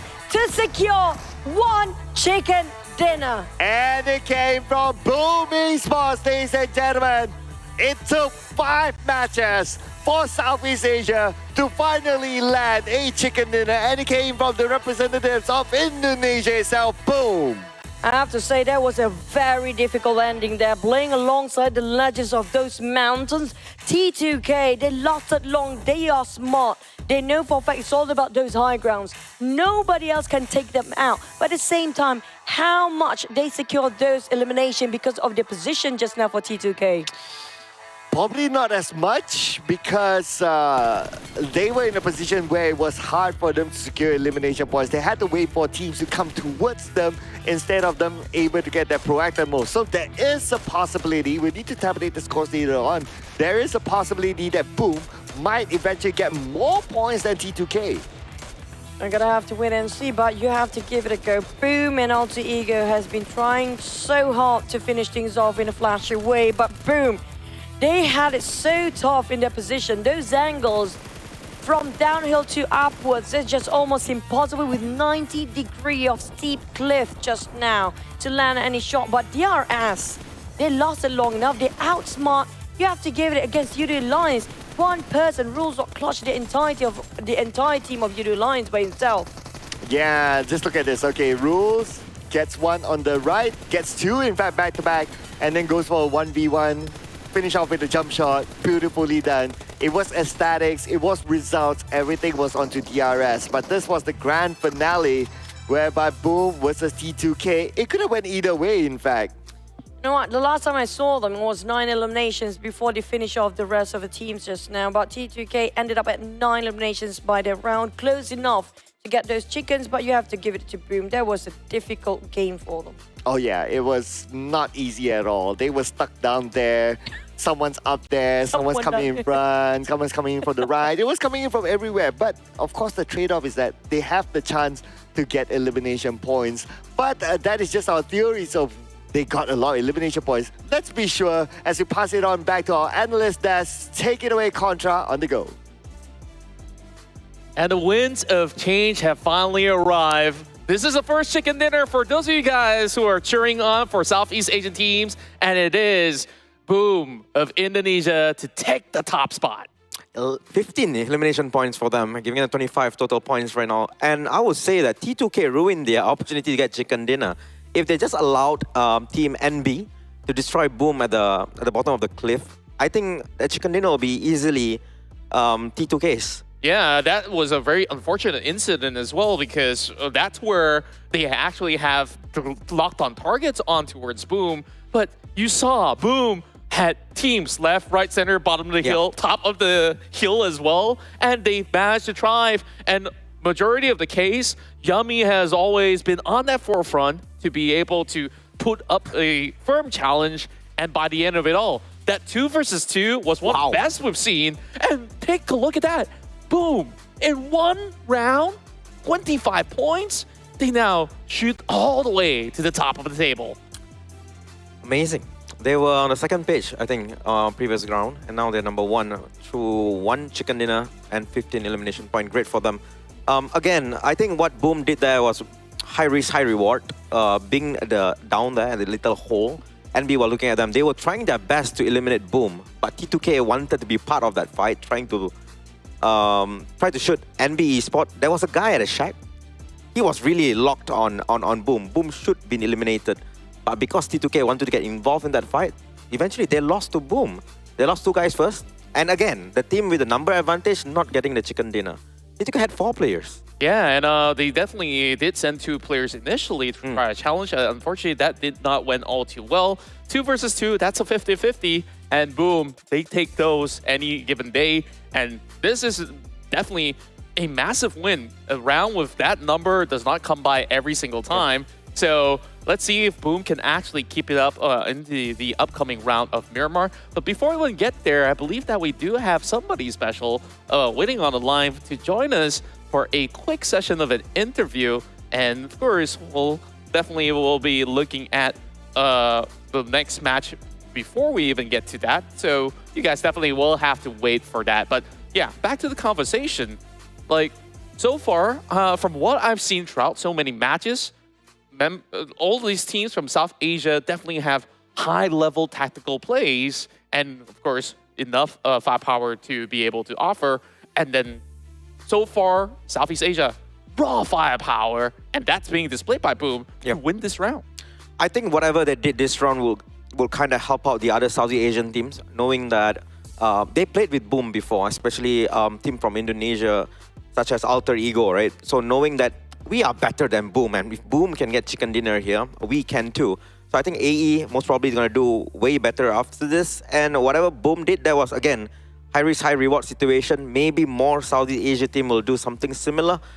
Being in that spot is not that great, but they did get chicken dinner with amazing amount of elimination point. Miramar is the place where you get this kind of elimination point.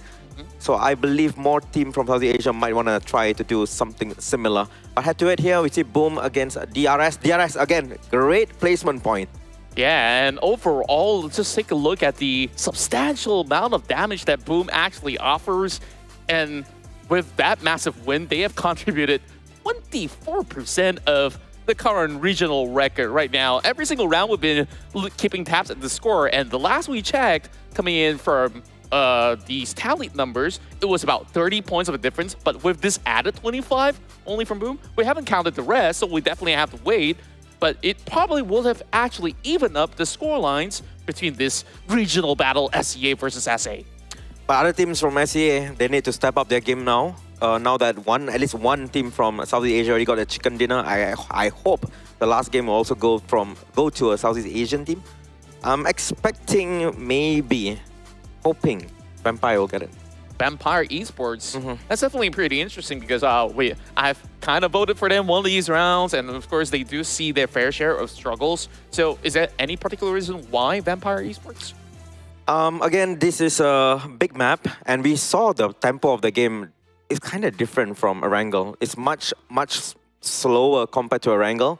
And I think this kind of map, of course, will benefit Vampire. Vampire is very strong. Miramar, of course, they don't have their star player, Tony Kane, but Nuzi is playing. Nuzi been there. Nuzi been the Terminator for Thailand, even for PUBG Mobile Pro League Southeast Asia Grand Finals, right? So I Yeah. assume that his firepower is somewhere there with Tony K. So I hope they will do better this particular round. I definitely agree on your stance because historically, even from the early PMCO days, like Thailand has always shown that one of the best maps that they've played through many of all these maps is actually Miramar, and they know how to control a lot of all these different types of terrains, which make them pretty difficult to be dealt with by other teams. Meanwhile, from what we saw in the past round as well, even in such an area like Minas Generalis, sure, a lot of all these teams have struggled, but I'm just keeping my eyes on, other than the PMPL Thai teams, I think we really got to focus back on Indonesia because we got Alter Ego that has been carrying the flag of SEA at the top, and then now, Boom is basically taking over. So Indonesia definitely deserves a lot of attention throughout these couple of rounds. Right, yeah, definitely. But for our talent prediction, we won't be picking any Southeast Asian team. Oh, I will. I do. Nice. So Right. it's going to be Boom Esports. You're late one game. Yeah, usually how this prediction goes is that before we even start the run, we already put the predictions out there. So I'm not just jumping on the hype train. Like, yeah, I just got a feeling that Boom would actually win a round, but can they do a double? That's where I want to see. Maybe they can, but I picked AGI8, but I'm hoping the Vampire will strike back this time around. Last game, the final circle was kind of odd. It was like a one small hill, and teams were playing around it. But when it comes to terrain like mountains and all those kind of things, I think Vampire is definitely a stronger team. So I would say Vampire and AGI.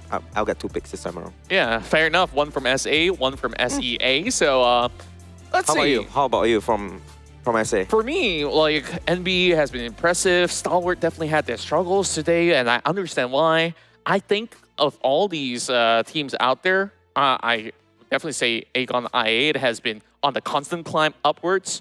But if I were to put a finger, Mabetex Esports, MAB Esports, they have been able to really come up with some really massive rounds with plenty of elimination points if they do get into the late stages of the game. Yes, that's your problem. If they get into the last circle with 4 players or 3 players, I think they do well. But if they are unable to do that, I don't think they will be able to get a lot of points. I think their strength is basically the squad as 4. Yeah, and I think like the open grounds is where they also do thrive. So it really depends on how this terrains will favor some of all these teams out there. So I guess like that's about enough from us because we're about to head to our final round as we dive into our final action here, along with Choo Choo as well as Sir Cloud.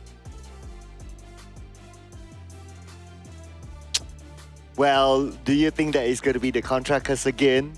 Maybe. Yeah, Whenever because- he call the shots, they're never gonna win. Yeah, at least Undergo got one, right? He got DRS, right? Yeah, but Yeah. I mean, like, but at the same time, it's a bit too late. It's like he delayed. His prediction's a bit delayed. Yeah, he need to turn back time, you know. Yeah, so... Bad for him, man. Too bad. Too bad for him. But speaking of which, this is where we can see in Miramar map, South Asia showing their prowess. But you mentioned earlier on, Alter Ego and FaZe Clan, if I'm not mistaken, one of the few teams in the top 5. We mentioned them at number 3 for Alter Ego. The only team without any chicken in the top 3. Takes them only 1 chicken, and that's it. They push themselves way up there. Yeah, no chicken, no problem for some of the teams, right? Like, but I think it's also because like day 1 still, the points are very, very close. True. So that's why you just need that 1 chicken, then yeah. But if it's like day 4, you get that 1 chicken, you still be like, ugh, you know, that sort of feeling. But speaking of the next Miramar, well, finally South Asia region teams coming back, and they are more comfortable in this because when it comes to Erangel, kind of fumbling for them. Let's see. We'll need more rounds, okay? Let's take this round as like that sort of observation, whether this round is a Southeast Asia map or not, as we have the final game, Miramar.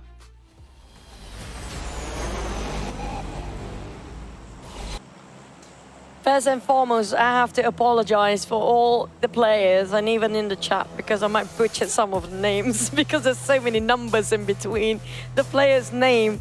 It's so hard for me to see sometimes. I'm a bit too old for this. But yeah, back about the last map here. We're heading into the closing of day one. How do we close it? Come out from Tierra Bronca down towards Los Seagulls. That's going to be more towards the right side, skewed flight path. But will it be on the left side when it comes to those circles? Well, if we get something different, of course, that'll be nice. If we get something... Los Eagles? That'll be awesome. Yeah. If I get still my Impala circle, I'll be happy as well. So either one of those, I think that'll be nice. But because of the flight path on one skewed to one side, so earlier on we saw a flight path that's pretty nice, that's pretty much in the middle. So with this side flight path, vehicle hogging may be a thing, as teams might want to go to the left side, but it's also dependent on the circle. It's suddenly like, okay, you drop somewhere random and then like the circle is like, oh, the circle's on the right. Well, maybe they choose not to go to the left instead. But you know what? Trailer Park and Ruins feels like Zaki in this case, in this map, right? Zaki, at least we got one Zaki when it comes to Erangel last time. But we do have a very generous, again, once more, very sort of a similar circle, a bit more to Los Leones. We had it around there somewhere before. But this time, we do have a bit heated up as initial drop spot, which is going to be between Box Gaming and Hill. Ooh, previously we didn't see this sort of tussle inside of Impala, but now we'll be served with a tussle somewhat. And because, well, this is, Impala is still within the circle, right? So they can somewhat take their time. And there's still a decent amount of space for them to move away, like whether they follow the north or the south. FaZe Clan with Mela, a couple of shots onto Slipknot, but nothing too big. FaZe, on the other hand, very peaceful around us somewhere so far.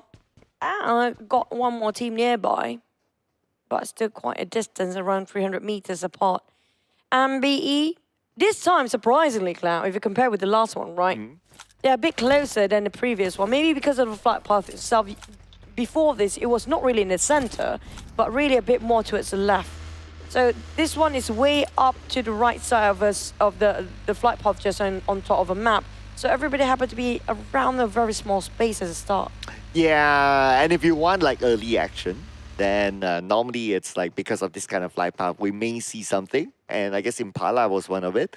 It's just so happened that Impala is wide enough for the two teams. Now, whether it's enough loot for the two teams, then there's a separate conversation. But at least ground-wise, it's big enough. But so far, we have not seen the first blood yet. I do expect to still see some happening inside Impala. I have a feeling maybe Los Leones as well, because we remember last time it was 3 teams on top of Los Leones, right? So I'm not sure where's the third one so far. We haven't spotted them out just yet.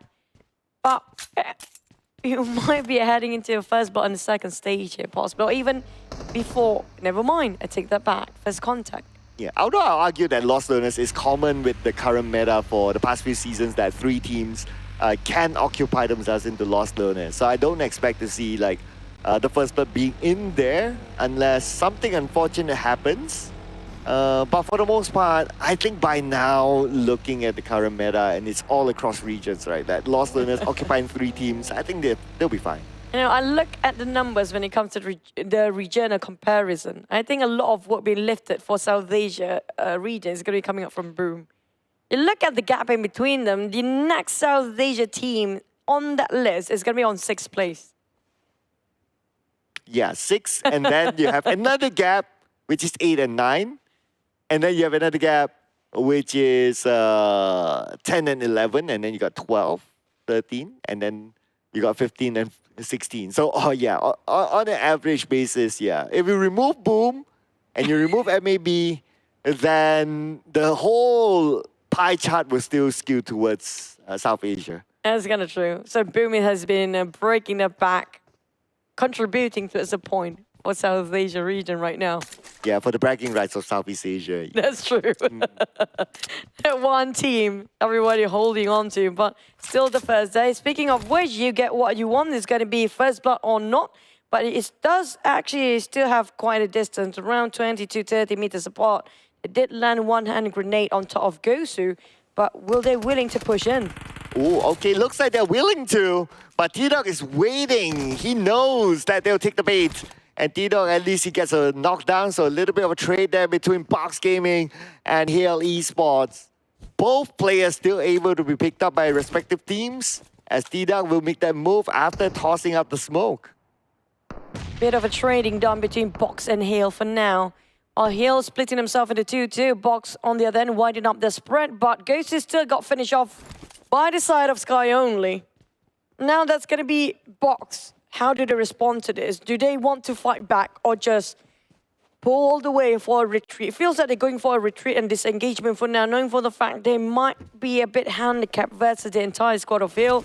And they don't have enough to work alongside with them as well, because they do have a couple of shotguns and a UMP, but when it comes to resources, when it comes to throwables, definitely have nothing else in there. Well, and they are closer to the road, so they have the better option of grabbing a near vehicle and get out of there. But Hale Esports, not going to make it easy for them. They're trying to push Box Gaming, but for the rest of Box, I think they're sending out Kwang to get the vehicle, and if he gets one, he'll be the one to pick up everyone else. But that is where Hale Esports will not let them go easy. Now that they have the numbers advantage, they want to finish up the job. I feel like Kwang kind of in under the pressure right now. He couldn't spot any vehicle. And speaking of unfortunate, how can you get this misfortune to this level? Because we do have another team coming up from the other side. Alter Ego closing the distance. Saying it's for T2K. We do see a break across there. Octa might just clash into the rest of T2K if he keeps moving this sort of direction. Ooh, okay. T2K. There you go. Yep. There you go, going towards there. But T2K is moving as well. T2K have their own compound now. Octa, I guess he's just doing the scouting work. If he does see T2K, then he'll just turn back. Unless, well, he didn't see T2K and he happened to bump into them. But looks like Octa is still taking that shot. But knowing that T2K is there, he's like, I'm out of here. Feels like he's taunting them right now. Come over here, walk into this trap. The rest of Alter Ego trying to outflank them. Do have GEEK SLATE taking those high grounds quite early this time. Vampires right across them in those warehouses. Snipes trying to gain any sort of information possible, but he might got himself cornered based on 3 different colors of teams around them.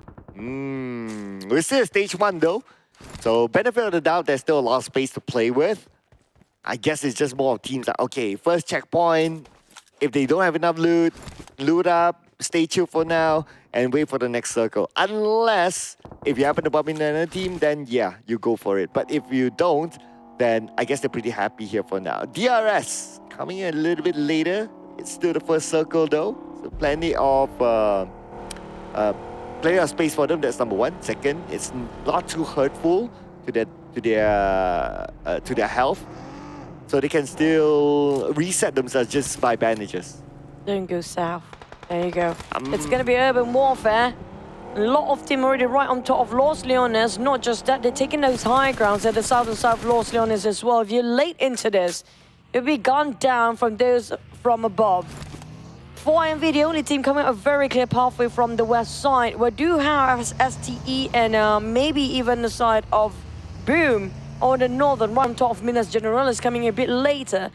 I'm not sure what happened to top. I just hope it didn't get stuck there because the Blues then start to burn them alive. As a Vampire Esports gets into the circle, since it's still stage 2, right? I guess it's still doable. But here's the but, right? If his vehicle gets permanently stuck, well, then that's bad because yeah, they still need to travel. The circle they move down south. Of course, we do hope that it's not going to be an urban warfare. You know, the only person in this room that loves urban warfare is Contra. That's kind of true. But I'm looking at Opto. I'm worried for him right now. Playing a very dangerous game. Straight into the side of Vampires. If he's not being careful, it might shot down from afar. YOODO Lions sharing the same compound on top of Los Leones. Yeah, I think it's going to be T2K. And another few teams around him. And maybe start their rotation, navigating themselves next to Alter Ego, who happen to be moving up an opposite direction. They might actually having a clash, or maybe even hear those vehicle sounds. Definitely they will pull over if they want to right now, because they maybe love to fight. With a rough terrain like this, looks like they're going to say no to that for now. For Vampire Esports, since they are waiting at their area, they might take that fight. But for GEEK SLATE, they're trying to, and they managed to get a knockdown to Baron. That's going to be damn roots. Prize to claim. GEEK SLATE placing themselves in such a crossfire here, covering most of the grounds right on top of these elevations. Mika spotted out one of the players. They may be in trouble, but he got shot. They are retaliating. Which direction those coming up from? GEEK SLATE, they've been shot from afar. Spotted out. MAB one by one been plucked off by the hands of GEEK SLATE here. Wow, second elimination for GEEK SLATE as Damru will secure it. But now for Alter Ego, Vampire Esports. Going in for the hunt. Rosemary managed to get away. But will he be able to get it onto the clear? Shots fired onto him, but Stone has to reload. And now with that reload, he can continue on. But Potatoes on the other side though, Stone emptying 2 magazines, but could not get the knockdown to Rosemary. Oh boy, trying to reposition himself. Not having enough covers. Also Ego, they have the pressure from the blue zone at the same time. They need to push forward. Barely make it up to the circle here. You're doing on less than 2 seconds away. It's going to be the next stage coming up for this map. Fnatic coming up from Alter Ego. They know for a fact they need to leave. They're way far from the next circle. They do have the valleys to take covers from. I'm not sure what happened for the rest and the Untitled and NBeSports. Left with only Mundo down there. Yeah, not too sure what happened though. We didn't see much action for them. Mundo's all alone, unless his other teammates are still tanking the blue. But we'll get to see it later on as we switch over the screens. But now, talking about switching, since the circle did move away from Lost Learners, there is a higher possibility now that we might not see an Urban Warfare. But for NBE, there are other players, but we're just not sure where they are. Refuse caught the eyes of Leo. Now they are taking the fight back to make a U-turn. Challenging for MV. They will fight. Doc prep himself with those boosters, knowing for the fact the entirety of Leo just right beneath them is on top of him on that rooftop. I'm not sure if they know exactly he is, but feels like they do because the way they toss those hand grenades is exactly where Doc is standing right now. Doc all alone. Can he do it? Can he pull off a miracle here? Okay, 1 nade onto Liquid, but Dog receives the nade as well. 50% health. Down. Leo knows exactly where he is. I mean, it's going to be tough for Dog. How can he pull off a clutch here? They're going all onto him now. Off angle, coming up with the rest of the team, but Dog bought himself so much space and time waiting for the support fight coming from the back line. Here comes the entirety of 4MV arriving just in the nick of time as well. It was a perfect timing and synchronization for the team, but they will fight back. They still have the fight in them, but that's going to be a valiant effort from Leo. But 4MV, Doc knows so well to outflank them. Wow, that was an impressive solo play from Doc. I mean, he held off them for enough time for his other teammates to come in to back him up. So it was perfectly done, perfectly executed by Dog. Beautifully done indeed. And because Leo is out right now, they are only 1 point behind Box Gaming and 2 points behind YOODO Alliance. And the fact that Box Gaming and YOODO Alliance are still alive, they could be pushed down to number 16 by the end of the round. Now next we do have Hill coming into the side of Boom, straight on the ground. The moment they saw themselves in the line of a crosshair, Pombit shooting down on Sky as well. Hill losing a lot of men pretty fast right now. They made it in anyhow, bridge into this compound next to them. The same building even. And Boom, they lost 1 man as well early on. Hill starting over the tree as well, sharing the same building. This is going to be a very long fight. Here we go. How long will it take? Well, they still have the circle though, but Achul knocks down Tiger. And Achul, what an angle. This guy has been performing for them, not going to lie about this. I mean, we haven't seen much of him, at least from the PMSL, but now he's starting to really step up. I agree. Now cutting the corners. Back to us. Yummy got knocked down instead. Flash. What a response. Gatslow playing around the corners. It's all about this warfare of the stars. Gatslow finish off Achul as well, leaving only Pombit to close you down. Pombit, ooh. But couldn't happen.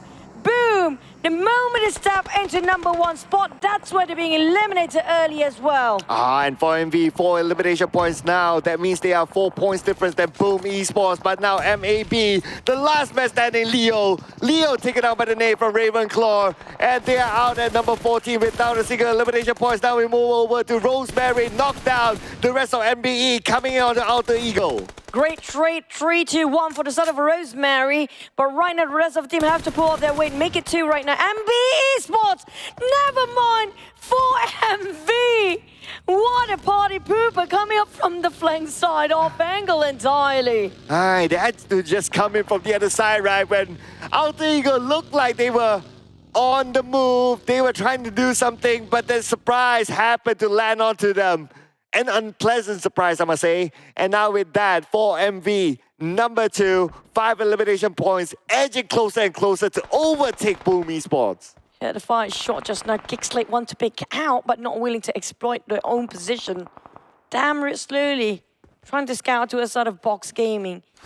Well, they do have a lot of Team T2K very spread out amongst themselves, but Hill as the top. Here we go again, Flash down on his knees. He wants to go for the push, but will be a bit too reckless if he just go by himself, because I don't see the rest of STE following his footsteps or giving support there, because they are just too spread out for the side of STE. And they're still busy resetting since IC is down. So they're go in for the safe first.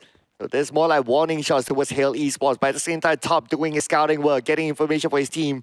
And now with that information, since Hale Esports is on that high ground, looking unlikely for them to really try and push in and move over to NBE. Another interesting ditch that they found.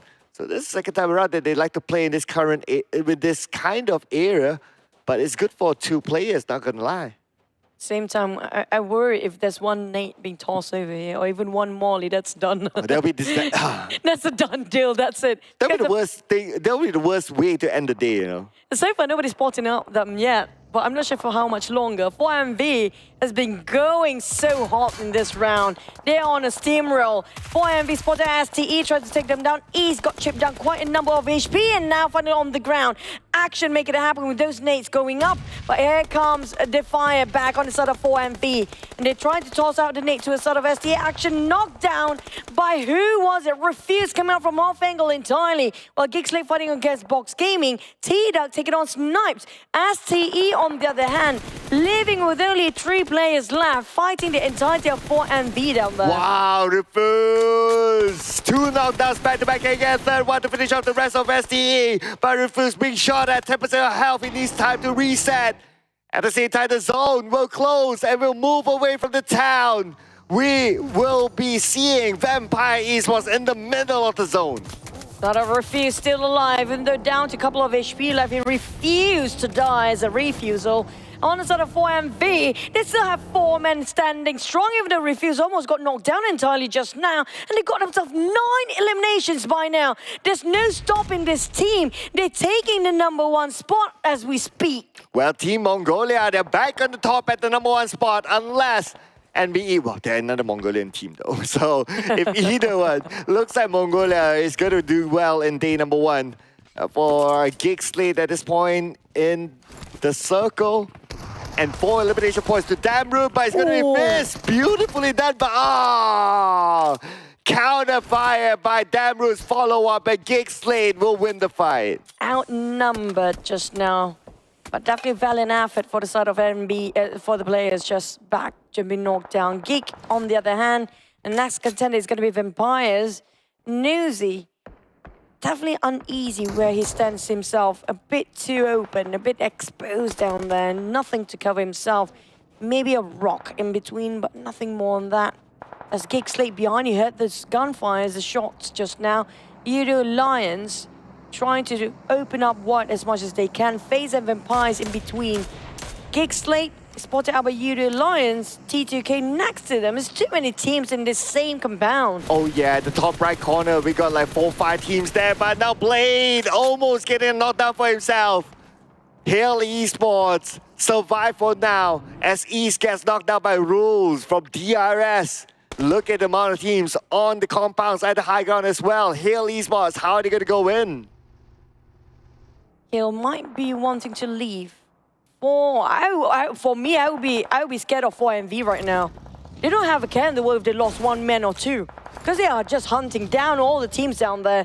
Might even the first one to hit the double digit, while the rest still halfway to go. GEEK SLATE will have the 5, but they're left with 2 players. Hill with four eliminations, but we're left with only 2 players. For 4MV, they still have a trio, and Fluke of FTH knocked down on one of the player of T2K. That's going to be Suyog.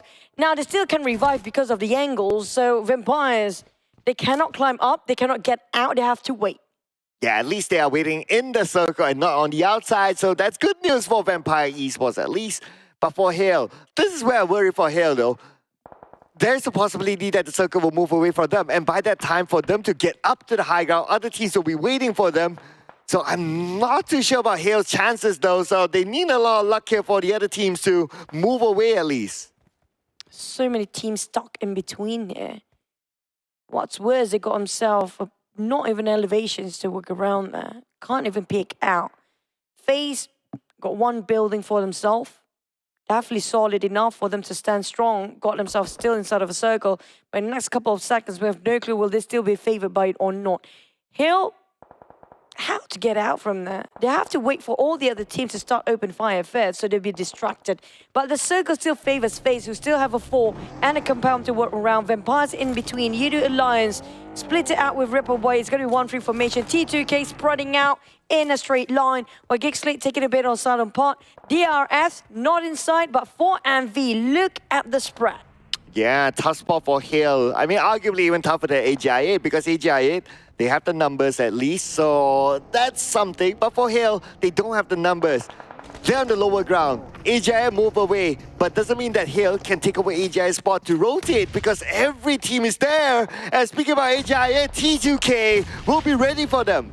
SLATE have to just revive one of their teammates, but they're just trying to take out all these containers players out. They spotted out T2K, but Ray coming out of angle. It's shot him down with the DBS. Here comes the Molly that went them off alive. There's no way out for them, and that's it. For AGI8, what a play from Ray, giving a support fire and just finish off the entirety, deleted AGI8 from there. Yeah, can you imagine Hale follow AGI8? That's probably going to be the same ending. But now for Hale, not only they're on the outside of the circle, not only they don't have the numbers, but they need to cross the road. And the moment they do so, YOODO Alliance will be waiting for them. And speaking about YOODO Alliance, they have a compound to work with. But number 9, looks like we have another team eliminated.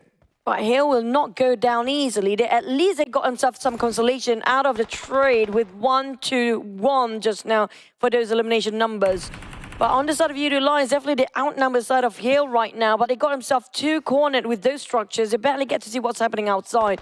T2K right on top of them. They're just next to another team. DRS spreading out, coming alongside with the blue zone or playing around the rim of a circle. Now they have to cross the street, but waiting for the circle to move at the same time. While Vampires taking those low grounds with Hale Flash going solo all the way, but that's it for Hale. Finish off by 4MV. They got another point in the back. 10 points right now. Yeah, kind of expected for Hale Esports not to get out of that, because it was an almost impossible situation for them. So they got to be happy with 5 elimination points and number 8 this time. But for the rest of them within the circle, well, everyone's just going to hold on to their ground until the circle shifts. But for GEEK SLATE, DRS looking at them, and they don't know that Killer is there. Playing multi-level of terrains for the side of DRS. Spreading out, widen their angles. For the side of Vampires, pretty much is just waiting in the center there. Got themselves at least some extra airdrop. But will they willing to go for it? That's going to be a different question. Next to Ravenclaw, but they're not willing to leave their post just yet. Fluke or FT with an AKM. Spot out for MV. Airdrop is just so near. Newsy tempted to take it. Pop the smoke. Definitely want to have a peek towards inside of those airdrop. Ravenclaw already moving towards it. But here comes the next circle. Who will have to move now? Ooh, okay. This is going to be insane. Okay, that's feeling the anticipation now. And looks like Vampire Esports not only had the airdrop, but also had the circle still in the middle of it, still with the compound. 4MV needs to move. They're playing as a trio. But arguably the toughest could be DRS, as DRS needs to cross the road. But since no one's gatekeeping them, it should be okay. But 4 MVs on the other side. So if they cross together, they could meet at a crossroad. Maybe they might be spotting out DRS since they use their vehicles, definitely give away their information and the sound audio cue. I think 4MV want to open fire, but it's a bit too late the moment they try to pick out. But Vampires, will they just leave it for DRS to cross over? No, definitely not on the side of GEEK. They open fire to a side of DRS, and they will respond to it. Where did their shots come from? And they want to find those targets. Wow, okay, looks like they went straight into the middle, which is okay. 4MV still on the outside, but they will be unchallenged for now. But the DRS, they might lose Delta as he gets knocked down as they go into the Tiger's mouth, which is T2K, and then they toss out by Jane onto DRS, putting a lot of pressure to them, and then Nade will take him out. Luckily for DRS, there's still one more alive. Still have 3 players up there for the side of DRS. Killer got himself in a very unusual places, placing himself in an unorthodox position. That's going to be DRS playing at this as smart as possible, but FaZe knocking on Vampire's door, crashing straight into it with Stone greeted up, Mormon down to a very low half, got himself a DBS to work around, Ravenclaw as well, trying to find players around the stairs, but here comes the entirety of FaZe versus the Vampires. It's going to be the two Titans showing which is the better team right now, as Fluke on the high ground, buying time to get his teammate up, but then again he goes down to the ground floor, but Fluke loses the fight. And that means they are out. But now we move over to FaZe Clan. They will need to reset quickly as 4MV has arrived. Oh boy, this is trouble. Here comes the housekeeping team. FaZe back well and alive. Oh man, FaZe finished off by one of the player of Vampires, and 4MV managed to steal one at the very last minute too. 4MV, they are not stopping. They are a beast right now. Oh, and not only that, the beast has the circle. So they're in a good position right now. Sharing the same area. It's going to be YOODO Alliance right beside them. 4MV play as a trio, but looking good so far. As for T2K, they still have DRS to deal with. Oh, Jane being very sneaky with Suyok. I love how they play things here. For the side of T2K, they know exactly where DRS are, but being overpicked there. Being shot from afar. He barely got any room to pick out. The moment he stands up, he's going to be giving away his position clearly to a side of YOODO Alliance and 4MV, and even GEEK at this point. But 4MV spot out YOODO Alliance first. That's going to be their next target and lock onto it. Oh yeah, but they have yet to secure the elimination point though. YOODO Alliance can still pick him up. Gante from DRS on the lower ground tries to see exactly where T2K is at, but T2K always very good with the high grounds. Suya will onto DRS, it will not connect though. And now the pressure is definitely onto YOODO Alliance as well as the circle will close in. T2K still needing to fight their way through DRS, and now one knockdown to Jane.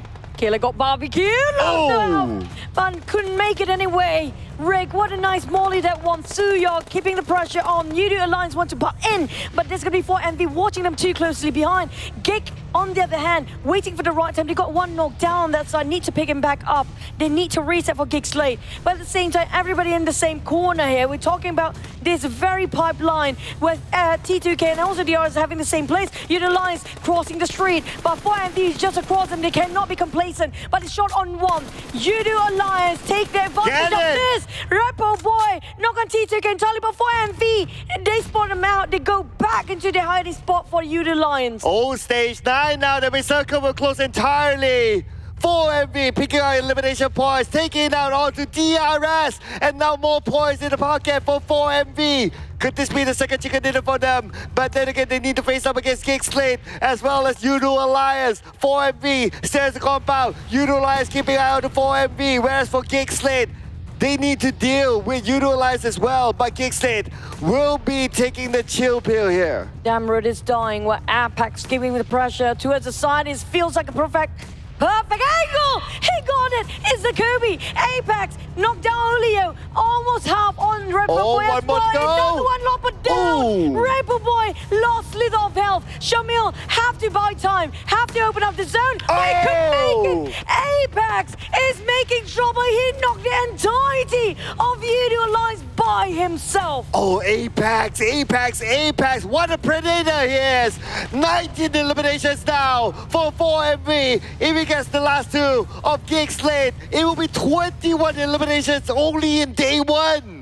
That's going to be the highest yet and record-breaking so far. Well, GEEK SLATE, they have to take the fight anyway. They're outnumbered. It's 2v3 right now. Have to go for a crossfire, but the smokes in between cannot be visualizing on the other side. But for MV, they don't miss. Refuse getting in. Here we go. 9 eliminations. Can they finish at 21? They got 1. They got 2.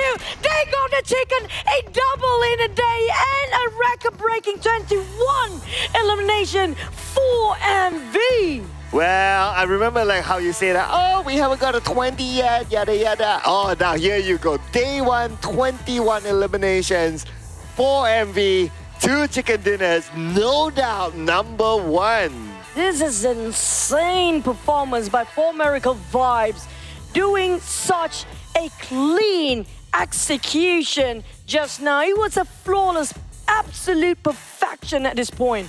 Oh, absolutely. I mean, today is the day of the Mongolian teams, but there's only one team have yet to get the chicken dinner from Mongolia, STE. But then again, for the rest of them, my goodness, these guys are unstoppable. It's insane. Resources, didn't look at the highlights. They never stop shooting people down. And they've been hunting across all over the map for 4MV. They are one heck of scary team. Yeah, I mean, that's how you get 21 eliminations, right? So you warrant yourself to be in a lot of these highlights.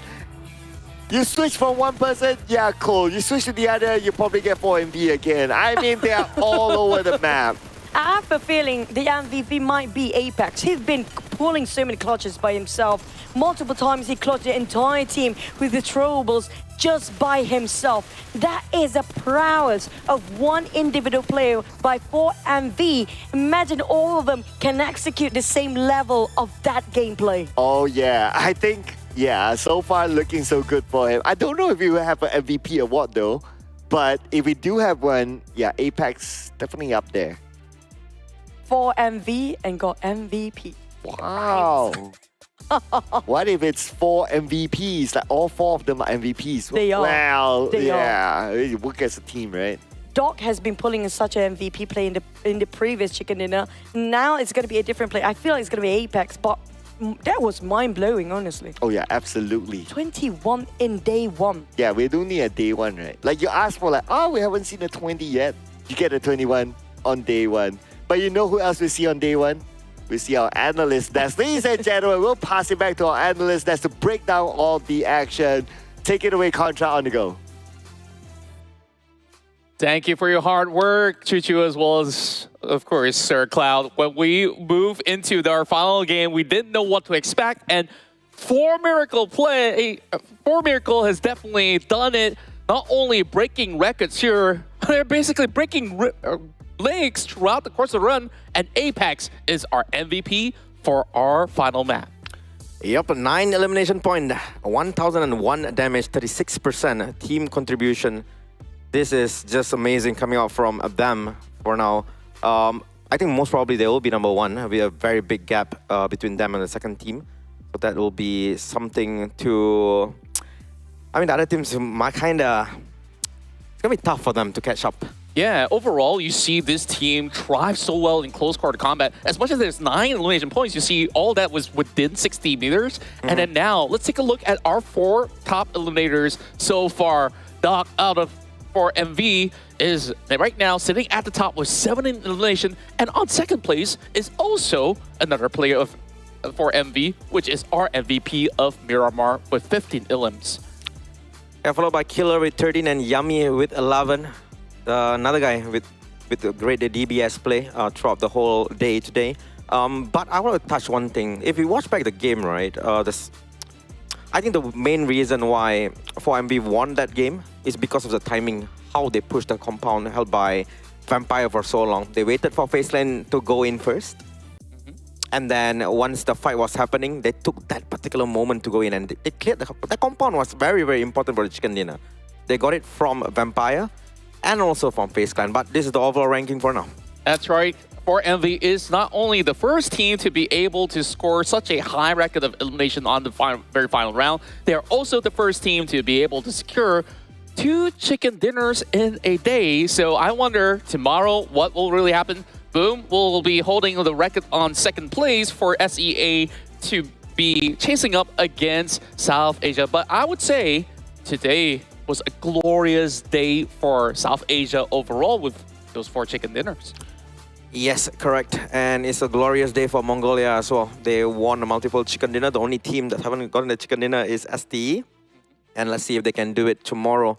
Tonight is going to be a very important night for all these team coaches. They got to go and figure out what they need to do for tomorrow, especially for the Southeast Asian team. Vampire, we're not sure if Tony K going to play.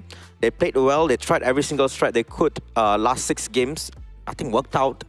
They failed defending in the last game. They did get the final circle, yet they got, what, 3 kills in the end? Yeah. That's 3 points. And earlier, you were also telling me about, we had this conversation off the screen, of course, where sometimes holding in the center of the zone may not actually be the best form of option. We saw Vampire Esports was actually in that prime position, and then they got challenged by FaZe Clan, and FaZe Clan, after taking over, it was for Miracle that will be able to actually claim that after being weakened. I wouldn't say that strat is bad, just that for you to execute that particular strat, you need to be very, very good at defending the compound. FaZe Clan did really well pushing in. Vampire failed defending the compound. So you want to play from the center of the circle in a compound, you need to know exactly where's the entry point coming up from the team, because nowadays, if somebody coming with a car, you can't just shoot them. You need to be ready with nades, you need to be ready with smokes, and then take the slow fight first. So you need to kind of know how to play the defense game really, really well. And I think a lot of teams are not yet good, like 100% playing the defensive gameplay. I think that's why a lot of people are kind of avoiding being the center. Again, like you said, if you're a center, everybody are looking at you. Yeah. So the third party, fourth party, every single party gonna look at you, yeah. Yeah, that's basically the main point of it. Like, if you want to hold the center, you really got to make sure that you don't let go of it no matter what it takes. But, you know, that is all the action that we've been able to get throughout the course of day 1 of the PUBG Mobile Regional Clash. Southeast Asia versus South Asia. And so far, record being set straight. South Asia now basically holding the higher points as a region overall. Like, adjustments to be made coming in from Southeast Asia, we definitely see more of that potential once we move into Miramar.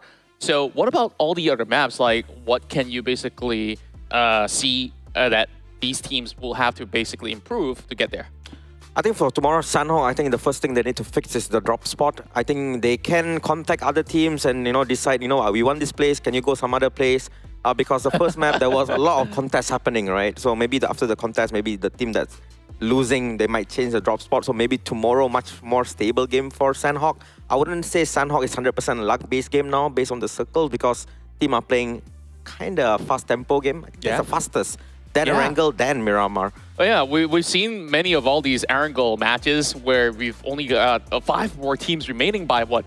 The end of stage 5 or even by stage 6. We're not even getting to stage 9. And Miramar is like, okay, it's a little bit more sensible because teams have to rotate. They got to consider so many of all these different factors. So yeah, I think this is going to be the main game plan here, because overall, I see the South Asia teams really thriving very well in all these maps of Erangel.